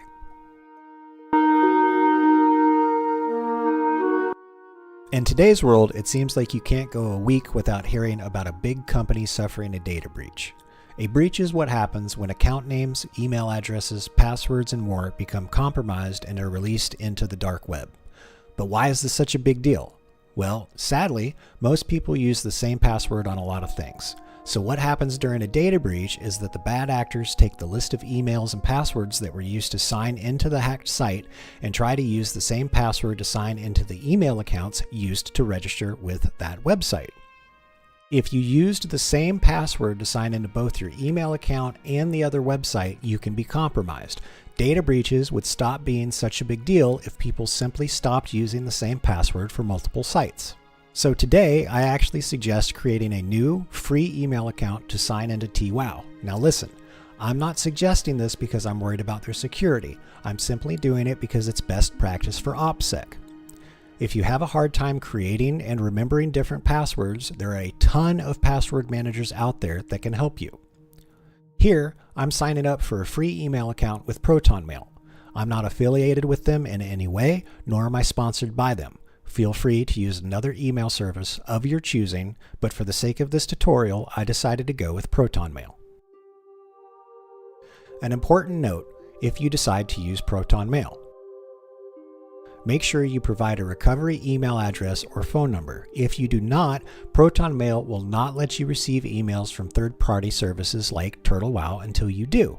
This feature exists so folks don't create an overabundance of throwaway accounts and use them for spam. I skipped this step in the video, but I had to go back and provide one off camera so I could get the account activation email from TWoW. Now that I have a new free email address with a unique password, I can quickly and easily sign up for a Turtle WoW account. You can search for Turtle WoW, or you can click the URL I posted in the description of this video. When you get to the main page, you want to click on the green sign up button. It will take you to the sign up page. First, you need to fill out your account name. This is what you will use to sign into the TWoW client. You need to input an email address because they will send you an activation link. You need to choose a name for how you will be displayed in the forums. Here, I'm using the same forum name as the account name. You then need to use a different password than the one you used to sign into your email address and type it one additional time to make sure you got it right. You need to check off the box that says you're at least 18 years old. If you are not, stop, pause this video, and come back on your 18th birthday. Finally, you need to check off the box that says you have read the server rules. So before you do that, click the link and read the server rules. If you get in trouble for something, the excuse of "I didn't know it was against the rules" isn't going to cut it. Turtle WoW has a comprehensive rule set designed to preserve fair play, immersive roleplay, and community respect. Key highlights include a strict anti-griefing policy, no actions intended to ruin another player's experience, and safe spotting is prohibited. You can't PvP from unreachable vantage points. If you're multi-boxing, which is using multiple accounts at the same time, know that only up to 2 accounts can be simultaneously active, and you're prohibited from using multi-boxing during PvP or challenge content like hardcore mode, war mode, or other defined challenges. Additionally, Turtle WoW expects both staff and players to uphold respectful and professional interaction at all times. Overall, these rules help ensure everyone enjoys a fair, roleplay-rich environment. They cover gameplay behavior, multi-boxing constraints, PvP engagement mechanics, and how to report violations. That's why it's important that every player reads through them thoroughly before diving in, so they're aware, compliant, and can focus on the fun and respectful gaming experience. Once you have read all of the server rules, go back to the sign-up page and check off the box confirming that you have done so. Finally, click on Register and watch the turtle spin. Now you need to leave the sign-up page and go over to the inbox of the email account you used to sign up. Look for an email with the subject of Account Creation on Turtle WoW and open it up. You can copy and paste the really long URL at the bottom of the message, or you can easily click the Here link to activate your account. If everything works correctly, you will see the successful account activation message.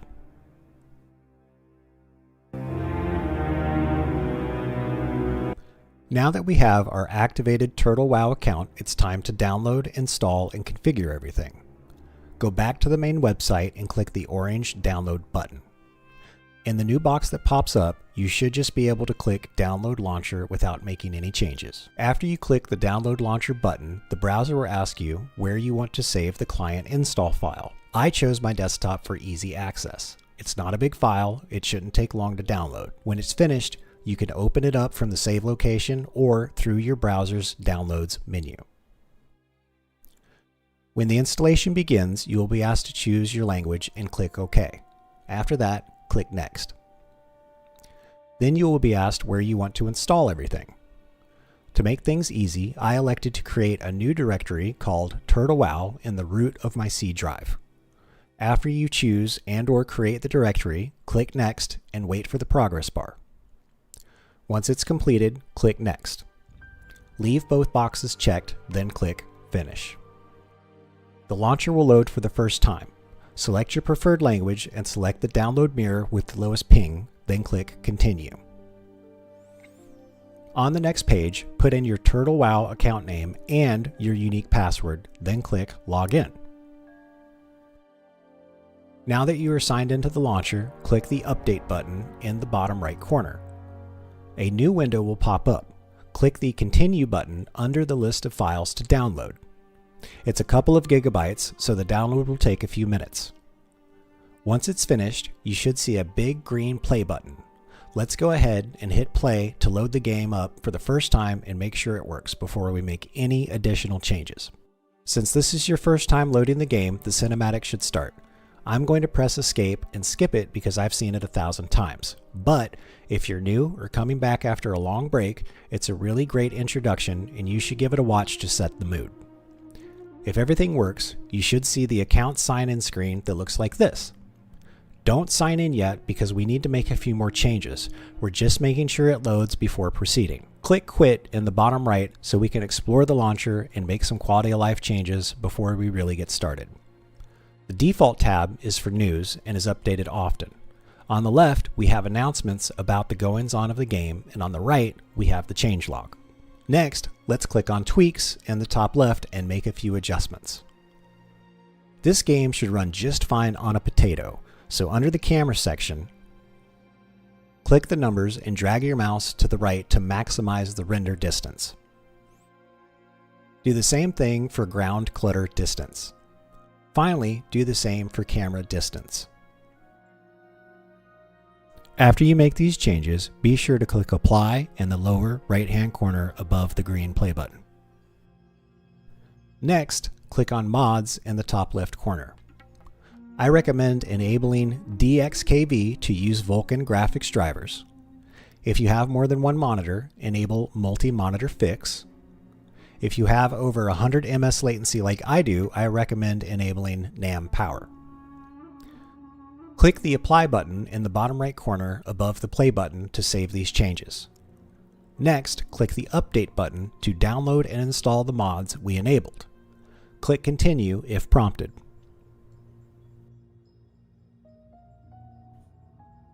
Next, click Add-ons in the top left.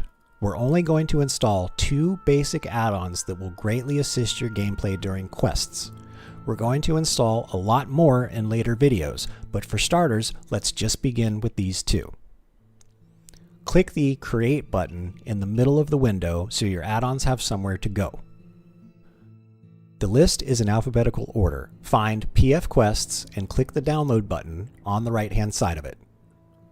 Next, find PF Quest's Turtle WoW DB and click the Download button on the right side of it. Make sure you install these in order or you might have a problem. Finally, click Play again in the bottom right corner of the launcher. Sign in for the first time with your account name and password. This will take you to the Choosing a Realm screen. Realms are more commonly known as servers. You can then click the Suggest a Realm button. From there, you can accept or click the View Realm List button to choose for yourself. Nordnar is a role-playing server with a high population, and Tel Abyim is the PvP server that is still growing in population. You might even see a brand new RP server called Ambershire, which is scheduled to launch in about a week from the recording of this video. My priest is on the RP server because it's where my friends are. I will probably roll a mage on the PvP server once the priest is leveled and decently geared. Select the server that is right for you and click OK. You will now be taken to the character select screen. It's blank because you don't have a character yet. Click the Create New Character button in the bottom right-hand corner. You will now be taken to the character creation screen. Take your time, click around, and read the tooltips.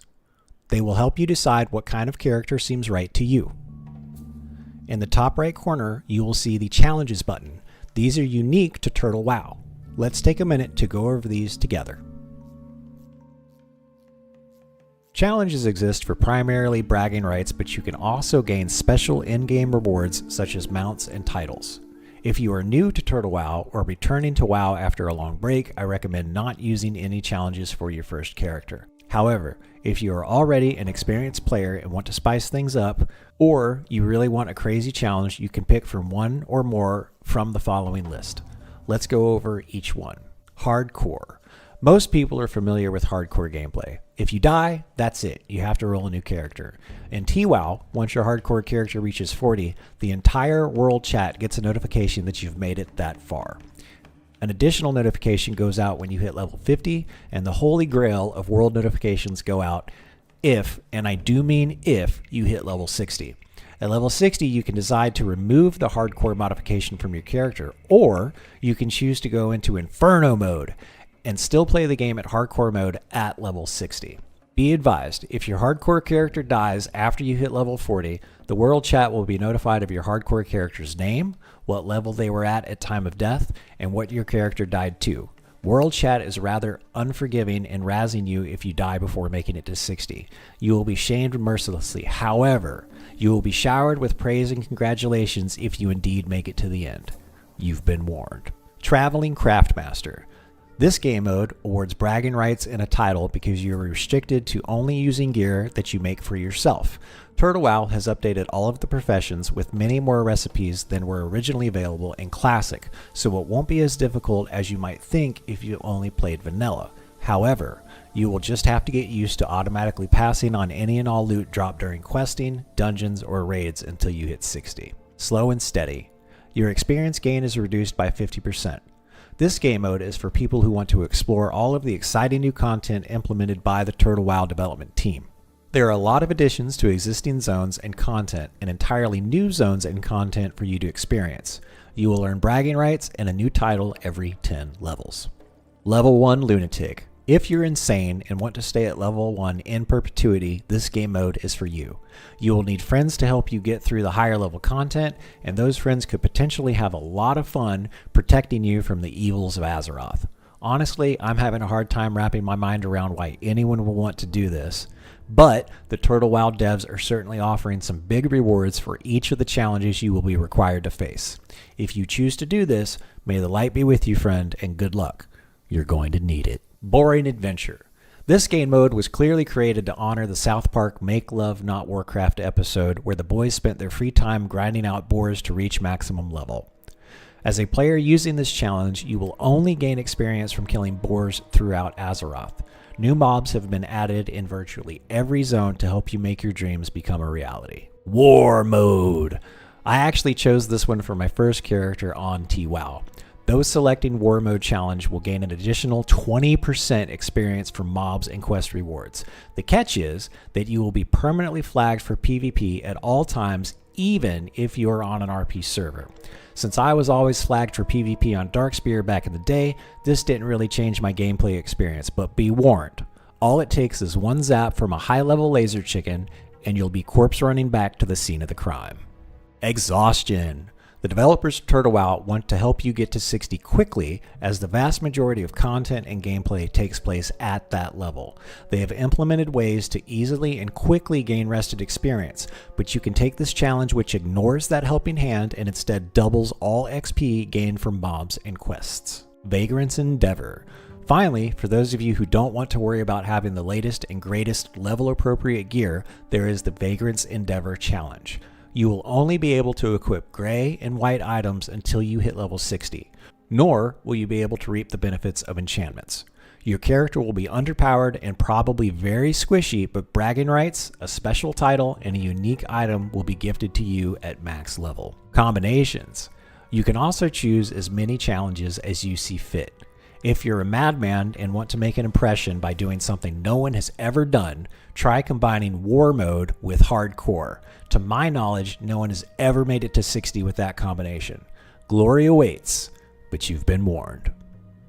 Now that you've created your character, there are a few more steps to take for a great Turtle WoW experience. If you follow this guide to the letter so far, do not just sign in like I am doing here, because you will crash to desktop due to some of the changes that we've made. Here is how to fix that. After the crash, I signed back in and saw this error. This error appeared because I didn't allocate enough memory for the two very helpful add-ons this guide suggests that you install.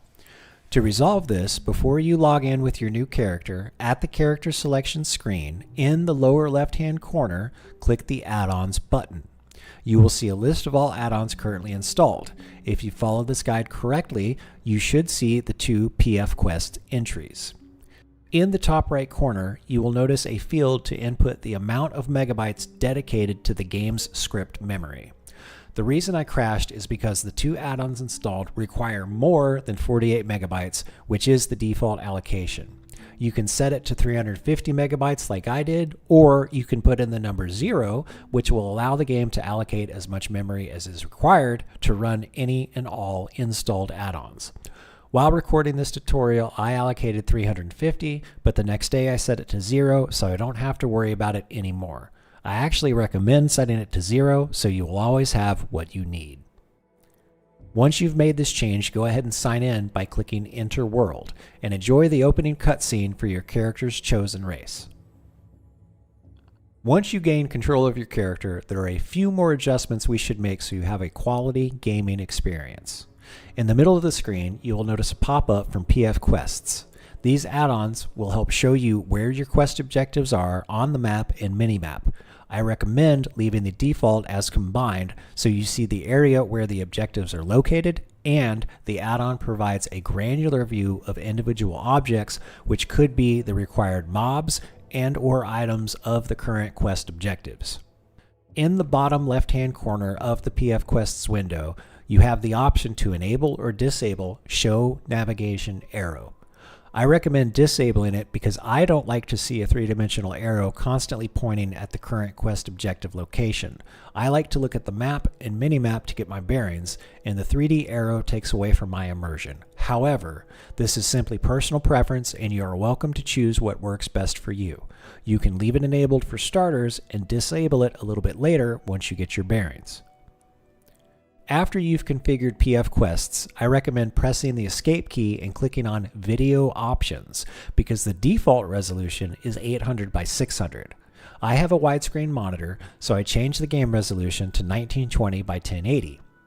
Additionally, under the World Appearance category, I maxed out all of the sliders for the best possible visual experience. Unless your PC is 15 years or older, you shouldn't need to worry about increasing these and losing any performance.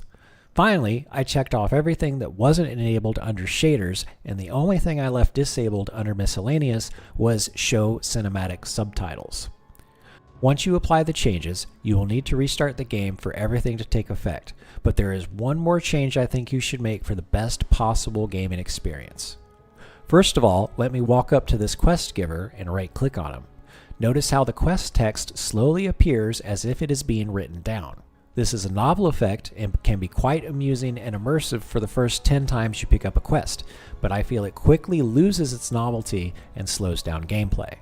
To resolve this, press Escape and select Interface Options. There are many options here, and we will cover more in a later video. But to get you started, I recommend putting a check mark next to Instant Quest Text in the upper right corner of the second interface options section. Now, the whole quest text will appear instantly without the need to wait for the writing effect to transpire.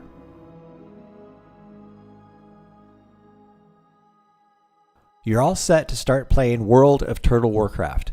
To avoid developing bad habits during the more challenging end-game content, I recommend watching the next video in this series on key bindings and hotkeys. Building muscle memory now will give you an edge in raid content and PvP later, helping you react quickly to critical gameplay moments. The following 2 clips show you what gameplay is like for new players that have yet to enable hotkeys versus what gameplay is like for players who have implemented and mastered hotkeys. Here goes.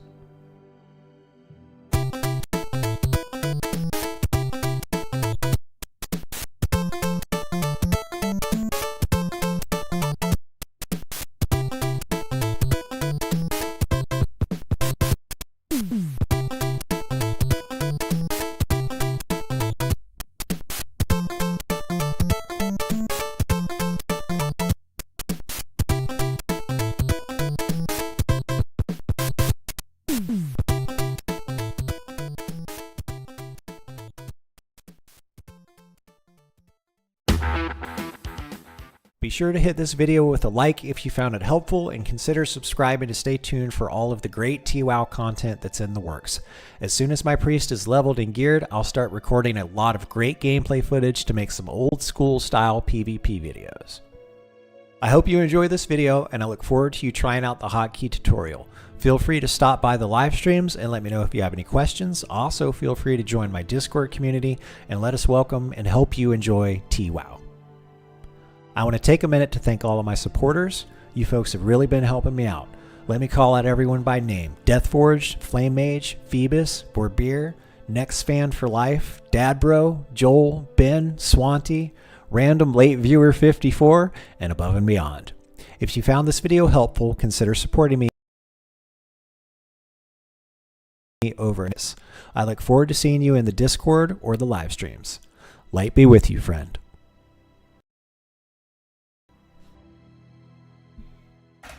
Okay. Seems good. Yeah.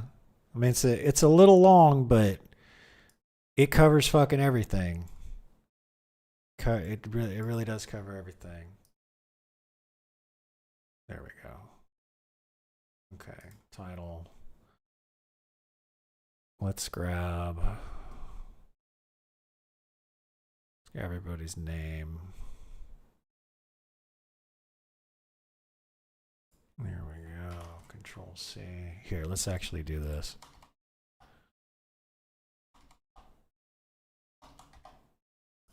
Thanks, for. I'm glad you think it looks good. And I appreciate the input that you've given me over the last couple of days on it too. You've been a big help.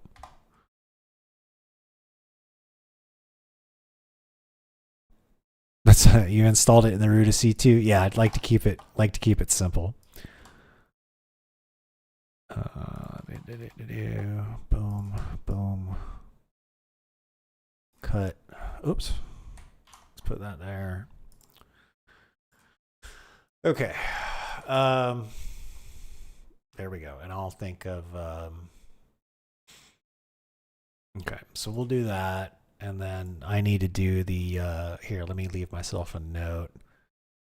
And this will be add, like, subscribe, YouTube, graphics,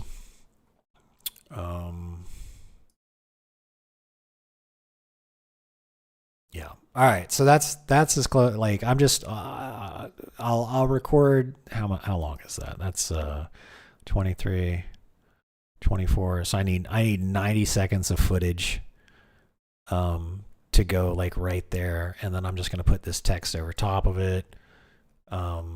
Put the like and subscribe. I just got to find the animated thing where somebody clicks on the subscribe button, all that kind of crap.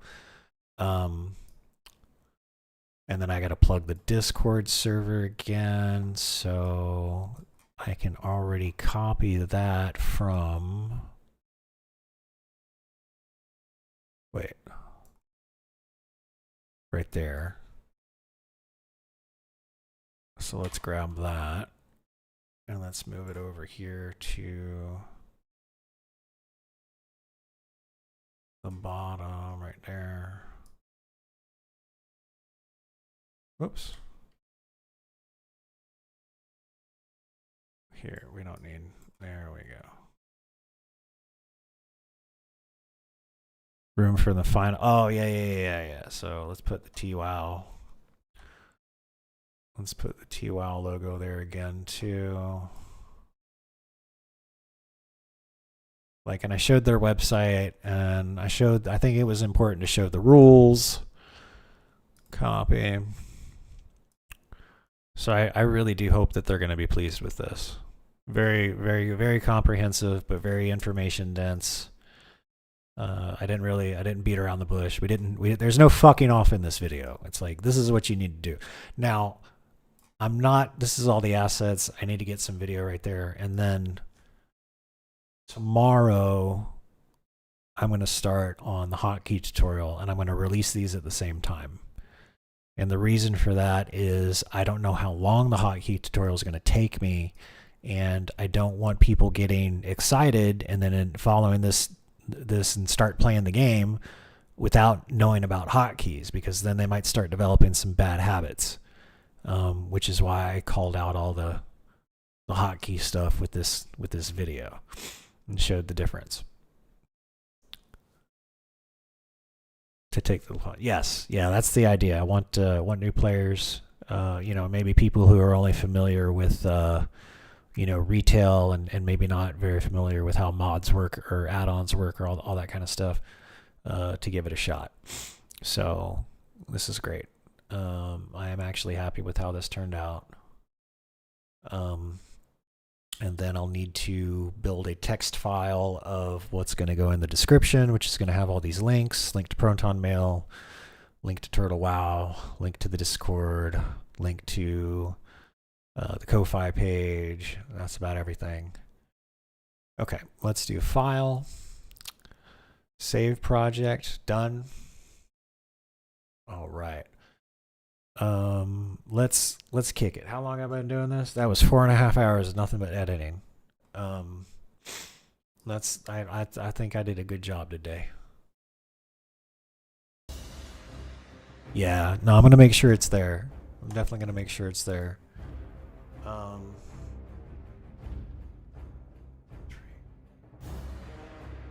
Yeah, 4.5. Okay, good. So this is accurate. That's when I ate.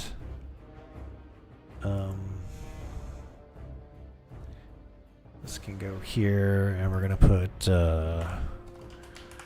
edited TWOW intro video.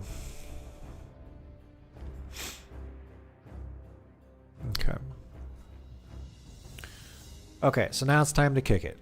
So I got a bunch of shit done. I went to the gym. I helped my roommate with a personal project of his. Hey, Yar Priest, good. I'm glad you liked it too. I feel like we're doing good. Vor, Flame Mage, Yar Priest have all said it looks good. Nobody's really suggested anything else that could make it better. So I think we're solid. And then the idea is hopefully the Turtle WoW folks like it enough to put it in a sticky or something for new players. So let's load this up. Let's get rid of the banner because we're just gonna play. Tell you what, let me jump up and take a couple of minutes. Yeah, give me like 3 minutes. I'll do a quick bio and then we'll go back. Let's see, how long ago did I eat? 1, 2, 3. About 3.5 hours ago? Okay. I'll get something to drink. Alright. Yeah, everybody take a quick break. Get up, stretch. Smoke them if you got them. We'll be back in 3 to 5 minutes.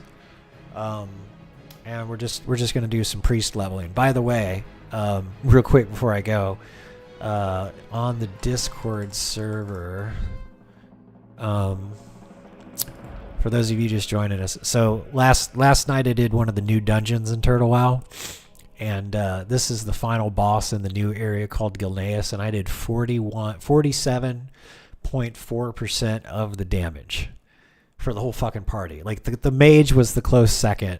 And then that's the tank, and then I don't know what that warrior. I think he was Fury, so I don't know how a Fury warrior does that, but maybe he's still learning how to play. And then because of Vampiric Embrace, I did 41.3% of all the healing, and this is without overhealing. So I'm gonna hop in the Discord when I get back. Maybe Vor can explain to me what the overhealing stuff is, because I'm kind of new to the whole healing game, so. We'll figure it out. All right, let me go. I'll be right back. I'll see you guys in a couple minutes.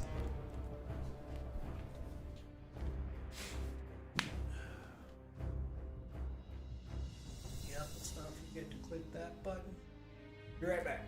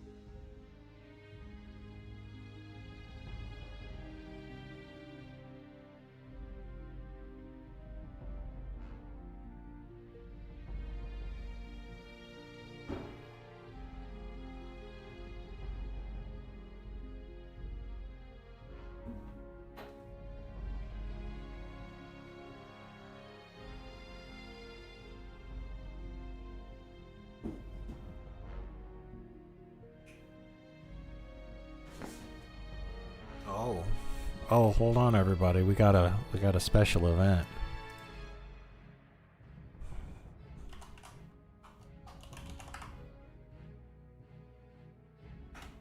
Whoops.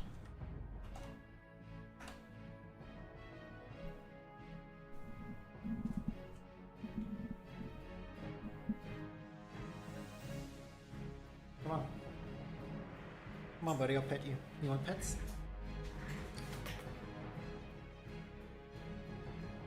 Yeah, you want pets?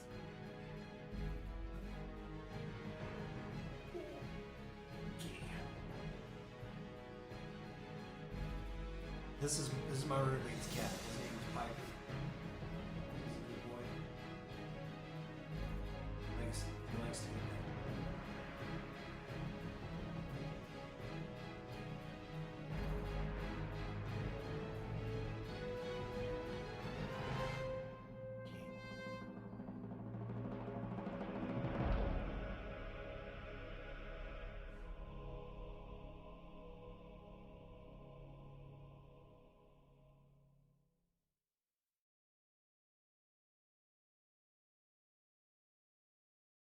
Look at him push into it.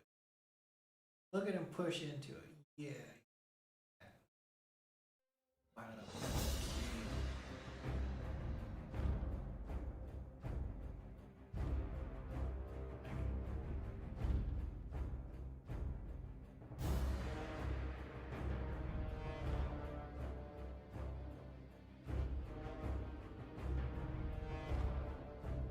You can tell the cat likes it when he sticks his neck out like that. It says, ooh, right there.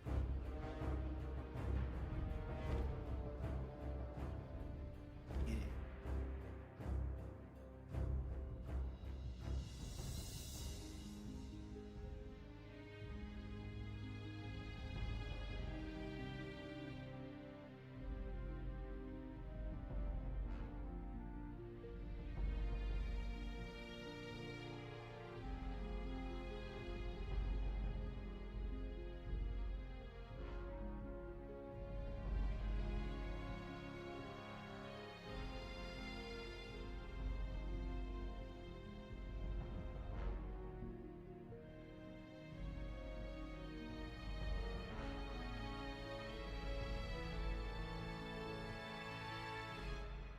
You're drooling. He's drooling. You're gross, kid. Very gross. Look at all this fur. Look at all that fur. I might have to brush you.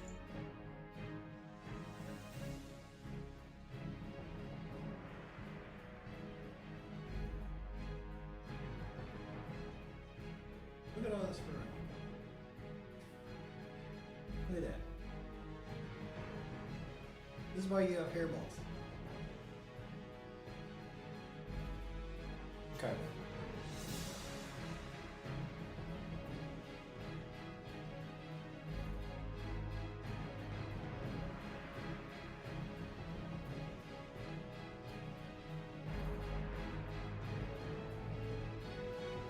I'm done petting. We're done with the cat visit. We have to move on. Come on, I'll give you a treat. I'll give you a treat. Come on.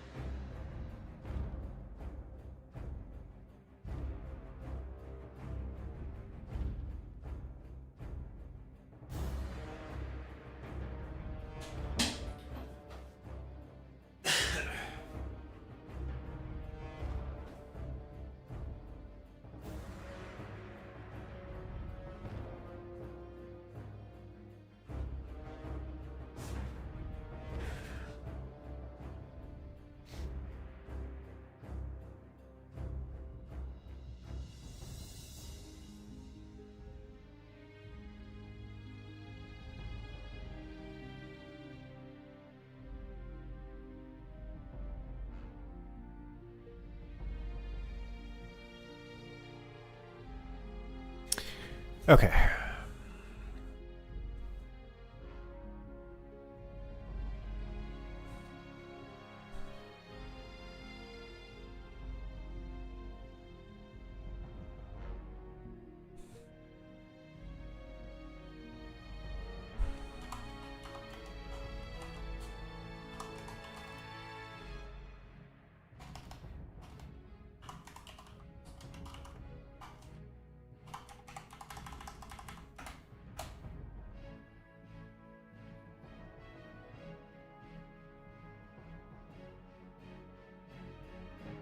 Okay, let me sign in.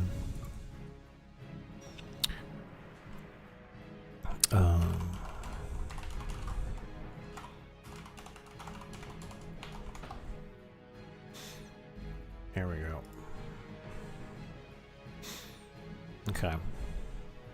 So we got Nixius Rar, which is the druid, and we got Queen Nexia, who's the paladin. We got some Gunner bait, and then Nexius Prime, double Gunner bait,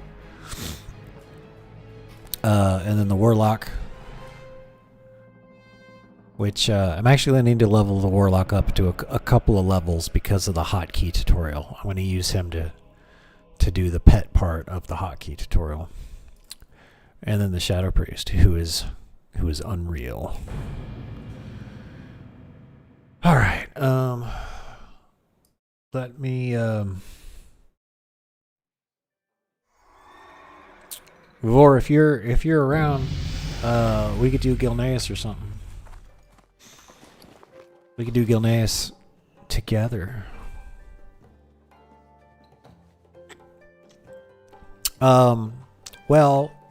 So Yar Priest asks what's the guess on Ambershire's population? And to that I would direct you. Where is it? Hold on. Ambershire. Maybe.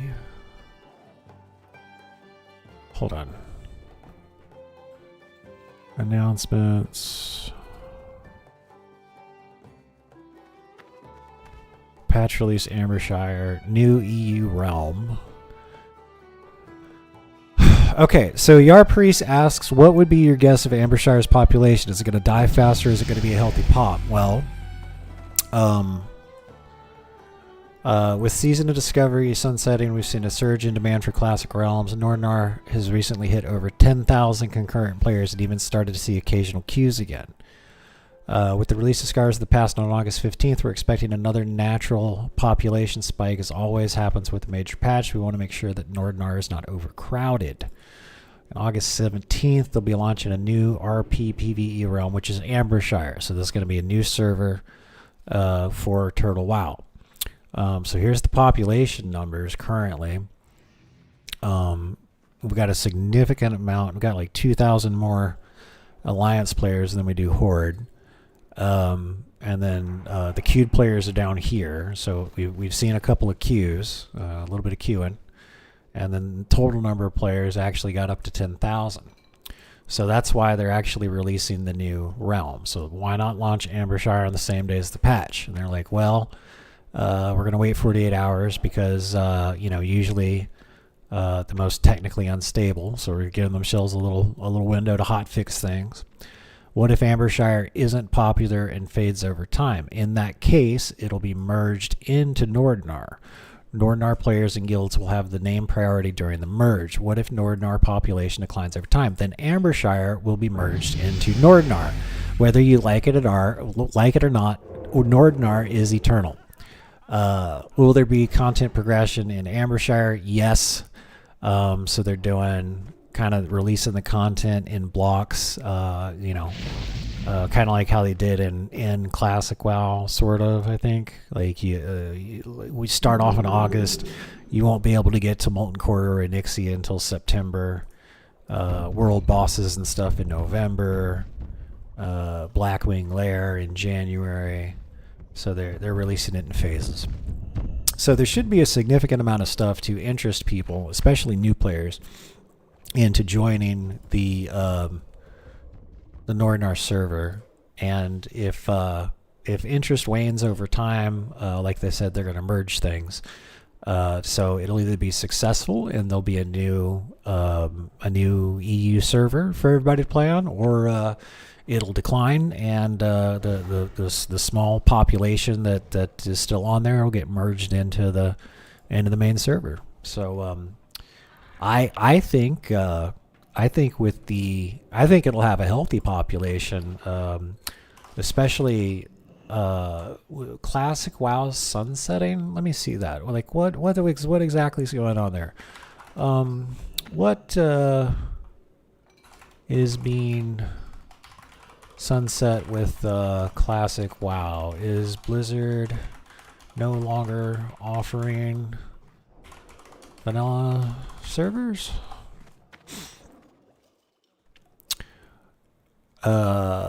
What actually happening with classic WoW servers? Blizzard continues to support classic era. The development team recently affirmed there are no plans to shut down Season Discovery, as they expect it to run for many months, if not years. 20th Anniversary Classic in November 2024. Fresh Classic Realms. Launches in phases. Planned progression. Will eventually progress to the Burning Crusade. Expected late 2025, so that's coming up. So I guess people that don't want to go over to Burning Crusade, that means that Premier Realms aren't stuck in vanilla forever. Beyond Burning Crusade, the roadmap isn't officially launched. So I guess that's what they mean by the classic thing being sunset, is that the current classic realms are going to go over to Burning Crusade. And there's people that don't want to do that. So, there's a lot of cool things to do on a brand new server. You could even do some server first things. You could be server first, level 60, server first legendary weapon, server first PvP progression, PvE progression, all that stuff. Yeah, I can see the appeal. Okay, well, no, I have no friends online. Boo-hoo. Let me, I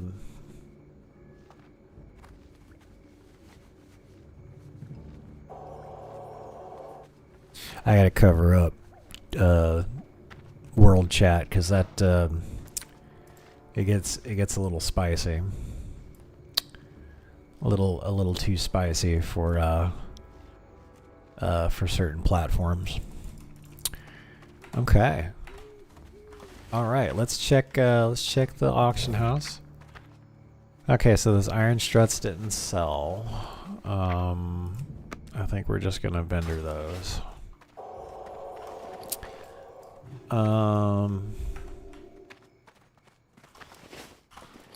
Let's see, I got two charges left.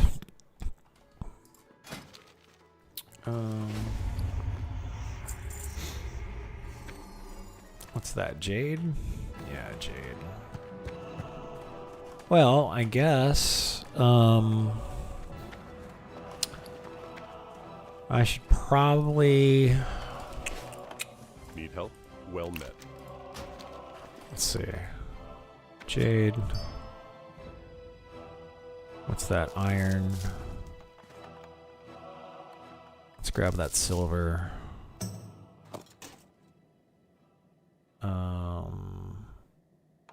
That'll be a stack of mithril bars.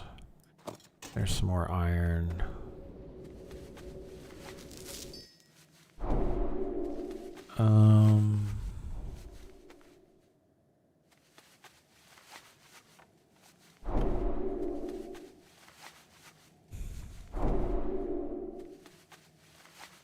I think I need to go to Ironforge. I don't think there's an expert or artisan level trainer.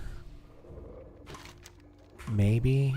Let's see if I can train mining any further now that I'm 169. Haha, 69. Where's a guard? There she is. Well met. Profession trainer, mining. So I might have to go all the way to Ironforge, but let's see. What's up, buddy? Hey man, how's it going? Oh, it's been a long day, so I'm glad to be chilling. Yeah, a lot of work to do. Dude, I got all my stuff I needed to get done today done, and Yeah. then 7 hours of drama. Did I mention I have family visiting? Oh no. Oh. I don't want to go into detail, but it's been. I was supposed to be playing WoW at some point today. Right now, I'm just happy to be sitting in a quiet room chilling. Oh, I get it. I get it.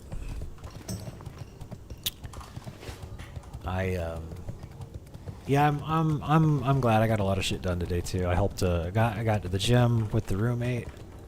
So that's the hat trick. That's 3 days of going to the gym in a row. Nice. And then I'm helping him out with one of his projects, so he kind of showed me how to do that. Talk to me. Here's the mining trainer. Smelt thorium. There we go.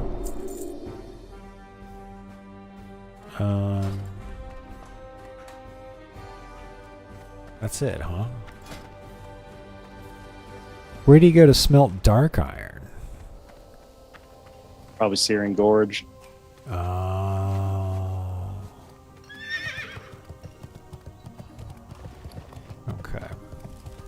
I know there's dark iron dwarves. I don't know. It's been a long time, but I at one point had all the professions. Not in vanilla, but Right. I'll look it up. I'll look it up on. Yeah. I found out. Yeah, go ahead. I had a quest in Gilneas today that I was trying to do, and it was having me find some NPC, but the PF quest didn't have it marked, and I realized I could just look it up on the database thing, and it'll mark the NPC for me if I make it do it that way. It was so handy. I was like looking all over the internet, like, man, where's this NPC at? And PFDB had me covered. It was pretty nice. I'm actually making a little bit of gold selling bags lately because I leveled my tailoring. Oh, there's a ton of new characters, so yeah, that makes sense. It's cool when they sell because it'll just pop off 4 at once. Because I'm like, oh yeah, people buy bags and bundles.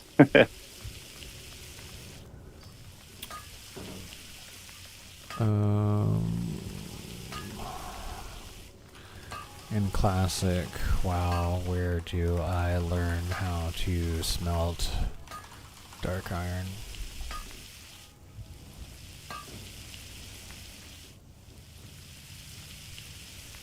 Okay. Head to Blackrock Depths in Syrian Gorge. Go to the Summoner's Tomb, which is reached after the Ring of Law event, but before Lycium. He's one of the 7 ghostly dwarves in the Summoner's Tome. I don't even know where the fuck the Summoner's Tome is. It sounds like this is in the Blackrock dungeon, like, instance. The way that, because there's like that. What do they call it? Ring of Law? Okay. I don't know. Yeah, I'll take your word for it.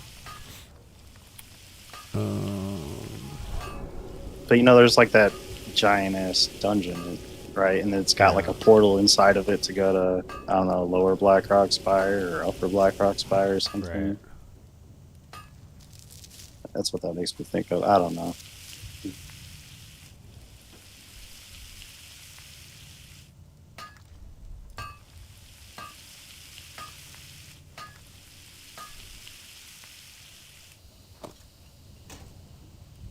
I got myself a mail add-on, so I can just click open all, and then it'll keep track of the gold, and it'll tell me at the top like how much gold I collected from the mailbox. That's pretty neat.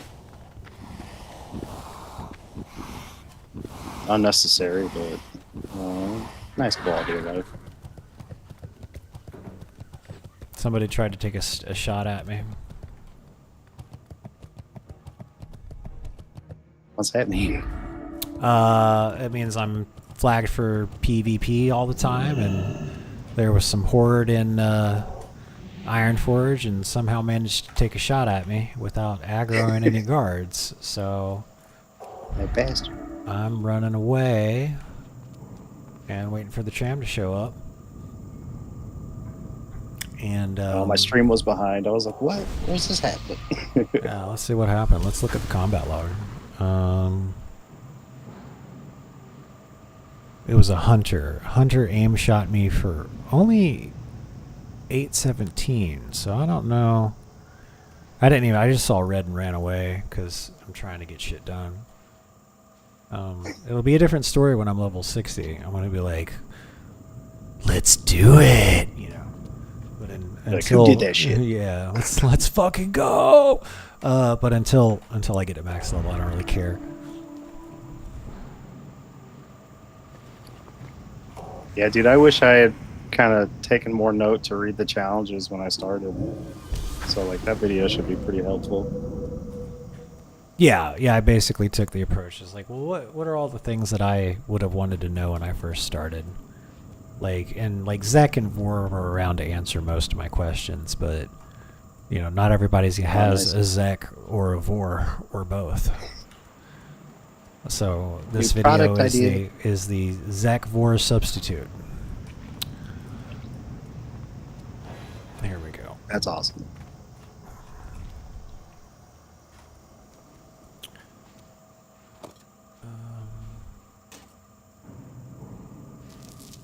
Yeah, I'm gonna put a bunch of stuff up on the auction house, and then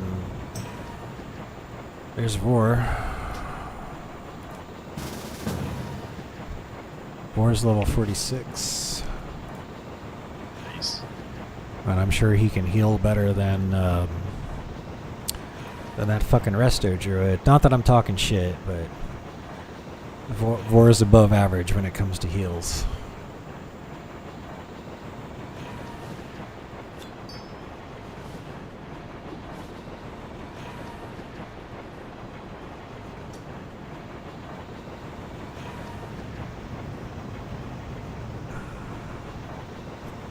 Oh, I got the Oni buff. I almost never get that thing. Oh, all you got to do is stand around and well, on a maybe not on like a Monday, Tuesday, but on like a Wednesday, Thursday, Friday, Saturday, like you just need to stand around and iron for or storm wind for fucking an hour or so, just leveling your profession or whatever, and you're bound to get one. I was in Zul'Farrak and I got the one for when they turn in they're like, I don't know what the guy's name is, but like if you turn in, they turn in Hakar's head, and it was like, here's a 10% movement speed buff, and here's 15% haste. I was like, holy shit! So I had that and the Onyxia buff, and I was having good times. I was busting out quests. It's like all those movement speed buffs. Yes, please. So, tell you what, let me go to. I'm gonna go to bank. Nothing like a hot shower and an ice cold beer. Yeah. How's your day going, Vor? Just living it up.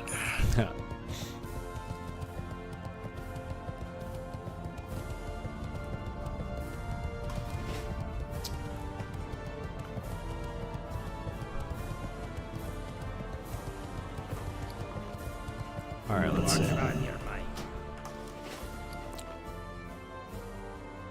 What we got lots of thorium, so we'll smelt all that. Smelt 17 of those. I have a 6-minute flight from Orgrimmar to Desolus, and it says 3 minutes from Orgrimmar to Thunderbluff. So I'm gonna go to Thunderbluff and see if it cuts my flight time in half. Ooh. You're trying to go to TB to catch the Zep? You think that'll really be faster? I'm a mage. I teleported. I'm already there. Oh yeah. Maybe that's why I was breaking my brain so much. I was like, right? You're like, I would do that. What the hell? But wait, they're on the same continent. Why? How does that? I'm so happy I can actually casually afford some of these rune of teleportations, because at first it felt like gold. I bought like 4 of them when I was broke. Like, oh, we got to use these carefully. And now I'm that's like, what's wrong. Buying stacks of light feather in the auction house like a baller. Well, and I mean, with Blink, do you even really need them out? Like, I don't know.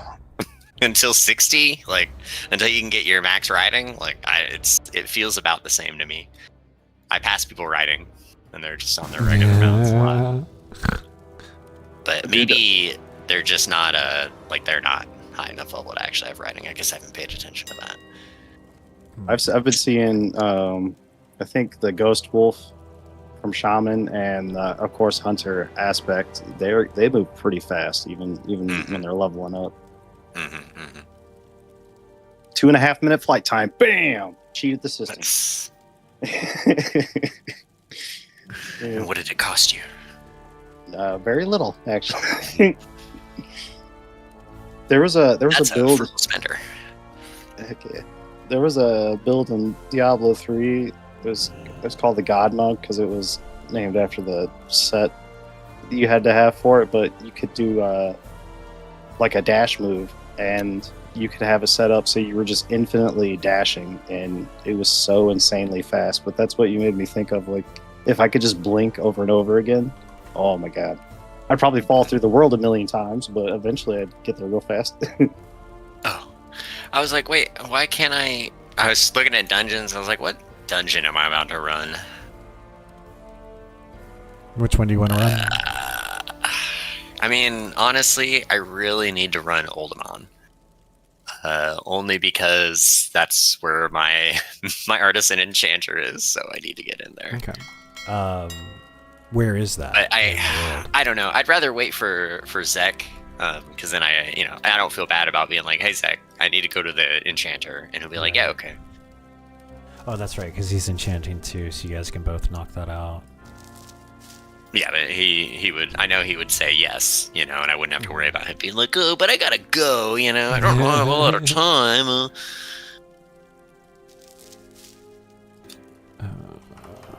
I got a quest or two for Oldemon. If you guys run it later, I'd join if you got room. Nice. That's a second DPS. So that means we only need one more DPS. And those dropped in Gilneas last night. Lucky, dude. I ran a Gilneas, nothing dropped. Like, it was the worst run I've ever seen. That's too bad. Now that's the WoW experience. That is the WoW experience. That is pretty cool. That's a cool shoulder. Some nights, though, you just, like, especially in Raid, you'll get like 4 upgrades in one go. You're like, what the heck is happening right now? Ugh, man. Dude, I don't know. I was on my 3rd week of MC clears, trying to get my 3rd set piece for a Lawbringer for my Paladin, and I finally got the stupid headset. So now I have 3, because I was like debating on, like, do I just keep running the stupid MCs, or do I just struggle bust my way up to 150 gold and buy the damn belt? Ugh. But I didn't have to do that, so I get to keep my gold for now. Okay. Now you got to get one to sell it. All right, so if I do 1, and then, so it's 1 stack size, and it's 17. Yeah, that's right. So do 1, and then it's 17, and then it's going to be per unit. So if I want the starting price, let's see here, search, silver ore, buy out per stack, so 1, so the market's flooded, so if I let it go at 24.95 for buyout, so post, silver, 24 silver, 95 copper, and then what are these? Okay, so if I do them for 20 silver, 0 copper. Alright, don't fuck up on me, Ox. I swear to the light. Wait, hold on. Don't, before you post it. I'm looking here. So you're trying, and here's my question. Yeah. Why, like, who are you trying to beat right now? Whose price are you trying to beat? I'm trying to beat. So see how this guy's got 9 single stacks at $24.99. So I'm putting it up there for $24.95. Right. Okay, go back to the ox thing. Okay. It says per stack. Yeah. So this goes here. So it'll be 17 one stacks. It'll be 20 starting bid, $24.95 buyout. So you can, if you look down in the list there, you can see the first set of auctions. That's 9, stack size 1. It's like, I don't know, like 6th or 7th down the list. Right. But it's 9 auctions, 72 hours, stack size 1. Right. That is that guy. So if you want to beat him, you can just click on that right there, and it'll auto match the buyout price. Okay. Okay, I got you. And what I'm going to do is then you can adjust your starting price to however you want, I'm pretty sure. I'm going to adjust the starting price to 15 because that'll actually put me at the top of the list. Here, let me get out of there and do that. Post, silver. Okay, and... Yeah, okay, per item. Yeah, okay. I was just double checking. So we're going to do... Because when you look at it in... Because that right there, auction buyout per item, lists as 24 silver, 99 copper per item, right? And you can see the single stacks. But then when you go over to the Blizzard one, or the auction one, the search one, it lists them per stack for the same price, though. Maybe I was just reading that wrong. Okay. Well, that's doing true. So, okay, so here...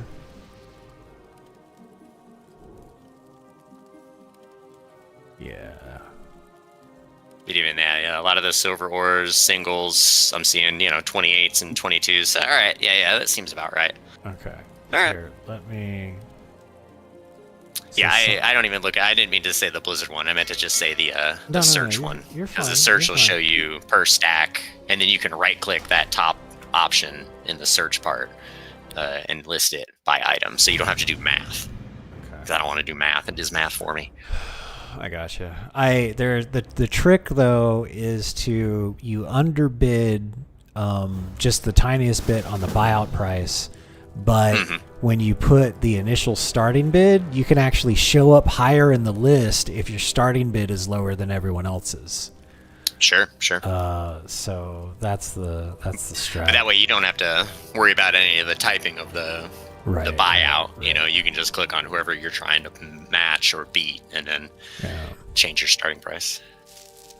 Well, sadly, I think it was glitching out. So, because I clicked one person and it said it like you said, but then it wouldn't let me adjust the starting price. So I should have reloaded the UI. 0. Let's do. Once you click somebody, it kind of locks you in. I think it tries to undercut them by 1 copper usually, but if you click refresh, it'll let you set your own price again. Refresh. Okay, I will try that next time. Here goes. And then I don't know if you saw on when you search with Ox, it'll show you the per stack buyout price, right? And you can like I think Vord just said, you can right click the thing and it'll change it to per item, so you can kind of get an idea of what you'd want to price it out without mathing you. It won't let you do that in the post part.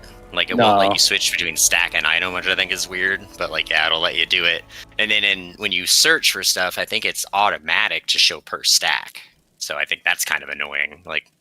If it's gonna force you to do per item in post, why does it force you to do per stack to start with to try to confuse you? It seems not intentionally confusing, but yeah. My initial experiences with the add-on were kind of some of confusion as well, but I've kind of gotten the hang of it. Yeah. It's definitely more powerful than the default. Oh, yes. No easier way to post 20 single item auctions. Right. Let me...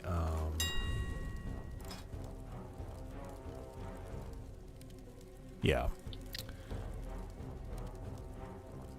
Okay.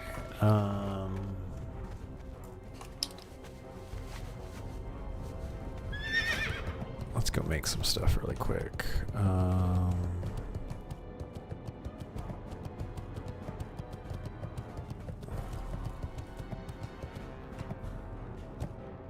What?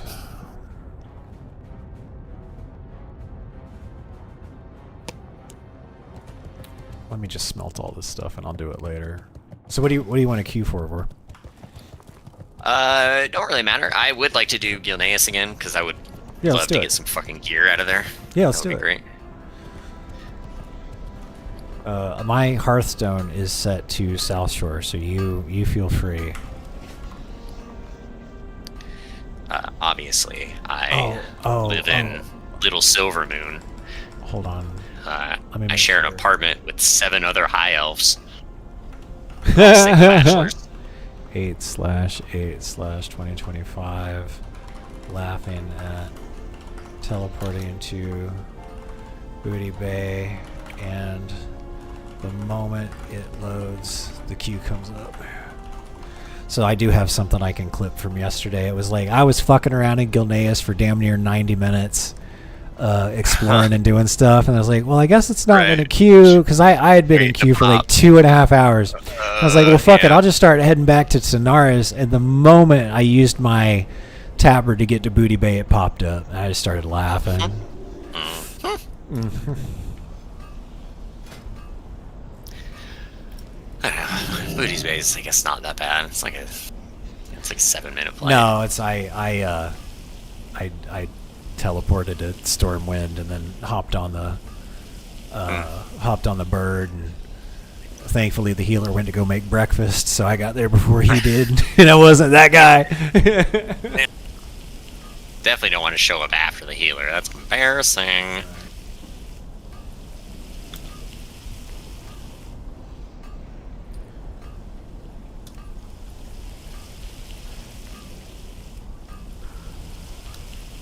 Really, I'm having a good time leveling my mage. Arcane is awesome. You do so much damage, shit just dies. Yeah, and you just keep getting mana back. Right. Like, so I don't know, but it is. I like reading about it. A lot of people say it's pretty feast or famine. Like either you're getting all your mana back, or you're just it's just not working. Right.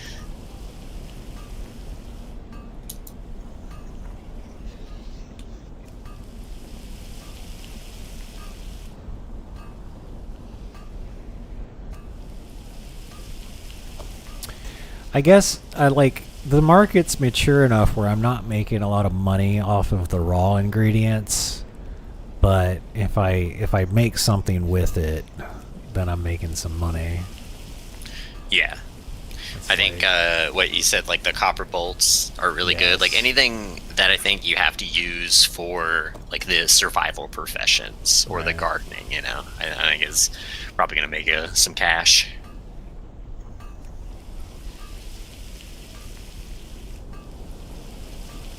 It's nice because it keeps linen, like, so it's worth something. It's not just like, I don't even bother looking at the auction house. I go sell it to the vendor right away. Like, at least now I can look at the auction house and be like, I might sell it, or maybe I'll just hold on to it, wait for the market to pop back up. Okay, so Gus says Ring of Law is in Blackrock Depths. The Tomb of the Dwarfs is further in the dungeon just before the Molten Core Attunement Rock and the Gauntlet to the Emperor.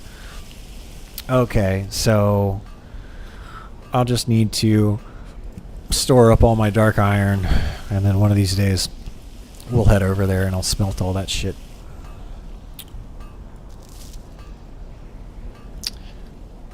Okay, so that's everything. Oh, what, you gotta go down to the big old anvil? Yeah. Well, I first I need to learn to smelt dark iron in the first place. And then I don't even know if it's feasible to. I'll have to look at the market. It's just like it's just an item I now have access to, and it's like, okay, well, I'm not a blacksmith, so what am I using it for? Making money? Right. Okay, is it worth it? Making money. Right. When you're in raid, you'll be racing to the ore with all the other people who are trying to get it. That's one of the things that like no one will roll on in raid. Like they just all run for it. Whoever gets it, gets it. Solid stone, show me. I forgot there's ore veins and molten core, huh? Yep. I totally forgot about those. They didn't really carry on that tradition of having gatherable resources in a raid zone, I don't think. And not in raids. Yeah, in dungeons they still do it, I think. Well, I guess not all the dungeons, but just trying to remember if there was any in the new dungeon I was running today in retail, but I don't remember if there was. People would just Why? queue up for looking for group version and then drain it out and queue again or something. Yeah, but it's like I don't know. Even then, I think about the instances. Like now, you know, you might get 5. You know, you might get 1. Oh, I meant raid finder. I don't know why I said looking for group, but that I mean, difference even would be, you know.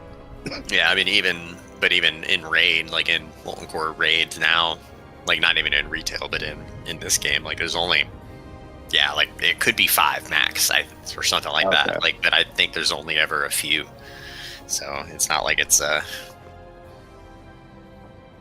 Worth the hassle. yeah, probably not. But there's not really like a lot of. I think that's one of the better places to get it, just because you have a better chance of getting like the higher level shit out of there, like resources. But I don't. Again, you got to go with a raid group, like. Right. You know, you can't exactly just go in there by yourself. Wonder if they respawn. If you can attach yourself to a cleared raid ID, go in there and collect respawn. They do respawn, yeah. Yeah, they respawn. Interesting.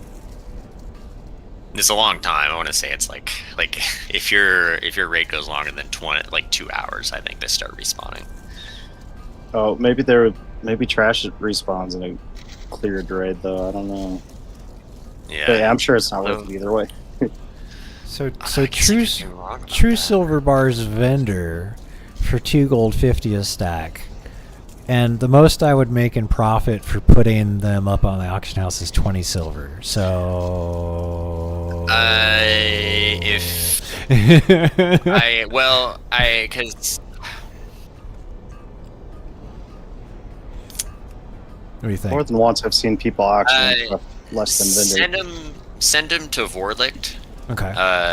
and you can do a COD for 250 if you want, and I'll give you the money because I want those bars. Okay. You got it. You got it. Because I'm gonna make keys out of them, and I go run Scarlet that's right. Monastery. All right, that's a good idea. I go farm Scarlet Monastery because I just AOE everything down and Right. hit it, and they hit me, and I'm just like, nope. I hit it with my shield, and they don't like it because there's a big spike on it. Yeah, I linked a dagger in guild chat earlier today, and it said like it said like equip 2% of your damage is like healed, or 2% of the damage you deal is healed to you, basically something like that. Yeah, Vampiric. Yeah. Yeah, I think it was like Vampiric Chris or something. But I was like, oh, that's interesting because it's like not really like a caster weapon, but if you're gonna go out there and AOE shit, like that might be a good pickup. It is. They're actually nerfing it's Vampiric useful. down to 70% when the new patch comes out. Well, they're doing it. Well, I mean, that's kind of what they Like the wanted max it you to be. can get is 70%, or they're reducing it by 70%. They're I guess it's going from 100% to 70%. I guess. Okay. It's going from 1% to 0.7%. Yeah, something like Or that. something like that. Yeah.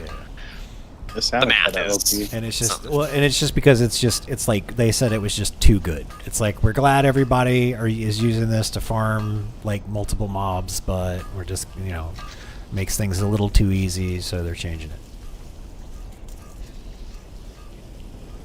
which is fine. I trust these guys a lot more with balance than I do Blizzard. Amen.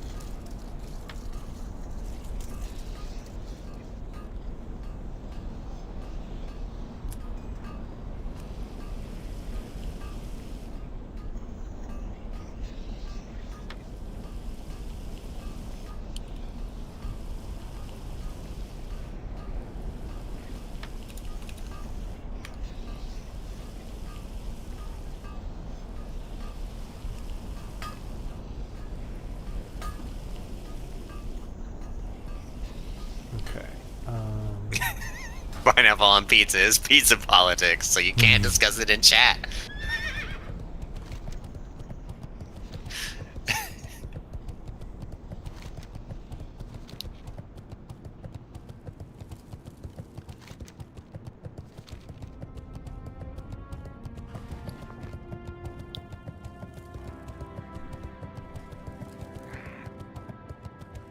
Ooh, yeah, pineapple with jalapenos. What a pairing. I love that. Makes me want pizza. Sweet and hot. Yeah, it's so good, dude. L-I-C-H-T? Pepperoni, pineapple, and jalapenos. Yeah. Yeah, L-I-C-H-T. Front light. Gotcha. Unfortunately, that's what some guy told me in Dutch. That's what my name roughly translates to. I'm like, oh, okay.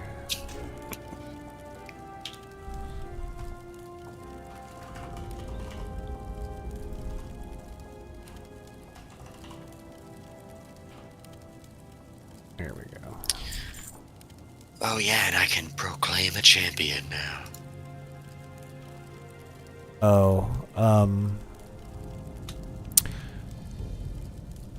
So the next time you check your mail,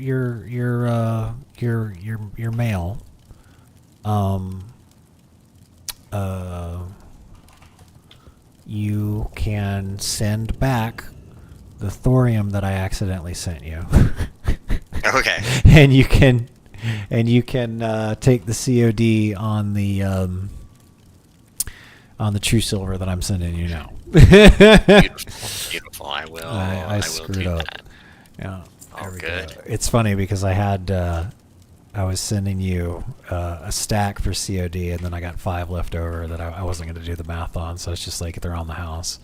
But I also had that same amount in thorium, and they're both blue, and I'm old, and they're similar shape. Right. It's just they're both hard, cold metal. I don't know what to tell you. There we go. Okay, that's better. And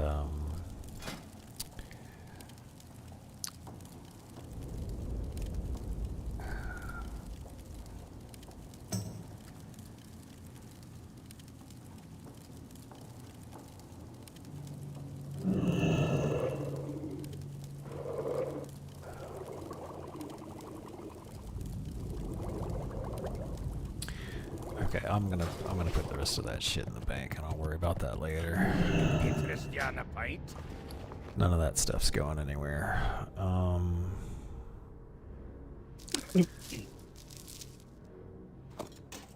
Let's stack that. We'll stack that.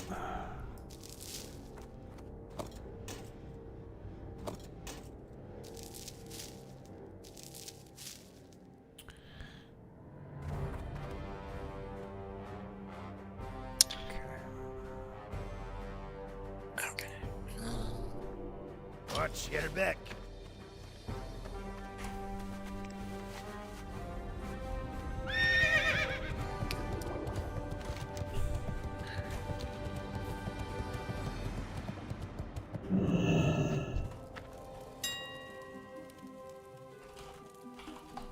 Oh man, this helmet makes my paladin look so dumb. Uncheck show helm. No, I know. Oh, I'm gonna have to transmog it. I've been saving up my tokens and shit, but I'm gonna have to. It just looks so bad.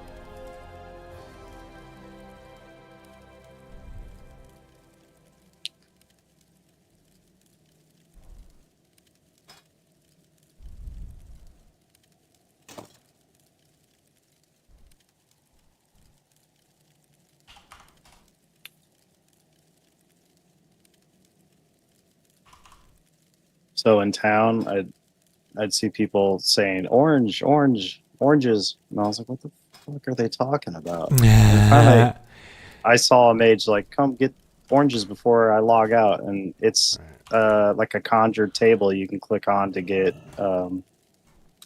conjured oranges, Right. and they give you like 2% health and mana back, so they're Right. or something like that. But they're you- percentage based. So you they're gotta good do some forever. You gotta sorta- be 60. Yeah. you Yeah, gotta I 60 picked them use all up and then I had to throw them out.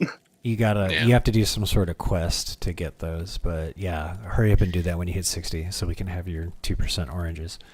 I for sure. Yeah, there is I want much it. shame if you go into raid and you are not giving out oranges. People question why you even bother playing the game. We're gonna get scurvy, you piece of shit. Right. Yeah, percentage based food is great though, because you can have a huge mana pool and still top off with relative ease. Why they put it in there? Yeah, I'm not sure if that was in vanilla percentage based. Yeah, I do not think so. I'm pretty sure there wasn't a table of any sort. You'd have to trade window everything. I think it's been too long. Yeah, I don't even know. I don't even think there was I guess I don't know about the warlock like summoning stone for the lock rocks, but God, goddamn cookies. that sounds like a candy you can buy in Stormwind Lock Rocks. You gotta log in an hour before your raid and go farm soul shards so you can start summoning people come raid time. Sounds miserable.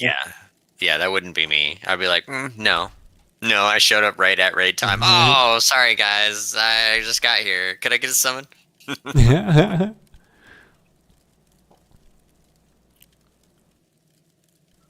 We've all been in those groups where one guy like fakes having trouble getting over there, just so you like summon him so you can just dick around up until it's time to go. We had that we had that one guy who was so impatient. Like we were just making our way over there, and he was just like, "What are you guys doing? You guys aren't moving." We're knitting you a hat, bro. We're like, dude, why is this guy watching me on the map? What is wrong with him? Go do something else. That's when I used to have it was like Peggle. You have like a Peggle add-on, especially for in raid. So you're just like raiding. Got something to do. Now the kids play RuneScape in a tiny little window overlay.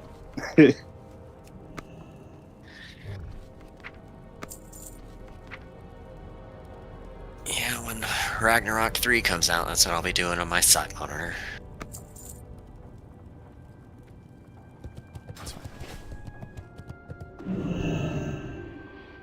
Is that Got my attention. an EverQuest or a RuneScape thing? No, Ragnarok Online is a Korean MMO. Oh, okay, I've heard that. Translation, back lots in of the day. grinding. It's all grinding. Because that's how the Koreans do. Even the quests that you can get are just to get you, like in the original Ragnarok, it may have changed now, but before it was the quests that you could get were to just get you hats, like headgear, different, like almost cosmetic things. They would have stat increases in cards and stuff like that, like card slots. You would want them, but to get them, it was literally just go grind a mob that doesn't really give you anything and just pick up 1,000 of these little fluff things that it drops, like that aren't worth anything, but you need so many, and you gotta do that like a bunch, and that's the game. So I looked into Ashes of Creation, and yeah. I was like, well, this looks really good. I'll tell you one thing. I'm not Sure paying does. $250 fucking dollars to QA your own goddamn product for you, though. Let me know when it's Right. finished, and I'll try it then. Mm-hmm. I signed up for their alpha before they even like like as soon as they announced it, I signed up, and they haven't emailed me, but they emailed me promotions for buying access. I watched a video of Asmongold watching this one guy who had paid to get into the alpha, and he's just complaining and all this kind of stuff. And he's like, "I'm done. I'm burnt out. This, that, and the other." And it's just like, well, that's what happens when you get emotionally invested in a incomplete product. By paying $250 ahead of time, and then the guy had no idea what like a vertical slice was, and then the way that they were communicating things wasn't could have been done a lot better. You could have explained things to people a little bit better. The way the guy had gotten upset over basically the guy would the lead dev would give some like informal talks, and without putting too much thought into what he was saying, it could be misinterpreted, and that was a big part of it. And then there was some shady things like they kept resetting the alpha, and like, well, we want you guys to test in-game content. It's like, okay, well, why don't you give like max level characters? Why are you making people level all the way through again? So that's a little shady. If your goal is to get people to test in-game content, which is after me doing an analysis of what happened with World of Warcraft, Knights of the Old, or Star Wars: The Old Republic, WildStar, and Final Fantasy. Like, WildStar was so good, but it was only for hardcore players, which was the problem. And I was looking at it, and they were like, oh, we want a hardcore MMO, and then they did it, and they were like, we don't like it. I know, it's funny. What a good time! Oh man, that game was so fun. Yeah, and then they were like, well, it was just the telegraphing stuff was too hard, people didn't like it. And then I'm watching gameplay because I had never looked into the Final Fantasy MMO before, and I'm looking at the Final Fantasy MMO. I'm like, I asked the AI, I was like, hey, wait a minute, there's telegraphing stuff in Final Fantasy. What's the difference? Like, oh, you're absolutely right, but there's a pattern, and it's much slower, and it's much more forgiving on the group, because like, if one or two people fucked up in the raid in WildStar, that was it. That was your ass. So like, I just don't know how you'd even develop an MMO to fucking hit all the buttons these days. If someone put a private server out that worked for WildStar, I would quit World of Warcraft and I'd go for that full time. Like, dude, the game was so good. It was good. A long time ago, a lot of my friends were really hyped about Dark Age of Camelot, but didn't really go anywhere, I guess. You heard of that one? I have. I never played it. I went from playing Ultima Online to World of Warcraft, I think, and then Dark Age Camelot. And they kind of quit. I liked the Warhammer Age of Reckoning MMO. That was a fun game. Yeah. They got a private server out for it now. Yeah, I was looking at what it would take to have a successful MMO, and it's basically like, well, you have all of these different cohorts of users, and you would basically need a game mode where those people could play together. So imagine like a WildStar thing mixed with Final Fantasy bosses, and only like five of the players would be the designated hardcore players, and they would be the ones playing the game that was like WildStar, and then everybody else could dick around as like the Final Fantasy raid stuff, and just like it's funny because I was looking at the Final Fantasy stuff. It's like, you don't even have to pay attention to the telegraph stuff. You just have to pay attention to the 50 other people on the screen and move where they moved. It's like it's so funny. And really, like, Final Fantasy was easy because it is a tap target game. So yeah, you're having to dodge telegraphs, but the whole time you can just push your button. You just got the guy targeted. You don't have to worry about it. Yeah. I think there are still some things you have to aim, like they just go straight ahead of you or whatever. There's a couple of skill shots, yeah. Like in WildStar, especially depending on the class, like almost all of your shit was was telegraphed. Like, so you had good. to be paying attention to what you were doing. So good. Yeah, it was. Oh. My heart. Somebody came in chat a couple of weeks back, and they were talking about it because I had put a tutorial video out a long time ago, and they're like, "Dude, you made melee Esper a thing," and I was like, "Wait, what?" He's like, "Yeah, I remember your tutorial video. It's like everybody was trying to be ranged Esper, and then you put out that PvP video and was top of the damage charts, and everybody like lost their fucking minds." I was like, "Okay, it seemed self-apparent to me, but I just have to keep telling myself." I thought it was supposed to be like an in and out thing. Right. Like if you wanted to be ranged, you would play, was it Engineer or whatever they were? With the little robot guys. I don't even remember the plot to Wildstar. I don't know what the fuck I was supposed to do. Yeah. It was like, I guess that Ashes of Creation, they were waffling on if they should do tab targeting or a different type of combat system. I don't know what they're landed on, if they decided anything. well, there's a network reason for doing tab targeting. Okay, like you have a lock on target, and that's a lot less server load than a skill shot. But WoW has skill shots in the form of like grenades and blizzard and a couple of it's got like a couple of skill shots in it, but I think I don't know, I have this fantasy about fucking around in Unreal Engine 5 and just building the type of MMO combat I think would be the best. And maybe I'll get around to it one of these years. Until then, I'll just keep my mouth shut. Someday. Patent pending. Well, I mean, it's like in game development, like ideas are cheap. Actually, making a working proof of concept is everything. So Yeah, the guy that was a founder of Grinding Gear Games, who makes Path of Exile, he's Chris Wilson. He kind of like left Grinding Gear Games somewhat recently, and he made his own.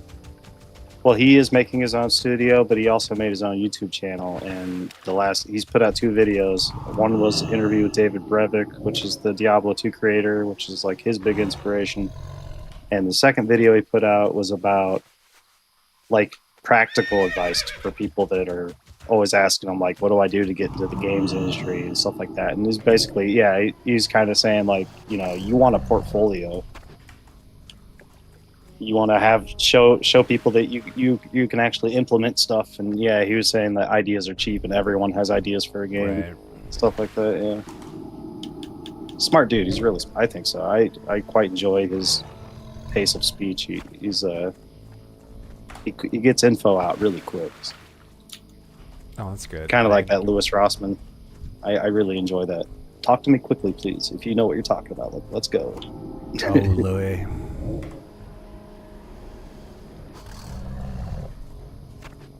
It's funny that his name is spelled like that, and you got like Louis C.K. Right. But I always call him Lewis because, I think that's what he calls himself, right? But they're spelled like the same, so how would you ever know? That's the English language. The best part about it is there's rules, but there are exceptions to every rule. Tear and tear piss me off. It's like, how is that spelled the same? I don't think I like this quest.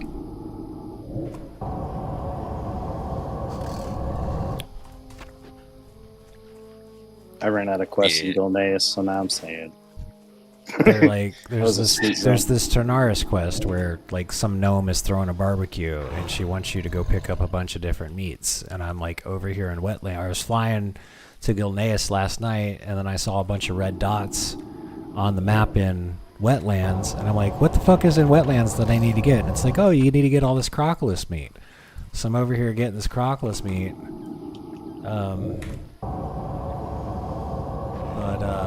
I've probably killed 20 of these fucking things. I've only got 4 of them, 4 meats so far. So, this bitch can throw her own party. Just buying that shit off of the. Yeah, I'm gonna just buy that shit off the auction house. Market. Exactly what I'm gonna do. Yeah. Because like I was gonna say the tender crab meat might be the hardest to get, but seems like the crocodile's meat is giving you a hard time either way. I thought it was so funny in TVC. They put out a quest where you're going through animal poo. It's like Carcola, or I forget what it's called, but it was like I think it was in the Grand or something. I don't know, but you're just like looting piles of poo. Like, this has got to be a first.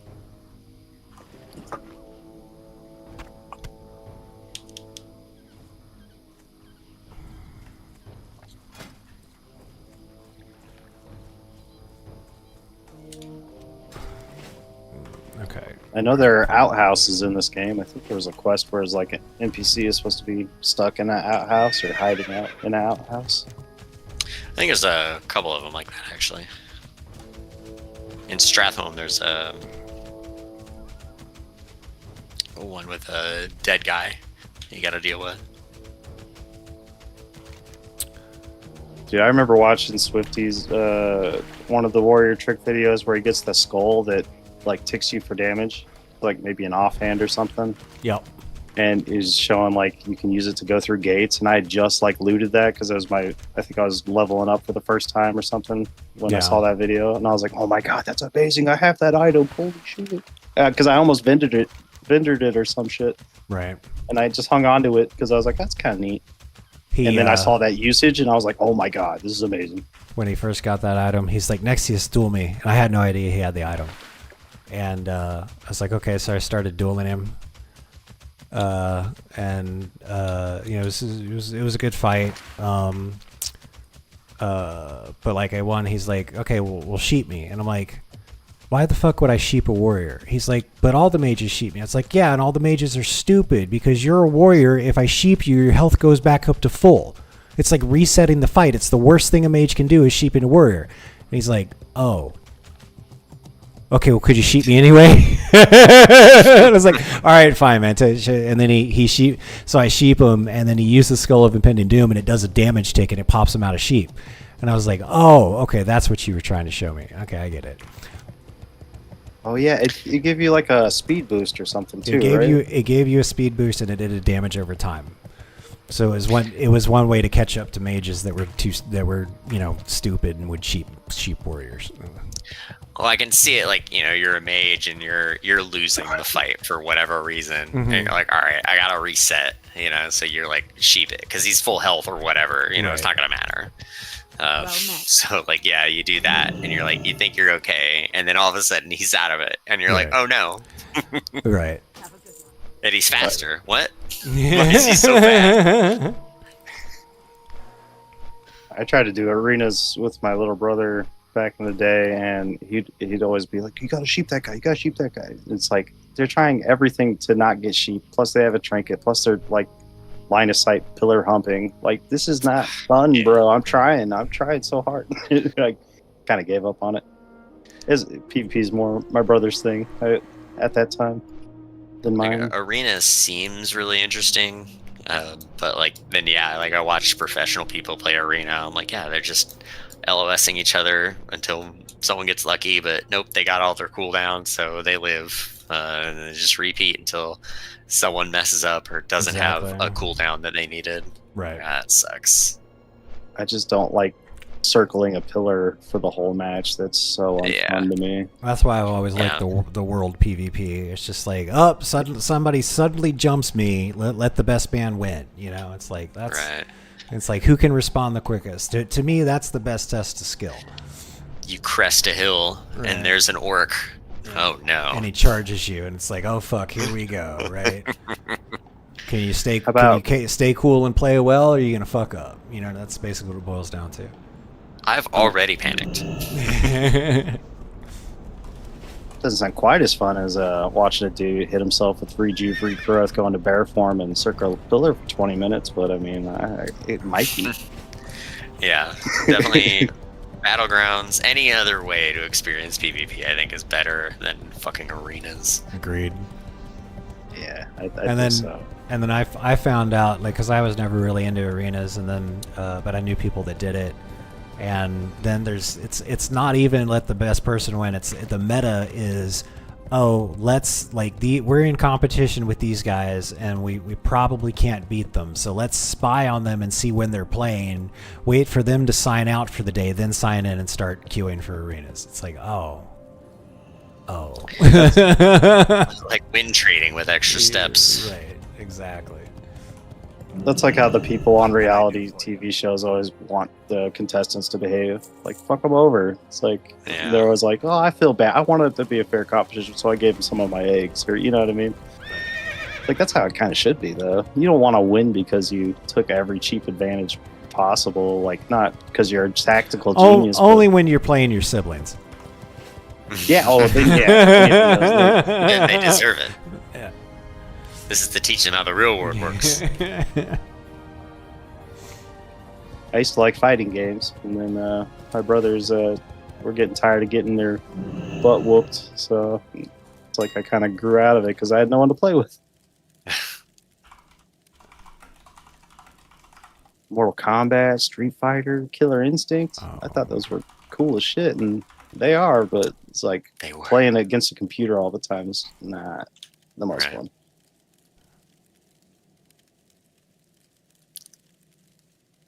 I didn't take it easy on him, but I probably could have because, like, I'm the older brother, you know, so it's kind of unfair. But, you know, maybe I helped him grind up some skill. It's important to assert your dominance as an older brother, I think. Yeah, well, they can bring me, you know, oh, I'm stuck on this part again. Could you help me beat it? Like, okay, sure. So you do that through some video games, and you're happy to help. But then it's like, all right, time to put this skill to my use. I'm abandoning this quest. This quest can suck my dick. There we go. It's done. Yeah. Ironforge Quartermaster. Watch out, your mind. Oh, that's Ironforge rep stuff. Good. No. Somebody filled up my quest log, and they didn't do any of them. How rude. What a jerk.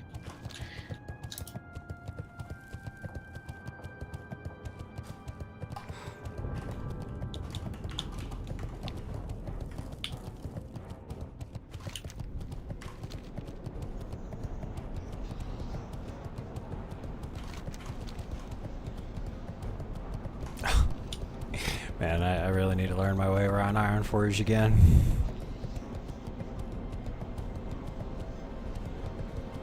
But why? It's less crowded than Stormwind, and I get anxious.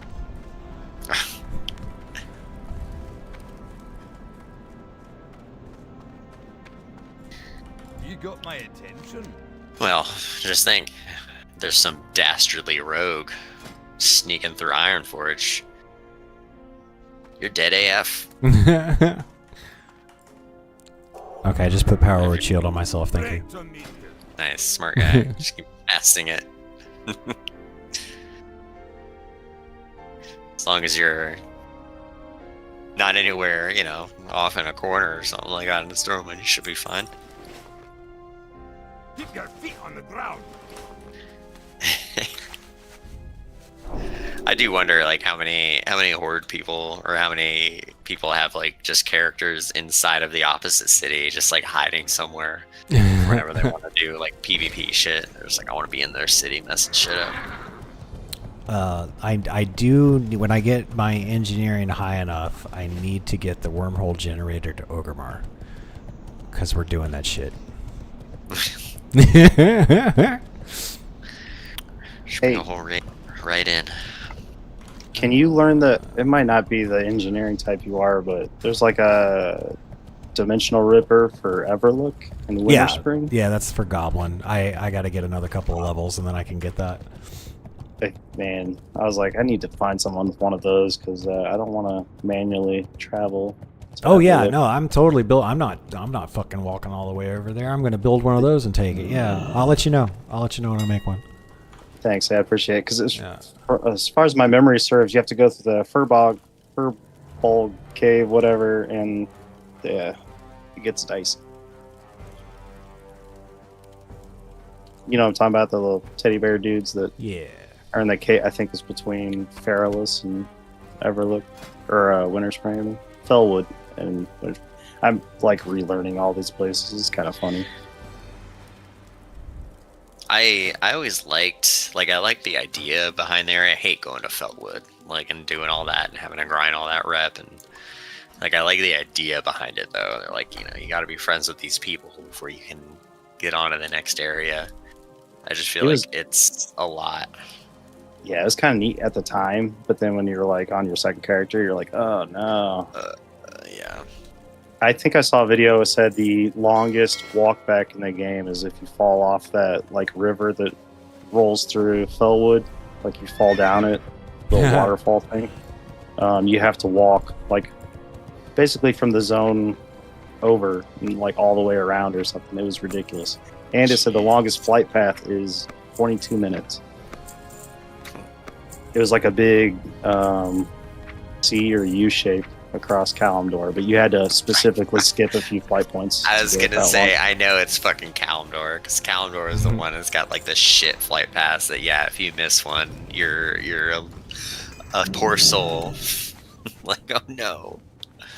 In Dustwallow Marsh, there's I might just be a horde village, but there's Brackenwall Village, and if you fly just barely south to Mudsprocket, it'll take you up into the Barrens and all the way around, and it's a 5-minute flight where you can walk to it in like 40 seconds. They should try to fix that. I found a forum post from like 2 years ago. I'm like, oh, okay, so they're right on top of that. Right. Well, I mean, luckily it's not that big a deal, but I was really shocked. I was like, did I click the wrong flight path? What the? Yeah, I wonder how, because I know they used to have a problem with like adding flight paths, but I think they've fixed that, obviously. But I don't know about like adjusting already existing flight paths.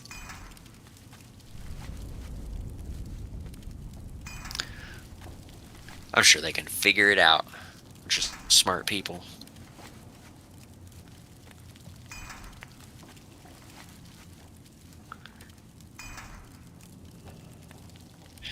I gotta figure out what kind of character I want to do the boring challenge on.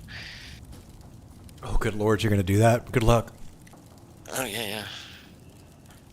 I got a buddy that did it. I don't know, warrior. The what challenge? The boring challenge where you level up just on boars. Oh, right. Okay. Yeah. That's insane. How do you kill that which has no life? It's cool because you get, I think one thing maybe that might have been missed. Oh, and one thing about your video, when you're like listing rewards and stuff like that, you might put up like a list of stuff that they get, you know, because for like the boring challenge, you get a mount and a title. And I'm pretty sure I don't remember if it's all of them, but for some of the challenges, you get donation points, which you can use to get some of the quality of life things. Okay. What I could tell, that's only the slow and steady one that hands those out. I thought the boring challenge is one of the ones that gave you some of those. Again, I'm new to Turtle WoW, so I might be off, but that's the only one I've seen people talk about. Given the dono points, which is cool. They don't have to do that, you know what I mean? Right. This whole team is really impressive. And I was looking at their Discord the other day, just kind of on the side, and they got like at least 10 people in there that are like basically labeled as staff or whatever. Like they're at the ready, man. They're involved. They're dedicated. Oh yeah, Nugget had a problem summoning her pet the other day, and she opened up a GM ticket, and they contacted her damn near 90 seconds and had her sign out, and then we could see that she, like, you know, she wasn't the one signing back in, but the GM signed into her account, fixed shit, and then signed back out, and like told her to come back in like 5 minutes, and the GM had that shit fixed in literally 90 seconds. I mean, we were like, yeah, I mean, so you know, maybe go, like, it looks like it's fixed, but, you know, dude asked for 5 minutes, so give him 5 minutes, you know, go get something to drink or whatever. But it looked like they already had it on lock. And you know what? Blizzard probably had a good deal of overturn So like they're probably getting good at the job at this point. The Turtle Well, team. yeah, I mean, I don't think Blizzard was prepared for the success, and they had no idea how to run a support department for a very long time. So They hired Illidan, right. and he told him, "You are not." Okay, sorry, that's a bad joke. No, I appreciate the meme. It is an evergreen meme while we play this game. It's fun.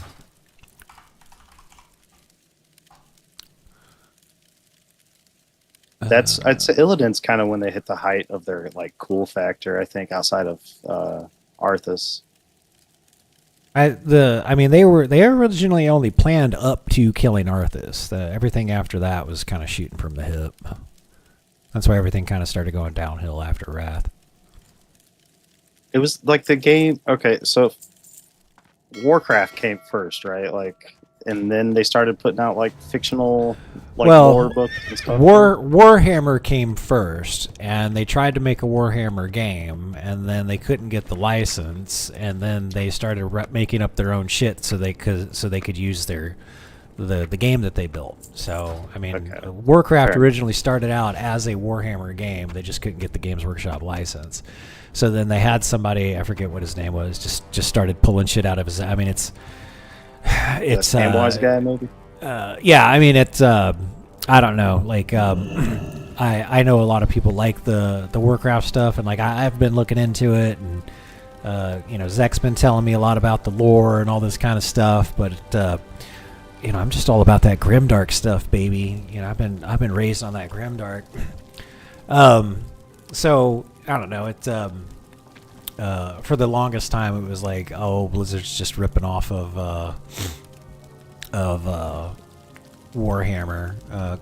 Come to find out, like later on, I confirmed that it was actually that they just came up with this story so they could sell their own IP, which is fine. Like, don't get me wrong, I played Warcraft 1 a lot, and then I played Warcraft 2 with all my friends over dial-up, and I played a little bit of Warcraft 3. It wasn't. I don't really like Warcraft 3 that much. I played through the campaign to get through the story because it was interesting enough. But that was never my big thing. I remember enjoying the campaign for. I Warcraft 3. did enjoy the campaign for Warcraft 3. I think I just never got. I think I wanted more. I just wanted more of like an RTS, a more, I guess, for lack of a better term, traditional RTS game, and the hero thing kind of just, I guess, just didn't do it for me. I was just, See you soon. I guess the hero stuff just didn't do it for me. I wanted something more in line with Warcraft 2, but. You know, I say that, and then like if you look at the difference between StarCraft 1 and StarCraft 2, like there was barely any difference between StarCraft 1 and StarCraft 2. It's just, you know, different units for rock, paper, scissors. So, you know, Lots of more units, so you could just control bigger armies. right. So, you know, I mean, you know, I'm not going to disparage any of the games. Just not my personal preference, and I can't. To this day, exactly put my finger on why, and that's okay. That's fine. I guess there was that Warcraft 3 Reforged, but they fumbled it, I guess, because everyone like hated it when it released. It was like beefed up Warcraft it played 3. really bad. That's a shame. Well, I think the main problem is that they basically made it so even if you had the old version of Warcraft 3, like you couldn't play that anymore. It was just replaced with Reforged. Oh, that's shitty. Which you had to buy it. You know, if you already own Warcraft 3, I'm pretty sure you just got Reforged. But you couldn't play the traditional one that you still had access to. Yeah, you couldn't do the regular one. Yeah, which I guess might not have been such a big deal if Reforged had been like kind of shit. Right. So, Was that their test run for Overwatch 2, deleting Overwatch 1? I don't know. I bet you could play it now. Reforged is fine now. I think it plays fine. I'm sure if you're like a real hardcore Warcraft 3 player, you'd probably point out a bunch of things that are like different or wrong, quote unquote. But like, I don't know. It seems fun to me. I'm a Diablo man, and maybe StarCraft second, and World of Warcraft third. At least for like universes and art styles and shit. Motherfucker, I have to go to Yeah, Diablo was Ashenvale my to get a cookbook? Get the fuck out of here. Fucking action veil. Motherfucker. Where is that's what? Thunder Bluff? Oh my god, I gotta go to Ratchet. Oh my god. Alright, well, whatever. Let's start. Maybe if I teleport to Booty Bay, we'll get the Q pop for Gilneas. Here I go. Trying to get I don't know, yeah, I just went to Hinterlands. I was just grinding in Gilneas, and I was like, I'm just gonna leave, I guess. Yeah, I'm just leveling my professions. Just trying to. Just trying to get them leveled up a bit. Engineering and mining's where it needs to be. Cooking's really behind, and then I need to start fishing. Oh, I'm gonna stand right here and get this XP. Do you want to go to Gilneas? Are you a high enough level? What level is he? 44, I think. Oh yeah, so. 44. Yeah, you are. Yeah, you can. I mean, I have 5 quests in my thing for Gilneas City, so sure. It's up to you if you want to sit and queue with us. That's all we're really doing. So. Right. Yeah. If you guys don't mind, sure. Yeah, let's requeue with him.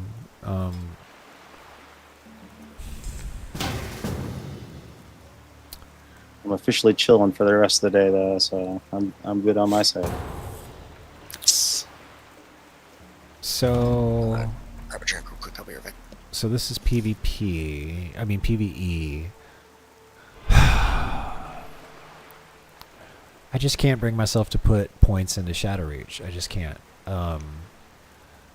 I could put points into Shadow Affinity, or I could just manage my damage better. Yeah, I think I'm done with the Shadow Tree for now. Shadow Reach? It doesn't make any sense to put points into Shadow Word Pain, because every time I put another Shadow spell that does damage onto something, I get another tick of Shadow Weaving, which increases damage done by Shadow. Shadow damage increases by 3%, stacks up to 5 times. So actually having to recast Shadow Word Pain as part of the spell rotation helps. Spirit Tap is to get mana back, so like I mean that's a PvE thing. Now I think I'm gonna put the 2 points into wand specialization. I'm still we'll see what happens when I'm like level 51 or 52 if I'm still pulling a buttload of aggro, because like I'm doing an ungodly amount of damage on single target stuff. Threat reduction was the better choice. I think I'm gonna get the threat reduction next. That's my next talent. I'm swapping over to the Arcane Tree and getting something that helps me with threat. And it gives me some spell resist. But there's other stuff in the Arcane Tree I need to get further down, so it's just kind of a necessary evil. Yeah. But it's also useful. I'm really glad that I poured into Booty Bay, because on my way to the boat, there were 2 survival tents right next to each other, and I'm like, don't mind if I do! There we go. So I got full rested XP. Just think, in 7 every bit of threat reduction you get means that you can go that much harder. You can push your buttons that much faster. I remember people used to get subtlety enchant on their cloaks for that reason, to get less aggro. Anything you could do. That way you never have to stop casting. Always be casting. Always be casting.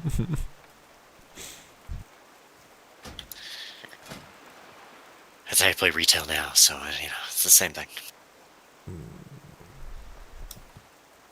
I kind of miss my more complex damage meter, because I would always have it on damage taken, and I'd look at the boss and the mobs, because I feel like that's, to me, what was important at the time anyway. It's like, where's all the damage to these mobs coming from? Who's doing boss damage? Right. Yeah, I do enjoy the fancier threat meters, or the fancier damage meters. That was another thing we were talking about. The healing number is really big, but if you hover over it, I'm sure it's like 90% overhealing. Overhealing, right. But you know, because you're not the healer, it really doesn't matter. Like, Right. like if the healer was doing it, then he's just wasting mana. Like you could be doing something else then. True. Yeah, Shadow Priest, you kind of get it as a happy accident in a way. Right? Yeah, you're not really doing anything on purpose to waste Like- mana to heal. You're Right. just doing damage. Yeah. Yeah, doing damage heals and gives mana back. So it's just like your primary role as a Shadow Priest is to do all the damage you possibly fucking Just can. As much damage as Do you it all. can.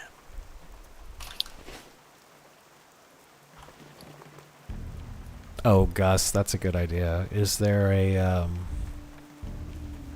Fuck, Gus is like, why don't you check the auction house for the cookbook? There might be a slight premium, but save the trip. Well, I'm already on the boat now, but you know, maybe I should reach I'm out gonna more say often. you're about to ruin your World of Warcraft experience by using the auction house. Your money?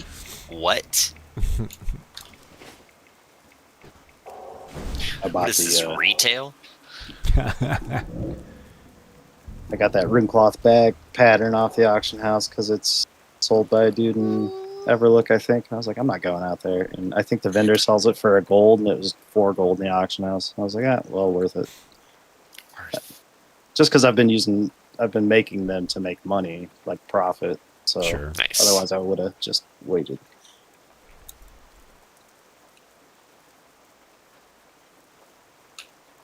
So are the goblins Ferengi?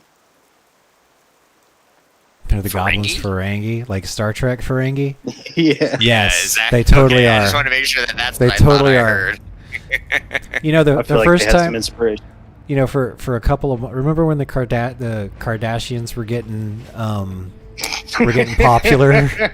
I was like, why are we talking about the Kardashians from Star Trek? And people look at me like I'm fucking insane, and I just didn't know. I had no idea that there were. I was like, there's a television show about the Kardashians from Star Trek, and they're like, what? What are you talking about? I'm like, what are you talking about? And then they explained it to me, and I was like, so wait, they're rich and famous for being rich and famous? And they're like, yeah. Okay. Well, you enjoy that show. You guys have a good time with that. That's one of them cultural things that I just never understand. I don't get it. Why do you people care? Oh. You're like, I'm a Bajoran, man. Be sure. I got the funny nose.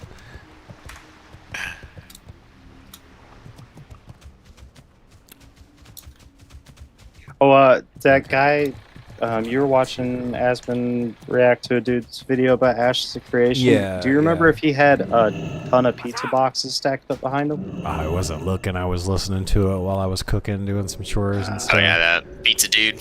Yeah, I Yeah. remember him. He was like the main content creator and super hyped up for Ashes of Creation, but then and Asman was reacting to a bunch of his videos, which is the only reason I had seen him. But I think he got burnt out waiting for the game. Yeah, so did he finally give up? I feel think bad so. for him. That Yeah. seems like the video that I watched. The He was guy all about just- it, too. He was just it was just like, Yeah, he you was know. 100%. I don't know, like I still think the MMO crowd is probably one of the most like exploited customer bases ever. Like, pay us $250 and we'll let you QA our product for us. Like, get the fuck out of here. Get the fuck out of here. And it's sad too, because there's companies out there that do it right, like Larian. Larian's like, give us $50, we'll give you the game when it comes out, and we'll get you early test, and just let us know what's working and what doesn't. And like, they made an amazing game. You know, so it can be done correctly. Sadly, it Yeah, rarely is. it's different. It's Different though. right, yeah. Yeah. Yeah, they really take advantage sometimes on the MMO player mentality. Like, ooh, if I get on the ground floor, I'll have the exclusive super early alpha only cloak transmog, and everyone will be jealous. But when you like, you know, even if you get in that early, like, how many times does like actual systems that existed in alpha make it all the way to gold, right? Like, it does, that doesn't happen. Like, things like, just let me know when the game comes out and I'll learn how to play it then. It won't take me that long, I promise. Yeah, I think they just try to capitalize. Like, get in on the ground floor, hope the popularity skyrockets, so they can be like, "I was there first, and Right. you know, Hey I got Raz. this title. You can't get it anymore." Hey Raz, it's good to see you. I hope you're still around. He just said we just got good morning from Denmark, and then Yar Priest is going to bed. Have a good one, Yar Priest. That I don't know how long those messages have been up there. I feel bad. I wish there was a time next to Twitch chat so I could just like apologize for not thought looking you at could, chat for 20 minutes. I think you can set it. Shut up. Let me see. I thought it was in the settings. let me click on. Oh, did you know there's a gear icon at the bottom of Twitch chat that I've There never is. clicked There on? is. Let me. Let's see. Let's see here. Show mod icons. Let's do that. Let's see here. Timestamp? Chat appearance. Timestamp for new messages. Oh my god! There Yeah, we go. Gee. Okay. Better every day. All right. So that was so Yar Priest said hello 25 minutes ago. I mean, Raziel said hello 25 minutes ago, and Yar Priest went to bed 17 minutes ago. So aren't I the fucking asshole? There you go. Now It you know. happens, huh? I think if people see you put in an effort, that's really the important thing. Like, it sucks when you watch a streamer and they just ignore all their chat. Like, why am I? Why are you even Right, streaming this, bro? Like you just did. Yes, like I just did. Now, what happened last night when I was in Gilneas, I was hyper focused because it was my first time there, and I was trying not to like pull aggro or whatever because we had a druid Right. tank, and like I didn't want to fuck up the druid tank because I know they had no ranged fucking pulls or whatever. And then suddenly somebody's in Discord like, "Hey, Nexus, can you hear me?" And I guess their microphone was on the other side of the room or something because it took them a minute to get their microphone next to their mouth. But then we had a good chat. And then I look over at chat, and for like fucking 20 minutes, he was like, "Nexius, hey Nexius, Nexius." And then he just finally joined the Discord and hopped in. I was like, man, I'm really glad that I signed into the Discord voice chat and didn't screw this guy over. Yeah, like I said, I think it's the intention. If people notice you're ignoring all chat like on purpose because you're like, "I'm better than you guys anyway," type of deal, like that's when you Dumb. No. that's when it sucks. But if someone like sees you're concentrating and they're like, and you're like, "Oh, I'm sorry, I didn't see it until just now," Right. like, they understand. It's kind of like when you're losing at a video game, or at least for me, I'd always think like this is making for bad content, but it's like actually people like to see you try your best even if you're not successful. Like it's still fun. Well, typically when I'm getting my ass kicked is when I'm learning the most, so that's always a good thing for me. Failure's the greatest teacher. That's why I'm so wise. And yeah, I like that one, and I like when they say necessity is the mother of invention, something like that. That one's pretty good. Which is why you were talking about what came first, the stuff or the purse. I'd say the stuff because you had to have the stuff to need the purse, right? That's true. You remember that? Need a reason to have the purse, right? Yeah. Right. Makes sense.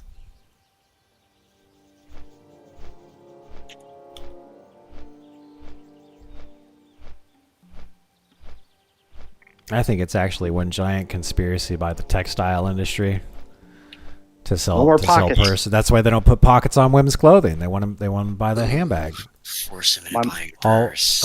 we got to do is start up a textile and just make women's clothing with pockets on it, and we'll be good. I'm just thinking their pockets would have to be too big.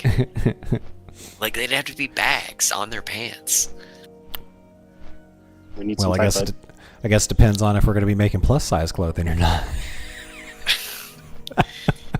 Like, let's be honest, it all depends on what kind of woman.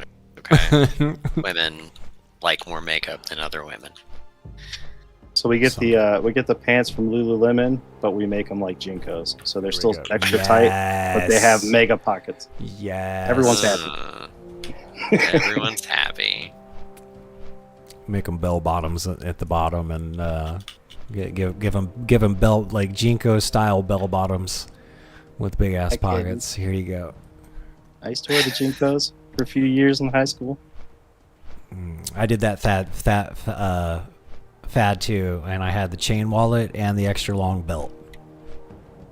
You know, Dude, those pants would soak up rainwater though. It sucked. I have to like pull my pants up to just around my feet, you know, to like tippy toe through water. It was kind of dumb.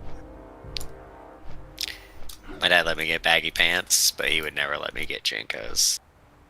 It's too much. Yeah, I had That's to. funny. I bought my own pair and I hid them from my parents because I wasn't allowed either. But that's okay.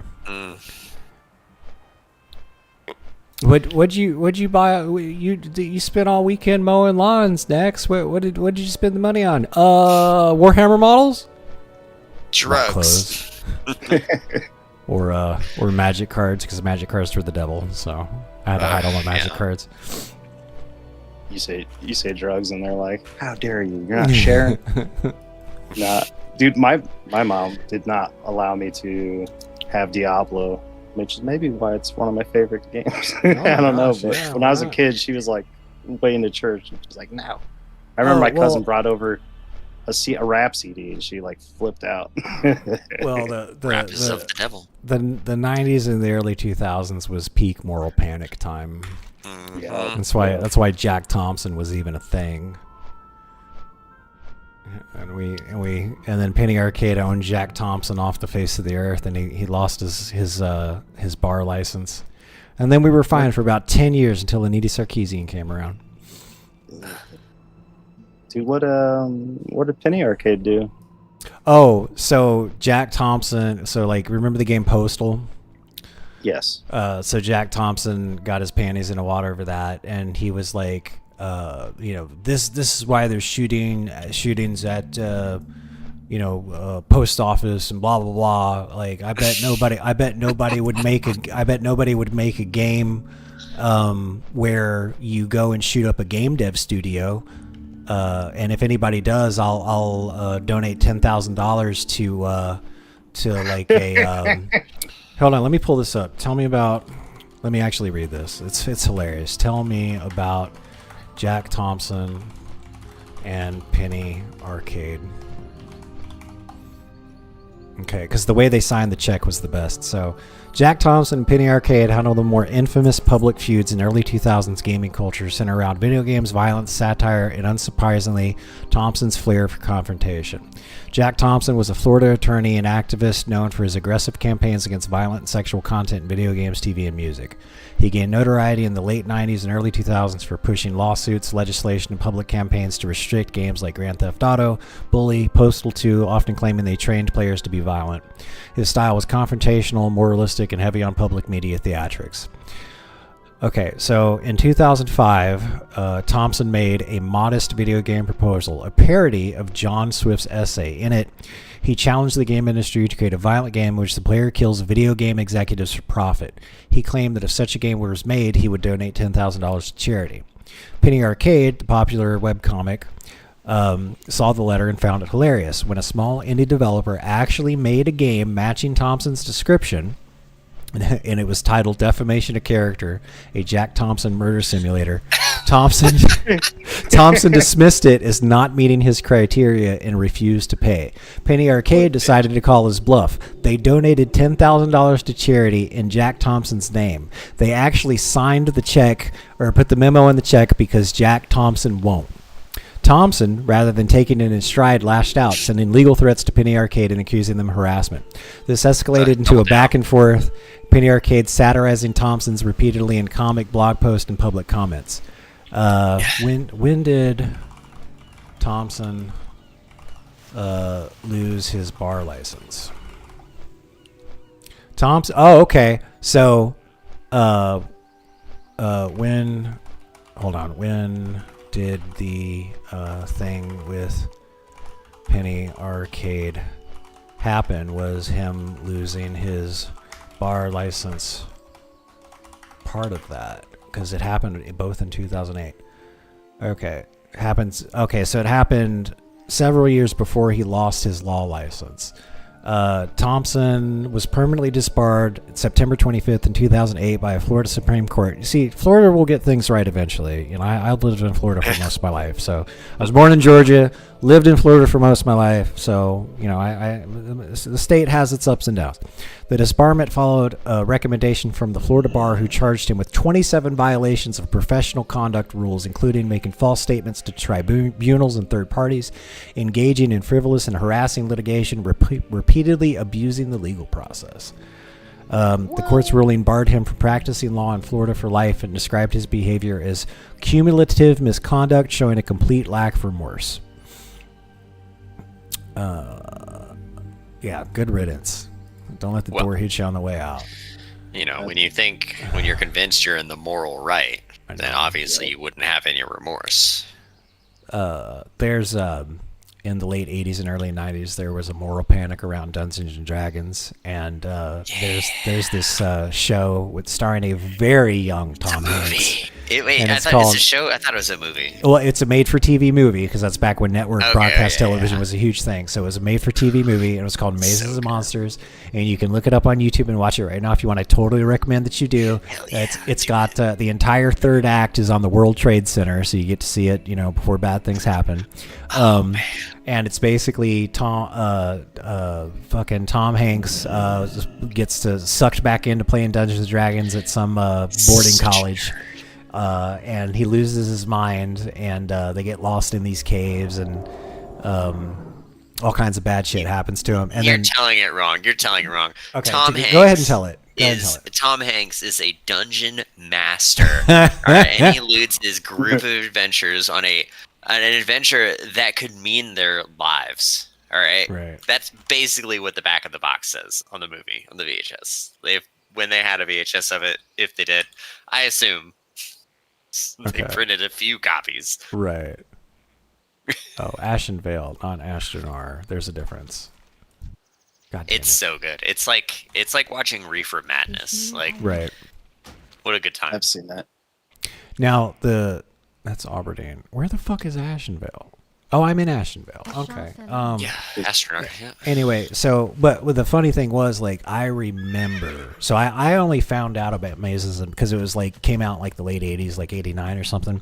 Now, I remember being moralized to by adults who found out that I like to play Dungeons and Dragons, and they used to tell me the plot to Mazes and Monsters as if it was something that actually happened. I swear to you. They're like, these people got lost. Dude, fucking hell. Chances are somebody told them the plot to Mazes and Monsters, and either they were told that it was a true story, you know, because the person who told them was told that, or, you know, they missed the part about it being a fucking movie. That's hilarious. Oh my gosh. It's okay. My parents really thought Yu-Gi-Oh! Was of the devil. They had to ask me about it when they found out my brother was playing. Follow the road south to Mystic Lake. What's Mystic Lake? Is that it? That's it. Okay, that's where I'm going. All right, got it. Mistral Lake. Oh, look, there's silver. Silver ore. Silver ore. It's mining time in the game. I felt bad because I was playing my mage the other day, and I was just mining so much silver, and I was like, dude, I'm about to crash this stupid market. No, it's market. Dude, I just had a bunch of stacks sell at 25 silver a pop. So one piece of ore for 25 silver is still fucking good.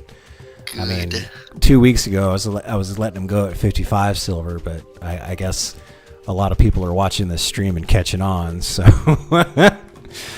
screwed myself over. But I'm still making good money. Man. Yeah. Just blabbing your secrets all over the place. Should I whisper this hunter that he can get a mount at level 18? No, he doesn't need it. He's level 35. Oh, and he's running around doing the thing. I got you. Yeah, he's got cheetah speed by that time. Is that and which is faster than save him? Hold on. Let me save this guy.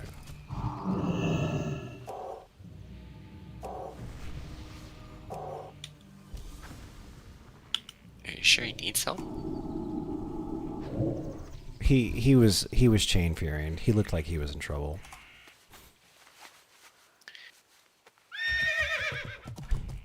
That was my good deed for the day. I hope he yells at you. I hope he's like, you know what? You took away my agency. All right.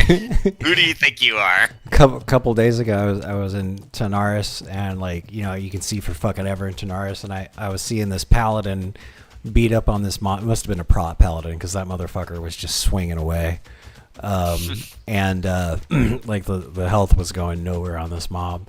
So like I dismount. And like I buffed him with the spirit and the fort and hit him with topped him off with a renew, popped back into shadow, mounted back up and took off. About 90 seconds later, I got a TY whisper. I was like, all right, man, this is all good. Oh, there we go. There's Mystic Lake. Okay, now apparently there's a gazebo around here. There it is. It's that refuge point.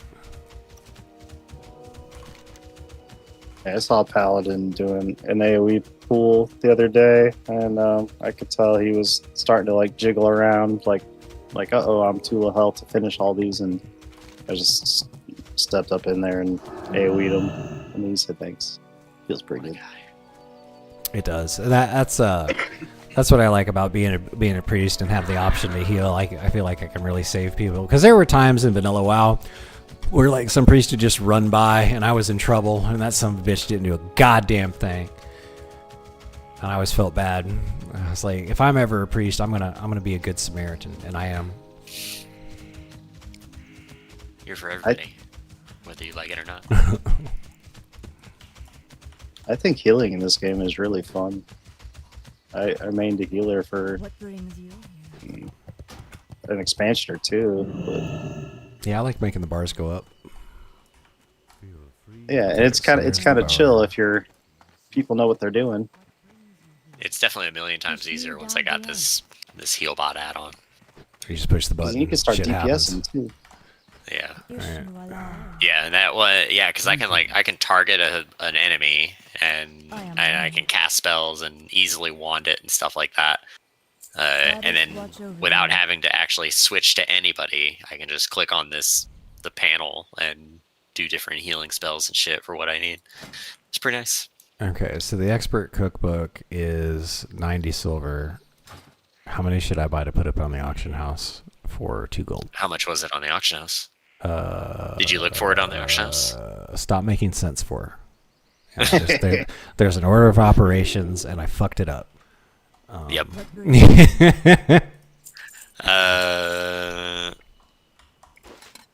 I'm doing stuff like that all the time because I'm just so unused to playing. But it's like, oh, I should have done it like this, because like you just kind of remember. Right. Well, the best part about it is if you look at it, because you got the auction house thing, it'll remember. Yeah, it'll say like value on the tooltip. Yep. It's so nice. What's it called? Expert cookbook? Let me double check. What was that? Hello. Oh, you were logged out. We dropped Q. Oh, my bad. That's Whatever. okay. We weren't finding anybody We anyways. weren't. We totally weren't. Expert cook. Yeah, it's just called Expert Cookbook. Okay. I was just gonna look on the auction house. Thank you. That's fine. It's all good. We weren't getting a queue anyway. We were in queue for fucking an hour already. We're waiting on a I tank. made it all the way to goddamn Ashenvale just to get a cookbook, for crying out loud. Right. Petition has been filled. Good luck. I know there's several DPS sitting there waiting. They've been waiting for hours. Like just, I hope somebody queues for Gilneas.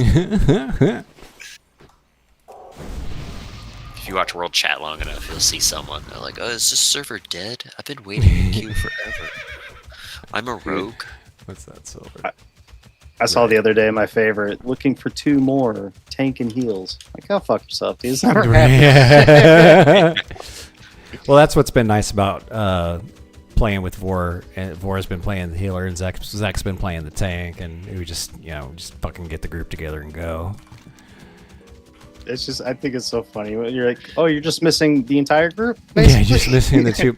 Yeah, it's like, oh, you DPS, get the fuck out of here. But if you're heals or a tank, it's like, right this way, sir. Let me get the door for you. Hold on, let me. Another reason to play the trifecta. Are currently selling for buyout lowest is 1 gold 48. Okay, it's not worth it. It's not worth it. Probably not. Maybe if I had like Exalted Rep with Darnassus and it only cost me like 60 silver, but I think it really depends because like that's the lowest because the next one up is 1 gold 99. How many are up there? Just curious. 7. 7. Okay. With multiple auctions, like it's probably maybe like 12 total auctions because you know there's like 7 different price ranges. Highest is 3 gold buyout. The average seems to be about 2 gold. Yeah, because it's 90 silver at the vendor, so people want to make more than 10 silver on it. Yeah. Right, but I do see there's a couple of chumps who put them up for bids for 37 silver, and I feel like they've made mistakes. I think they have there. too. I've like, yeah, they made a big mistake. I'm thinking, and they've only got 8 hours left on these auctions. I think I am gonna bid on these and maybe try to make some money on these. Yeah, some item I was looking up the other day, I was like, should I vendor this? And I look up on the auction house, and there was like 3 or 4 auctions that were 5 copper cheaper than the vendor price. I'm like, what are we doing here, guys? Certainly. A lot of times people just don't pay attention to how much it vendors for. Yeah, there's been 1 or 2 times where I've bought something. I was just like, I'm just gonna buy this and vendor it, and make 50 silver because I can. Like, yeah, why not? I mean, it's kind of helpful, I suppose, to the buyers, but like you're wasting your own time in a way too. Oh, Vor, is that a standing order for the true silver at vendor price? Standing. Like, do you want more? Like, because I'm still going to be mining stuff. No. Oh, okay. No, I didn't have any true silver. I got you. And I know I wanted some for the like cathedral and stuff like that because there's higher level boxes in there that I need true silver keys for. Gotcha. Buy yourself some light feathers next. Yeah, I got 9 on me right now. They're surprisingly cheap once we're kind of leveled like we are. I tell you what, I would I'm you know what, let me go ahead and figure out where I'm going to make the post. I need to make a post on the forums because there is a problem with levitate. And if it didn't have this problem, I would use levitate more. So, it's really detracting from my experience as a priest. So let's see here. Where is the forum? Right there. All right, let's figure this out. So, announcements, help and support. Is that yeah, I was going to say, you should probably check the bug thing first to see if that's where is the bug thing. I'm trying to find that. Where we got level 1 lunatic, warrior, druid, okay, so there's a priest forum, maybe professions, modding, role playing, guild recruitment, suggestions. Bug report. I thought it was up top. Well, there's announcements, patch notes, and shame log, Unreal Engine 5, itemization, the radio channel, help and support. No, wait, yeah, they have probably in help and support. Okay. But they probably have. I think they may have gone to an actual like report system, so it's not just a forum post. But maybe I'm wrong about that. Yeah, and I'd probably just search in that and just see if there's some kind of response to it or something like that, or if anybody else has said something recently. Right, well, let me make sure I can spell levitate correctly. Okay, there we go. That's a good idea. All right, there we go. All right, so levitate, search. Oh, easy Google.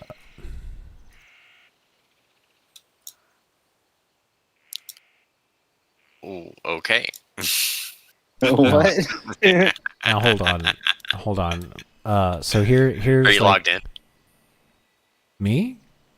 Yeah, to the server, to the forums. Yeah. Okay. Yeah. No, you're not. What do you mean? It says login right up top. Oh. To the forums, I mean. Oh. Okay. Well, here, hold on. Not that I know if that matters or not, and make sure to hide your screen before you type in all your stuff. Yes, sir. Thank you. I appreciate you. I can't log into the forums every time I try it. Okay, It's there like, we go. Oh well, me it's not good. because your forum name is different than your account name, or it could be. I looked in the email they sent me when I first signed up, and I've Mm-hmm. tried them both. My forum name and account name. I They had to both weren't reset going. the path. Like I had to log in. First, I had to get the fucking forum name right, and then when I did, I had to reset my password, and then I was able to sign in. So I did have problems signing in, but I just got Okay. signed back in.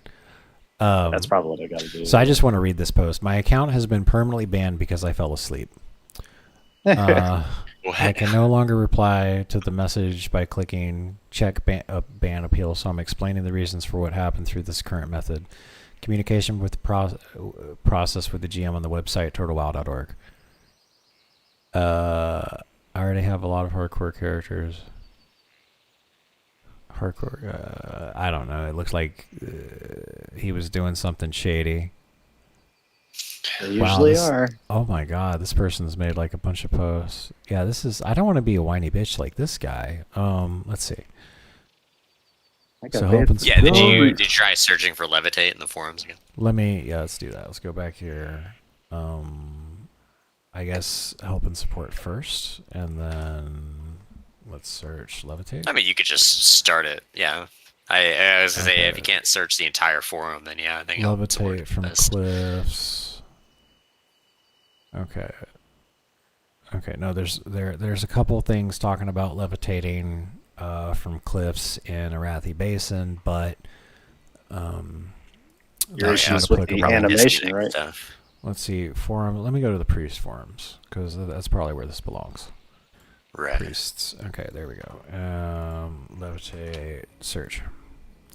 0 matches found. Okay, so I guess I'm gonna have to make a new Tried. topic.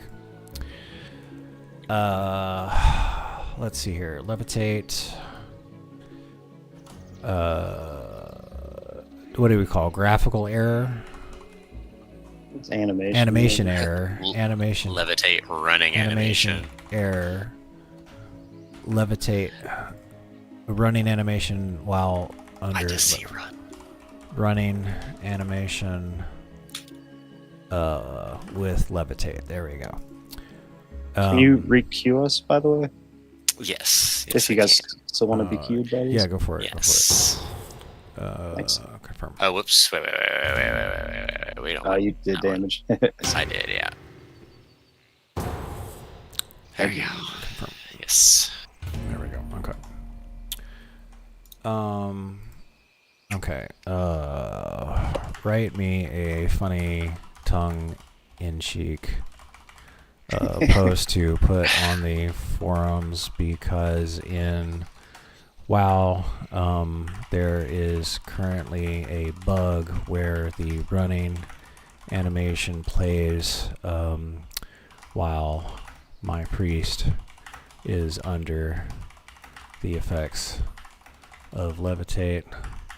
I'm supposed to just float around when I move and look holy and regal. While I look down on the proletariat.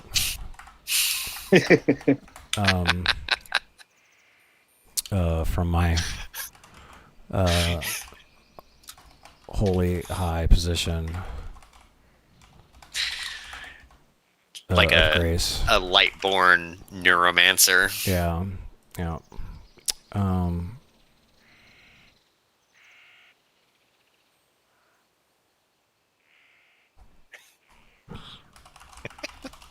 As I gaze down among Right.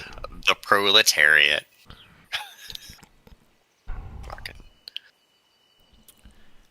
Okay, so apparently there's a bug right now with levitate. Instead of drifting around gracefully like a divine vision, radiating holy light and gazing down benevolently and maybe a tiny bit judgmentally upon the proletariat, I'm stuck in the running animation.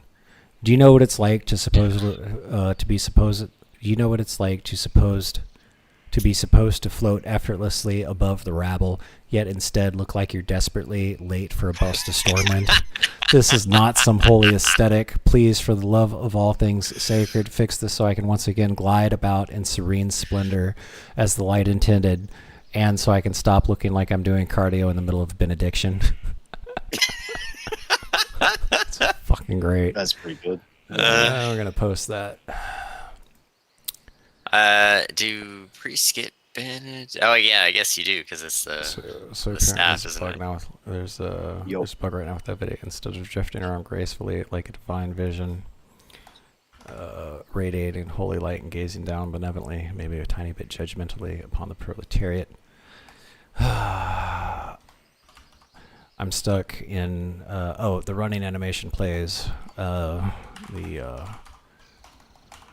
running animation plays when I move around under the effects of the buff.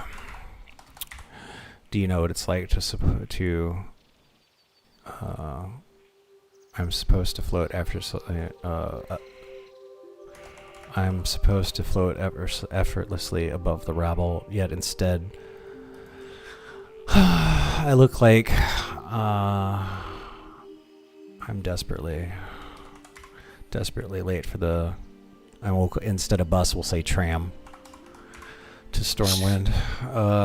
It's not the same holy aesthetic. Please, for the love of all things sacred, fix this so I can once again glide around in serene splendor as the light intended, and so I can stop looking like I'm doing cardio in the middle of benediction. Go with honor, friend. In the name of the light. In the name of the light. Although light's been used a lot, so Yes, go with it honor has. is pretty Yes. good.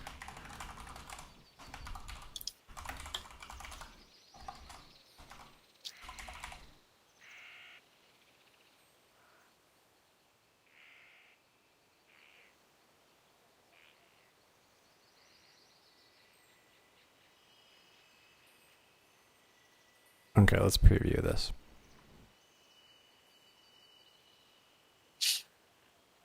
That's fine, I'm doing it.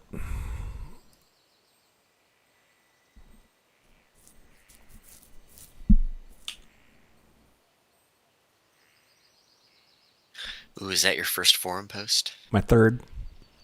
Oh, God. My, I think my first, let's see what my first one was.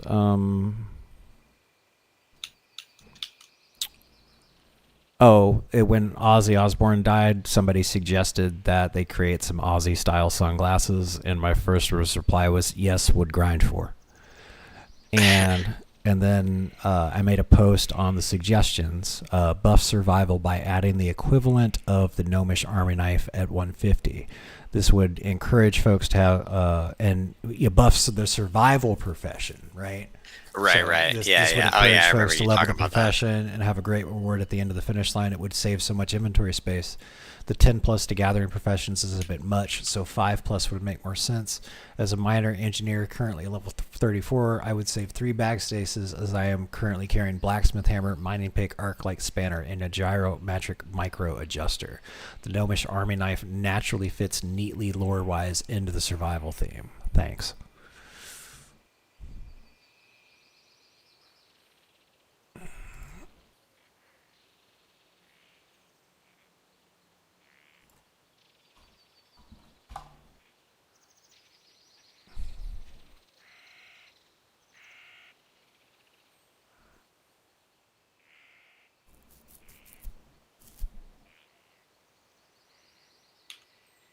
Okay, well, there we go.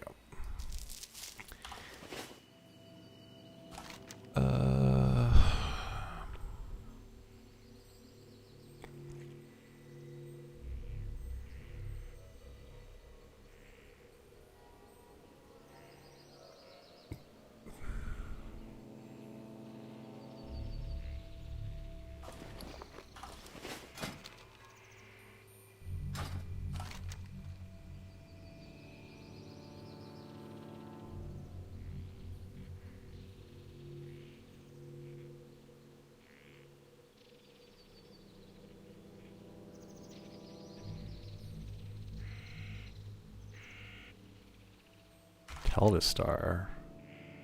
Alright, well I may as well go drop this package off since I'm on this continent. I'll travel back to the flight path really quick.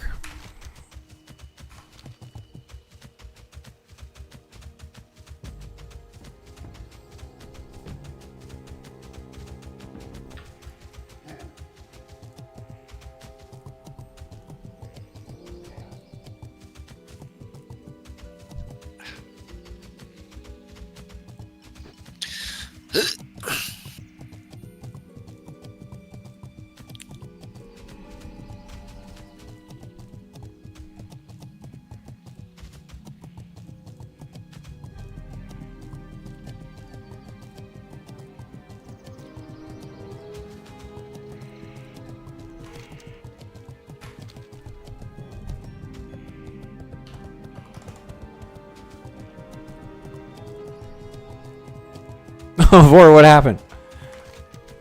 Oh, you know, unleveling is holy. So,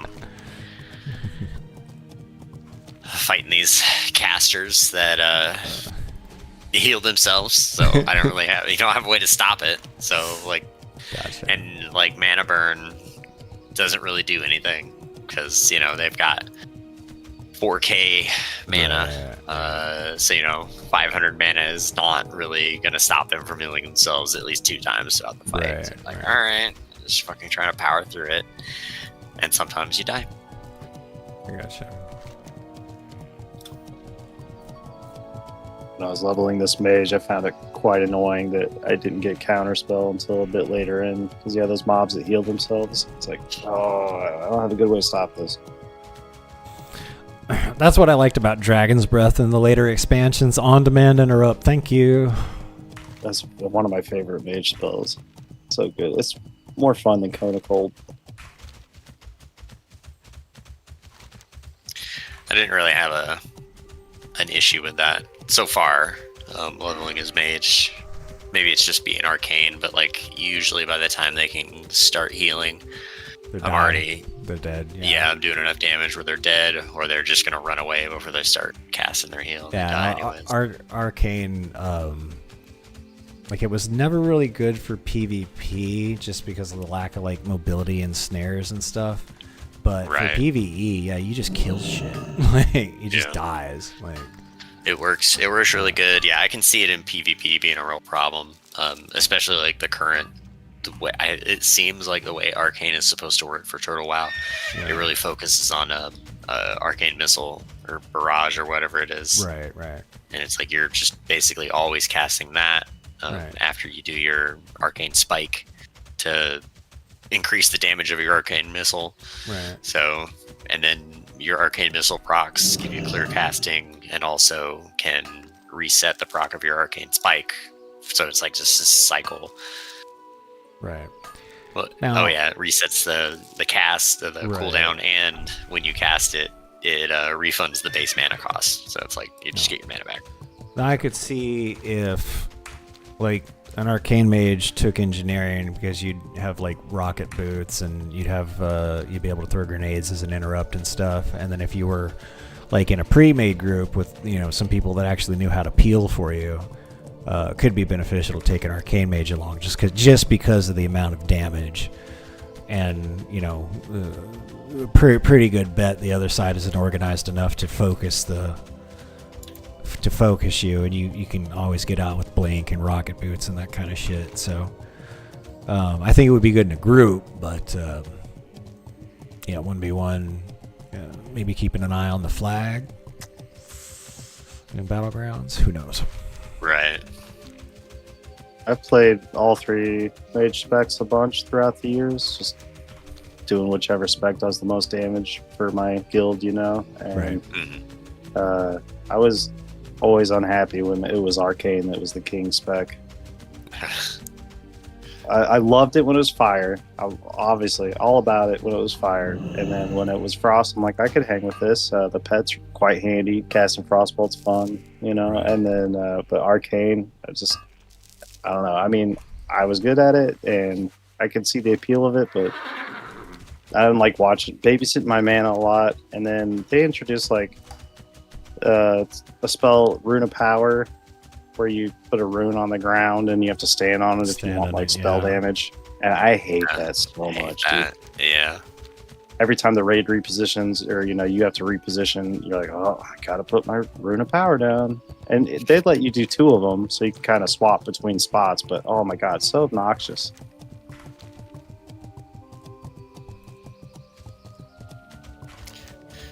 They've done that with a couple of trinkets in retail. But I don't know, like I like as a shaman, they felt fun because like I kind of just I can still do damage when moving around, kind of. Right. So it's not really that big of a deal. They- But it's like I can see, like, because you would use the trinket and it would do, like, there was like one of 3 things that it could do, and you would have to do a certain thing based on whatever it did. Like, go get an orb or go stand on the spot for a second. And you get like a big power boost for doing it. So, like, it was kind of fun. I think during Archimond or something, but there was a time where you drop like a crystal and you damage the crystal, and the crystal would pulse damage based on what damage you dealt it. So like it would ramp your damage up in some ways, and like it was so bad because you place the crystal and then the tank would move the boss away, and you're like, oh, there goes all my damage. Anything that's like gluing me to the ground or gluing my target to the ground, where it's like makes me not flexible, I hate it. Yeah, it's kind of Great annoying. design, not for me. I still get that playing shaman in retail because I do earthquake, and it feels like some tanks don't know that it's not the thing that's hurting them. Yeah, because like there's so many things hurting you, you can't really tell. Yeah, earthquake does kind of look like an enemy ability too. It could be if you didn't know. I was like lava burst. That's so fun. Do a flame shock and a fatty lava burst. I've been enjoying it. It's a good time. It's a bit RNG, but it's like, once you stack enough mastery, the RNG is almost guaranteed. So, Do the shamans have heroism in vanilla? yeah, but there's like 4 other classes that have heroism. So it's not quite so big of a deal. But they now have a raid buff that gives everybody like 2% mastery and something else. Okay. You mean on retail? There's multiple. No, I meant for vanilla. Okay. Oh, in vanilla? No. I think it's just still shamans. Okay. Yeah, that's what. Was like, there made it drums special. in vanilla? Remember the drums? Don't remember. I know retail. I had time warp, so I had my own bloodlust as a mage. That was Right. pretty cool. Pretty sweet.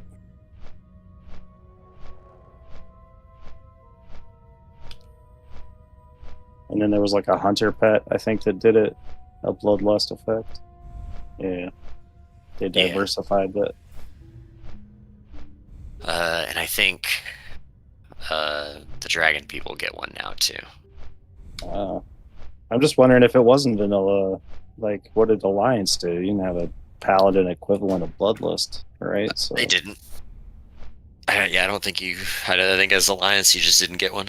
yeah, I guess things were just uneven at the start, right? Because also paladins brought their blessings and stuff, and that's something Horde missed out on. Well, like that was. I feel like that was a thing that was pretty common. Like Horde had a lot of. Like the PvP racial talents were all kind of like Horde sided. But then like Alliance leveling was just better. Like the whole Eastern Kingdoms continent was just a better laid out continent, like altogether. Yeah, no barons.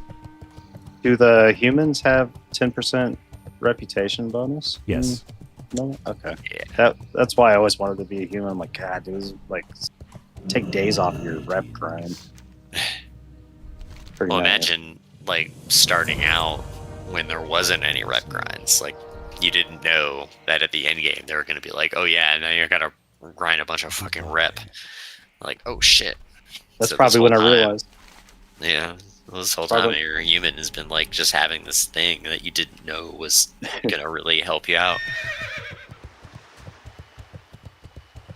Yeah, it's probably gonna realize like, oh, dude, humans are OP. What the hell? I don't know. I've only played an alliance character to level 20 or whatever you needed to get the Warcraft movie promotional transmog shield. So I've got very little experience.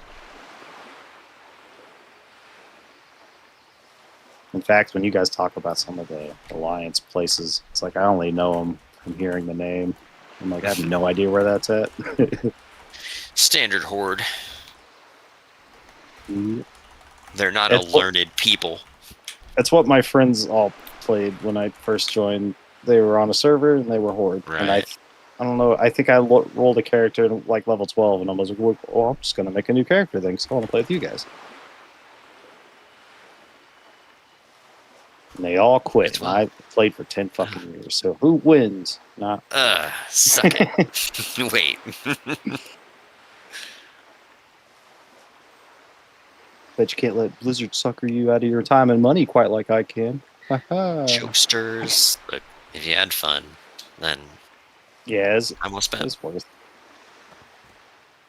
I don't know that I'd do it all again, but I don't regret it. I probably would have gave it less priority in my life, though. But I had little going on when I started, so it was probably not a good start. When you first start, you can just ultra deep dive, fall asleep while you're on your mount. I feel like that's how most people get involved in World of Warcraft. Like, I'm not doing anything else, so fuck it. Yeah, and you're like, oh my god, this game's actually amazing. Oh no, it's my first In- MMO. In this game, I can be everything that I've ever wanted to be.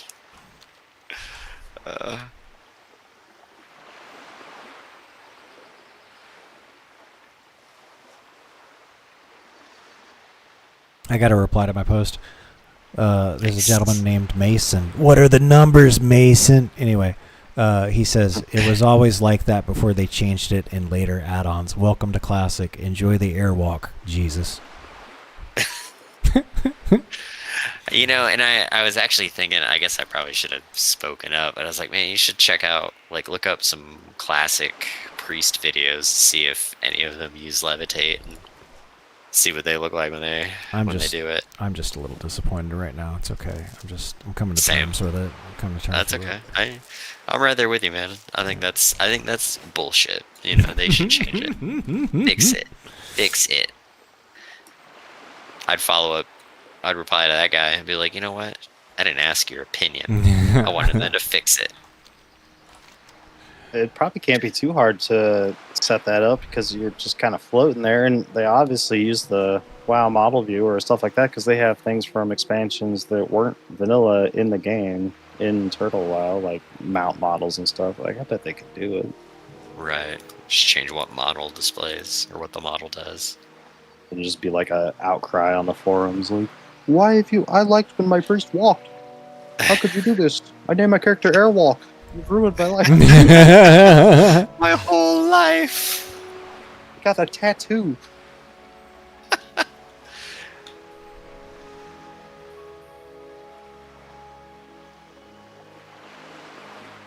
We need some animated tattoos. That would be cool, huh? Not in Cyberpunk yet. Hold on. It'd be like Harry Potter pictures on the wall, but it'd be a tattoo on your arm. Like Check out Petunia. what my naked lady does. Wait, where is she? Uh-oh.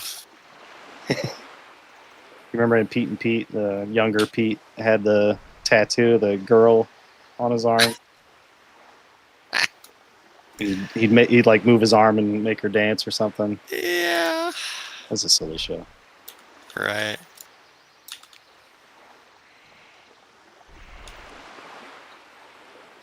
I don't need luck. I'll be right back one sec.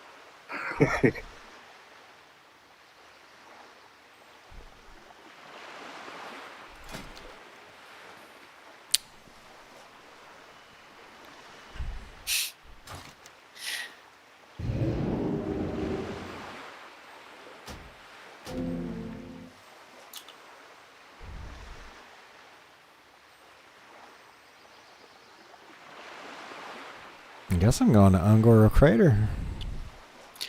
Look at you. I don't know what else to do. There's barely any more. Well, I need to go back to Tanaris, and there's a couple of quests I guess I could pick up. Did you do the Hinterlands stuff? Hinterlands? What's that? Yeah, man. So Where's the up Hinterlands? north, on the eastern continent. Sorry.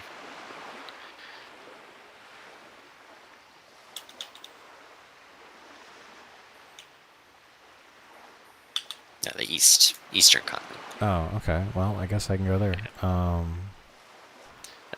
Do I go through the- Hillsbrad? Yeah, that'd be the easiest way to get there. Okay.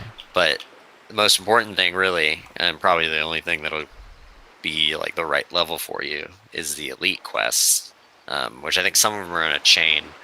But the elite quests here lead to stuff that you do in Tanaris. Mainly a lot of stuff some stuff in Zul'Farrak.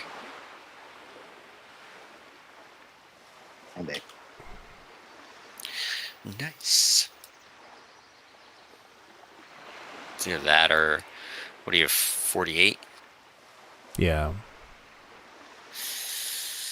Maybe Felwood, but that might be. Oh, I'm thinking of it in my terms. It's your shadow. You should be fine if you went to Felwood, I think. If you wanted stuff that was a little higher level than you, I think you're right around there. Okay.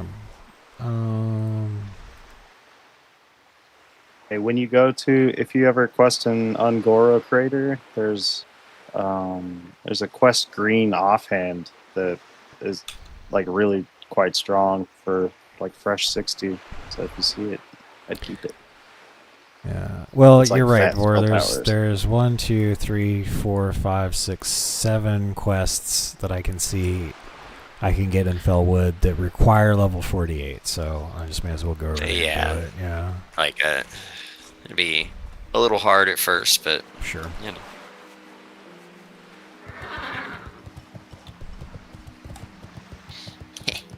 Everybody likes it a little hard at first.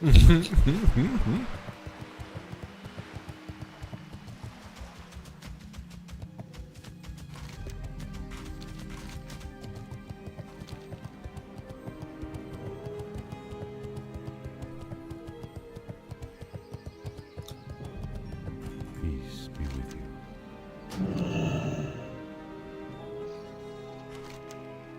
Let's see, do I go to Darkshore? Can I cut over to Felwood from Darkshore? No, I gotta go from Astronar. Astronar, yeah. Go to Astronar. Yeah.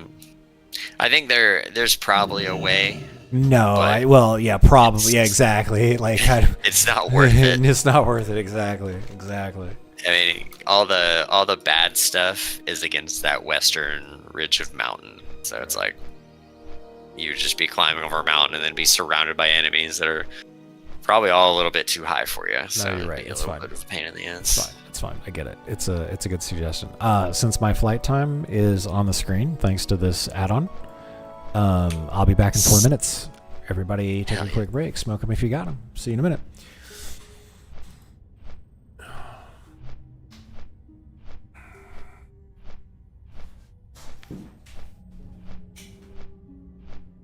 It's pretty cool is that flight timer, it'll show up as your cast bar on Quartz.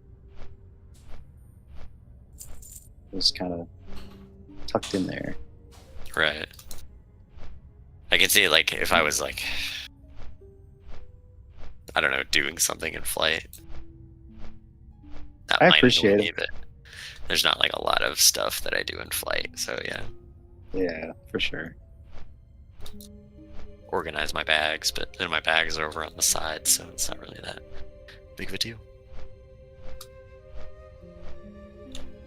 My bag sorts itself, and I just AFK on the flights. Good opportunity to take a leak. Yeah, I'm really trying to like minimize the amount of VAT on. Yeah, I don't blame you. Yeah. I just over the years, over the years, I've accumulated a lot of getting used to things, and it's not too bad to restore it. It just takes a little bit Right. of time and effort, a little bit of backing up. Coming out of retail, it's all fucking add-ons. Like, I am so tired of this, so I'm excited Well- for them to be getting rid of them. Yeah, I think Turtle WoW has like a Dragonflight UI thing. It's supposed to make it look pretty close to retail, I guess. Yeah, I mean, I don't want it to look like retail. Like, that's not the big deal to me. I like the classic look. It's just, especially rating. You're using a lot of add-ons, weak ores, and it's true what they say. Like, you're pushing buttons according to a certain set of very specific factors. And It's you're gotten not out of pushing the hand. buttons in the right order. Yeah, it's bad, and It's it's it's bad because like we're not machines, like, and I like when I'm raiding, like, it's kind of casual, we're just having fun, yeah, we're trying to push as far as we can. We're trying to be as best we can, but like, I'm not in a cutting edge raiding guild for a reason, because I don't want to do that. So like, I like the kind of struggle of like figuring things out. So when it's like the fights are so complicated and convoluted that you can't figure stuff out because they've designed them around the game having add-ons, so they make it extra convoluted so the add-ons can't just tell you how to play the game.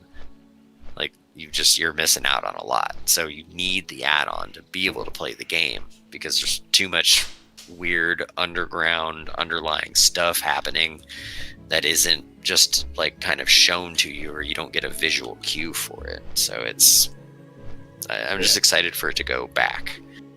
Well, they kind of tried helping in that direction a little bit with like the raid journal thing, where you can kind of read through the abilities, even though that sucks to do, but like at least it helps a little bit. I do it all the time, man, because it's like, if something just straight kills me, I can look at the combat log. What killed me? I go, oh, what is this? I've never seen this before. And I look in the adventure journal. I'm like, oh, that's what this is. And oh, it's when he does this. And yeah, it helps me. Like, and I like that. I think that's neat, So yeah, having an add-on, just be like, oh, now's the time to run away. Now's the time to get back in for something that I've never even seen. I'm just like, why even bother coming in here? I might as well just have a computer play the game for me. Yeah, and if you think about kind of where they started off with add-ons, or like the justification, or at least part of it, is like they were like, well, you could sit there with egg timers all over your desk and set an egg timer each time the boss does an ability, so that's why we allow it. It's like, okay, well, that makes sense. But yeah, it's gotten way out of hand. Right, when And all they people really don't know how to needed play the to do game when was those just mods break. Well, if they just design the fights a little bit better, so they have more visual or better visual and audio cues as to when stuff is happening. Right. And then, you don't, like, why would you want to go into something and like, you're about to play this game and you know exactly how it's going to go down? Like, the idea behind this is it really supposed to be, it's cookie cutter, it's the exact same every single time? Or is it every time I play the game, every time I go in a dungeon, it's an adventure? Because I'm going in with 4 other different people, or however many different people, and anything could happen. So I just, like, I miss that part. You just don't get that in regular retail anymore, I think. Because people don't like things that are different. Or difficult. Stupid journalists. Yeah, where's my journalism mode? Kick back and watch the gameplay itself, please. Just kidding. And it's funny because you say that, because they got that whole, it's like one button mode coming out too. Oh, yeah, I heard about that. Because hotkeys Yeah, are but too it's- hard for people. Yeah. Okay, some people, and oh my gosh, Oh it just my popped. gosh. Oh wow, The button says, let's do this. That's great. Alright, this is embarrassing. Well, I guess I'm not going to Fellwood.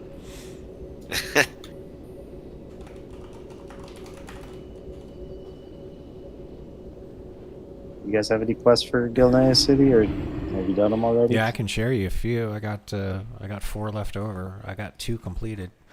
I I'll was just turn those curious. in on my way. Yep. I got 5 of them. I think I did them all. I even did the two chain ones. Or the 1 chain one, I guess. Light be with you. Light.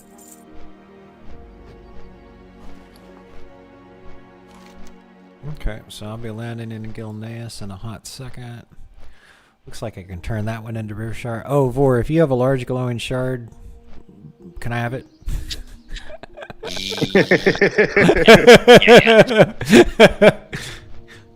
I'll give you gold for my it. shards don't normally glow, but Let this me- one. Just let me know how much you want for it. I know I forgot to pick one up from the auction Don't worry house. Don't worry about it. Not a big deal. You guys send me enough shit that I DE, so it's not that big of a deal. It's like every time if you watch the live stream at any time when you're not around, and like I'm just narrating what's going on to keep it going, it's just like, oh, BOE, that's going to war. Oh. Hey, man. Look, I know because my mailbox is full of stuff. So. Yeah, there should be some tailoring stuff in there too. I got some had a bunch of stuff in Tanaris drop, like 2 or 3 tailoring things. Right. Yep. I think it was the red mage using weave and or stuff. selling. Yeah. Oh yeah, all the patterns. Yeah, unfortunately, I had already found all those things. Oh, no worries. No worries. Yeah, so I just fender that shit off. Oh, God, I'll be right back.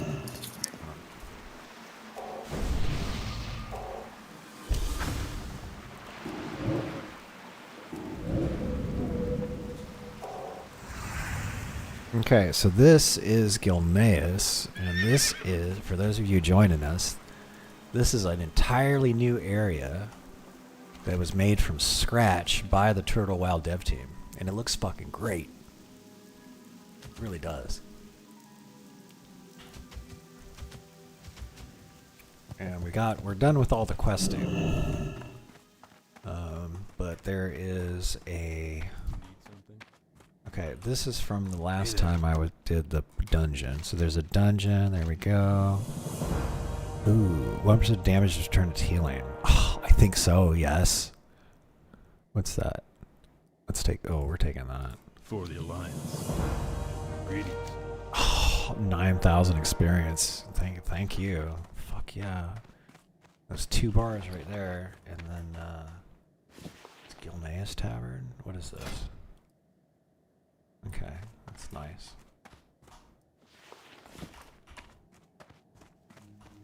I'll put my guild tabard back on. Well, I'll put that tab. I look like a hobo. It doesn't fucking matter. And then, Transmog never used to be a thing. right. And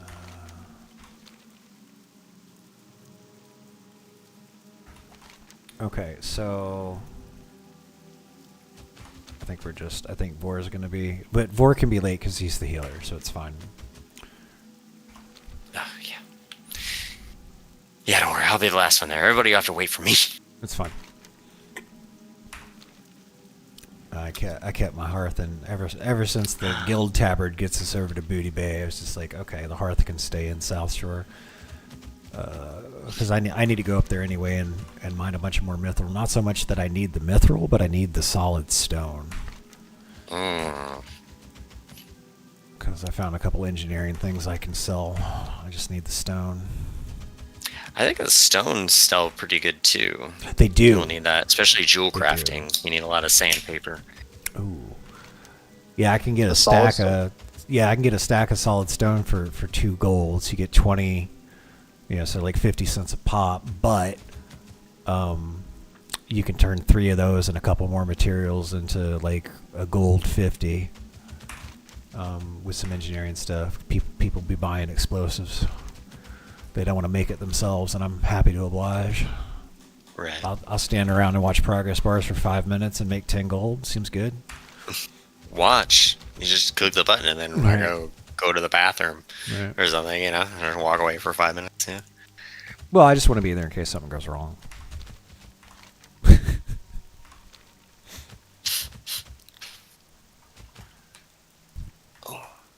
That's my favorite website error when a website tells me something went wrong. Like, okay, so helpful. I do have a chance to turn this quest in because Vor's not here yet, so it's fine. I have to go all the way around the back end to go up to the farm on the hill. You know what I'm talking about? Where there's a ghost. Ghost. Jinkies. Rot-row ready.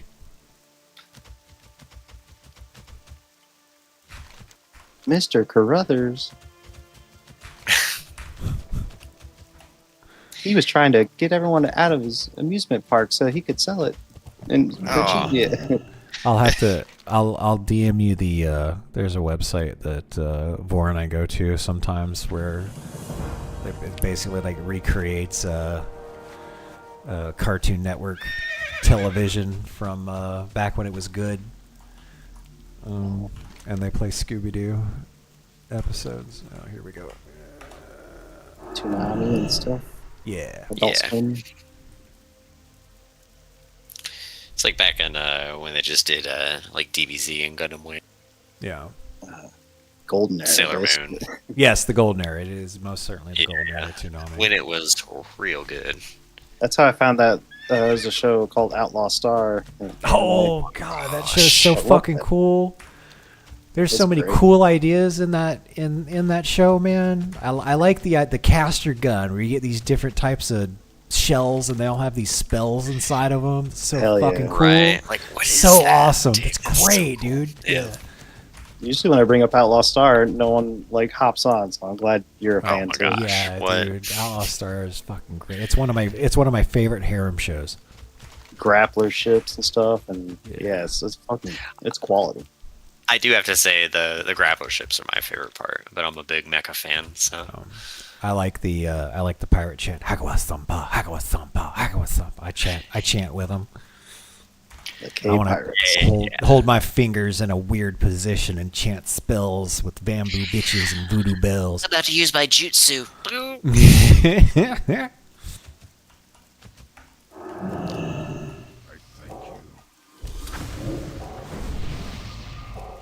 Would you like any water?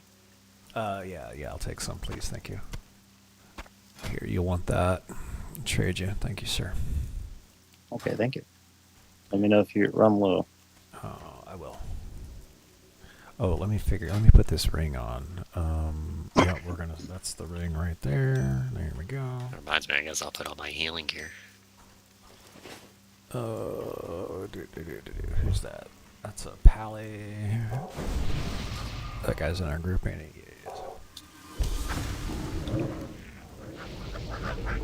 I do think there are things that fear in here for.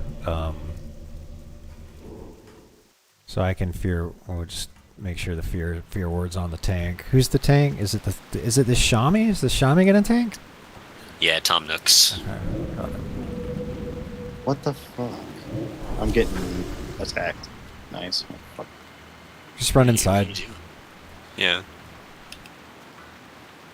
Oh, by like a... I can res you Another if you person. die. I got him. Don't. Okay. Did you get in? Oh, I did die. Okay, Yeah, I res died you. inside. No, though. it's fine. I got you. He's got you. The Pally's got you. Nice. Was it a rogue? Or a warlock? It looked like a warlock. Yeah. We just take it down, yeah, that makes sense. So then I jumped him while he was sleeping. I'm sorry. Got him! And he high-fives all his buddies. They snicker in the corner. I would have been cool if it was just me and him on a road somewhere, and I actually knew I was in a fight. But I look up and I'm like all dotted up and horrified or whatever. I thought, oh, that's fine. Uh-oh. It happens. Oh, you mean I was standing here AFK? And you attacked me? Alright. How much did you get for being PvP out in the world. Be ready all the time. Yeah, except I didn't choose that war mode, so I'm not used to that. That's actually the first time a player's attacked me. Oh. In Yeah, that Turtle can be WoW. pretty jarring, yeah, if you don't realize that you're PvP'd. Yeah, I don't know if I'm flagged from just being in a group with you guys or Buffing. what. Yeah, it's from buffing someone who was Oh, PvP. okay. That makes sense. Oh, that's because you buffed me. You tagged yourself. That's what happened. Because I'm always flagged. Yeah, Yeah, I would. so If I never heal Nyx when I'm out in the world. I just let him do his own thing. Yeah.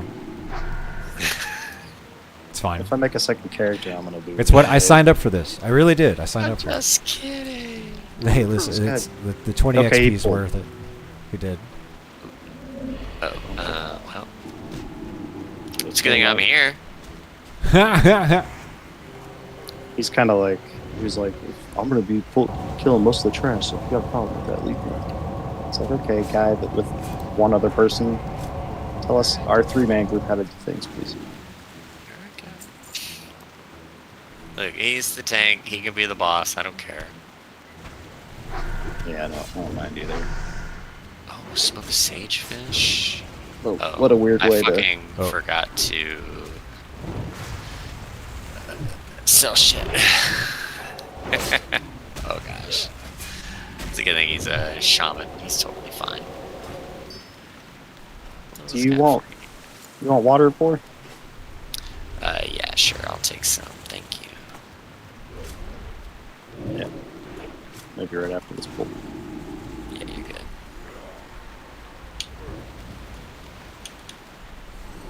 Blizzard. Still not sure what my AoE setup's supposed to do. Okay. You know, I feel that too, because, like, you know, being Spect Arcane, I'm like, what's the point? Should I even bother? But it always puts me at the top of the meter, so, alright. Just give me one stack, I don't need that many. Sorry, I wouldn't let me pull those out. Try one more time. Okay. Yeah. Happy to have useful water again. Oh man, this Shami tank is great. I was in here with the Druid tank last night. It was tight. It was there wasn't a lot of room. Oh.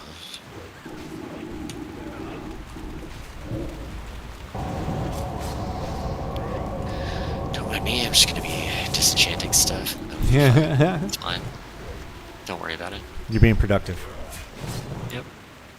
Just multitasking. Look, that's this guy's fault. He decided to pull right when I got in here. I didn't even have everybody, so like they just got regular Nyx stamina, which is fine. I didn't even buff Int all the way around yet. I need mana.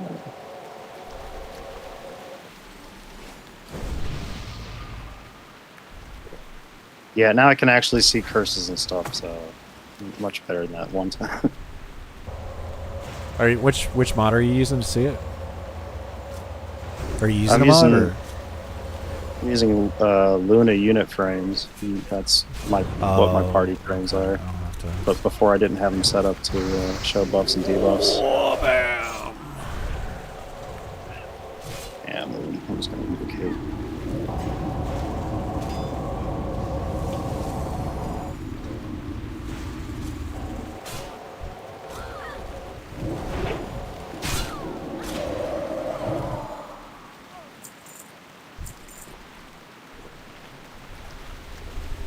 See, the way I see it, this is basically my escort party. You guys have all volunteered to escort me through Gilneas on like a sightseeing tourist kind of deal. You know, I've got my visa, passport.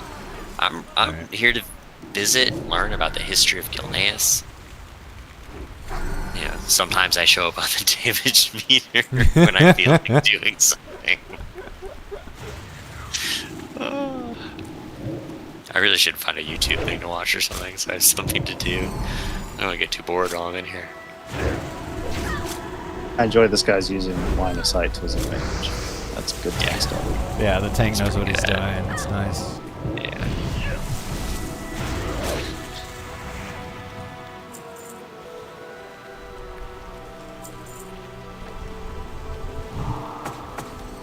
This district is currently on lockdown. That's the boss. One of them. Like, that's a lot of health. Oh, it used to be a Look at lot those of Wind health. Fury procs on this guy. Holy crap. It was a lot of health. Oh, I love that single target DPS. I was third on DPS meter there for a second. Just a second. These guys aren't gonna live long enough for me to do anything. Shit. Got 3-second cast fireballs, 6-second pyro. Just gonna spam Right. scorch on everything. That kind of sucks. I'll figure it out. I'll get in the flow. I mean, maybe AoE, like Flame Strike or Blizzard, is probably where you do the most damage. Because, like, I do really good single target DPS, but, like, groups, I can't do much. And then you should definitely, if you see anybody casting a Mind Blast, definitely counterspell that shit. Because they do a decent amount of damage.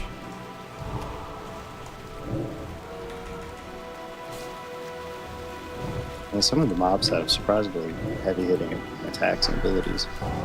Yeah. Well, in any, like right now, because you don't have any, like, natural resistances, you know, and gear, you probably do not have any gear that has, like, a lot of resistances on it. So any magic is just blasting right into you. You know, you got no defense against it, so that's why it always seems like it hits really hard. Yeah, that's true. I got low resist. Right. I mean, hell, even if someone comes up and hits you, like, you've got some armor, you know, it's not doing full damage. It hurts because you're squishy, but, you know, ain't as bad as magic. Yeah. Until I had mage armor, I had flat Right. 0 resist. I have 5 to everything, but that's still nothing basically.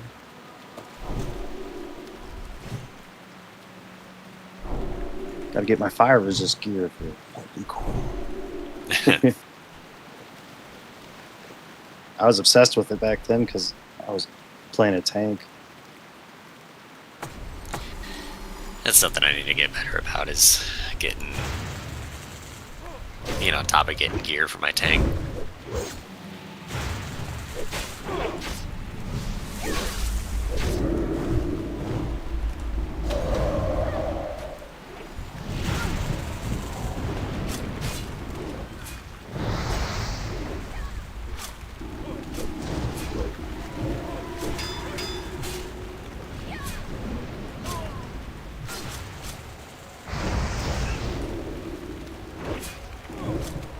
Resist?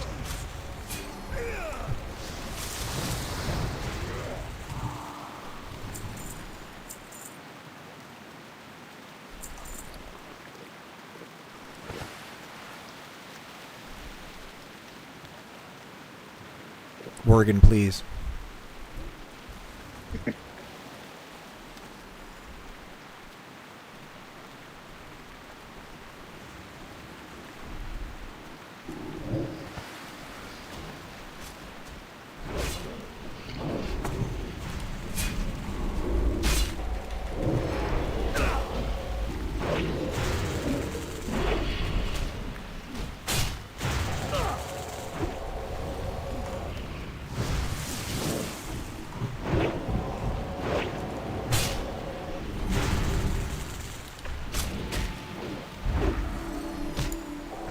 I burnt my counter spell and he still halitared me.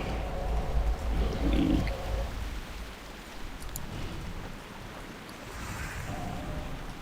Yeah, I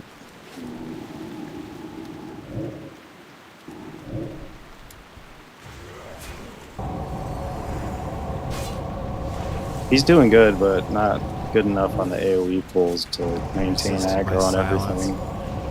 everything. I did one flame strike and I had to stop because it immediately got aggro 2 mobs, and that's after I waited for him to pull him back and like smack on him a bit too. So it's not like I was jumping the gun. Does he have That's okay though. AoE? Does the shaman have AoE damage? Is it all like Wind Fury? Chain lightning he's been using to pull, so there's that at least. He's got War Stomp as a Tauren, right? I don't know what else. That's a 3-minute cast, or Oh, a that's 3-minute right. cooldown in it. I think you're right. Is that fear magic? Or is it a horrify effect? Oh, he pulled 3 more.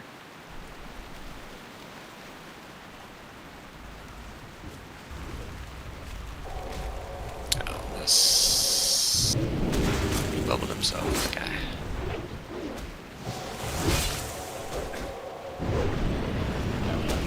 Okay, thank you.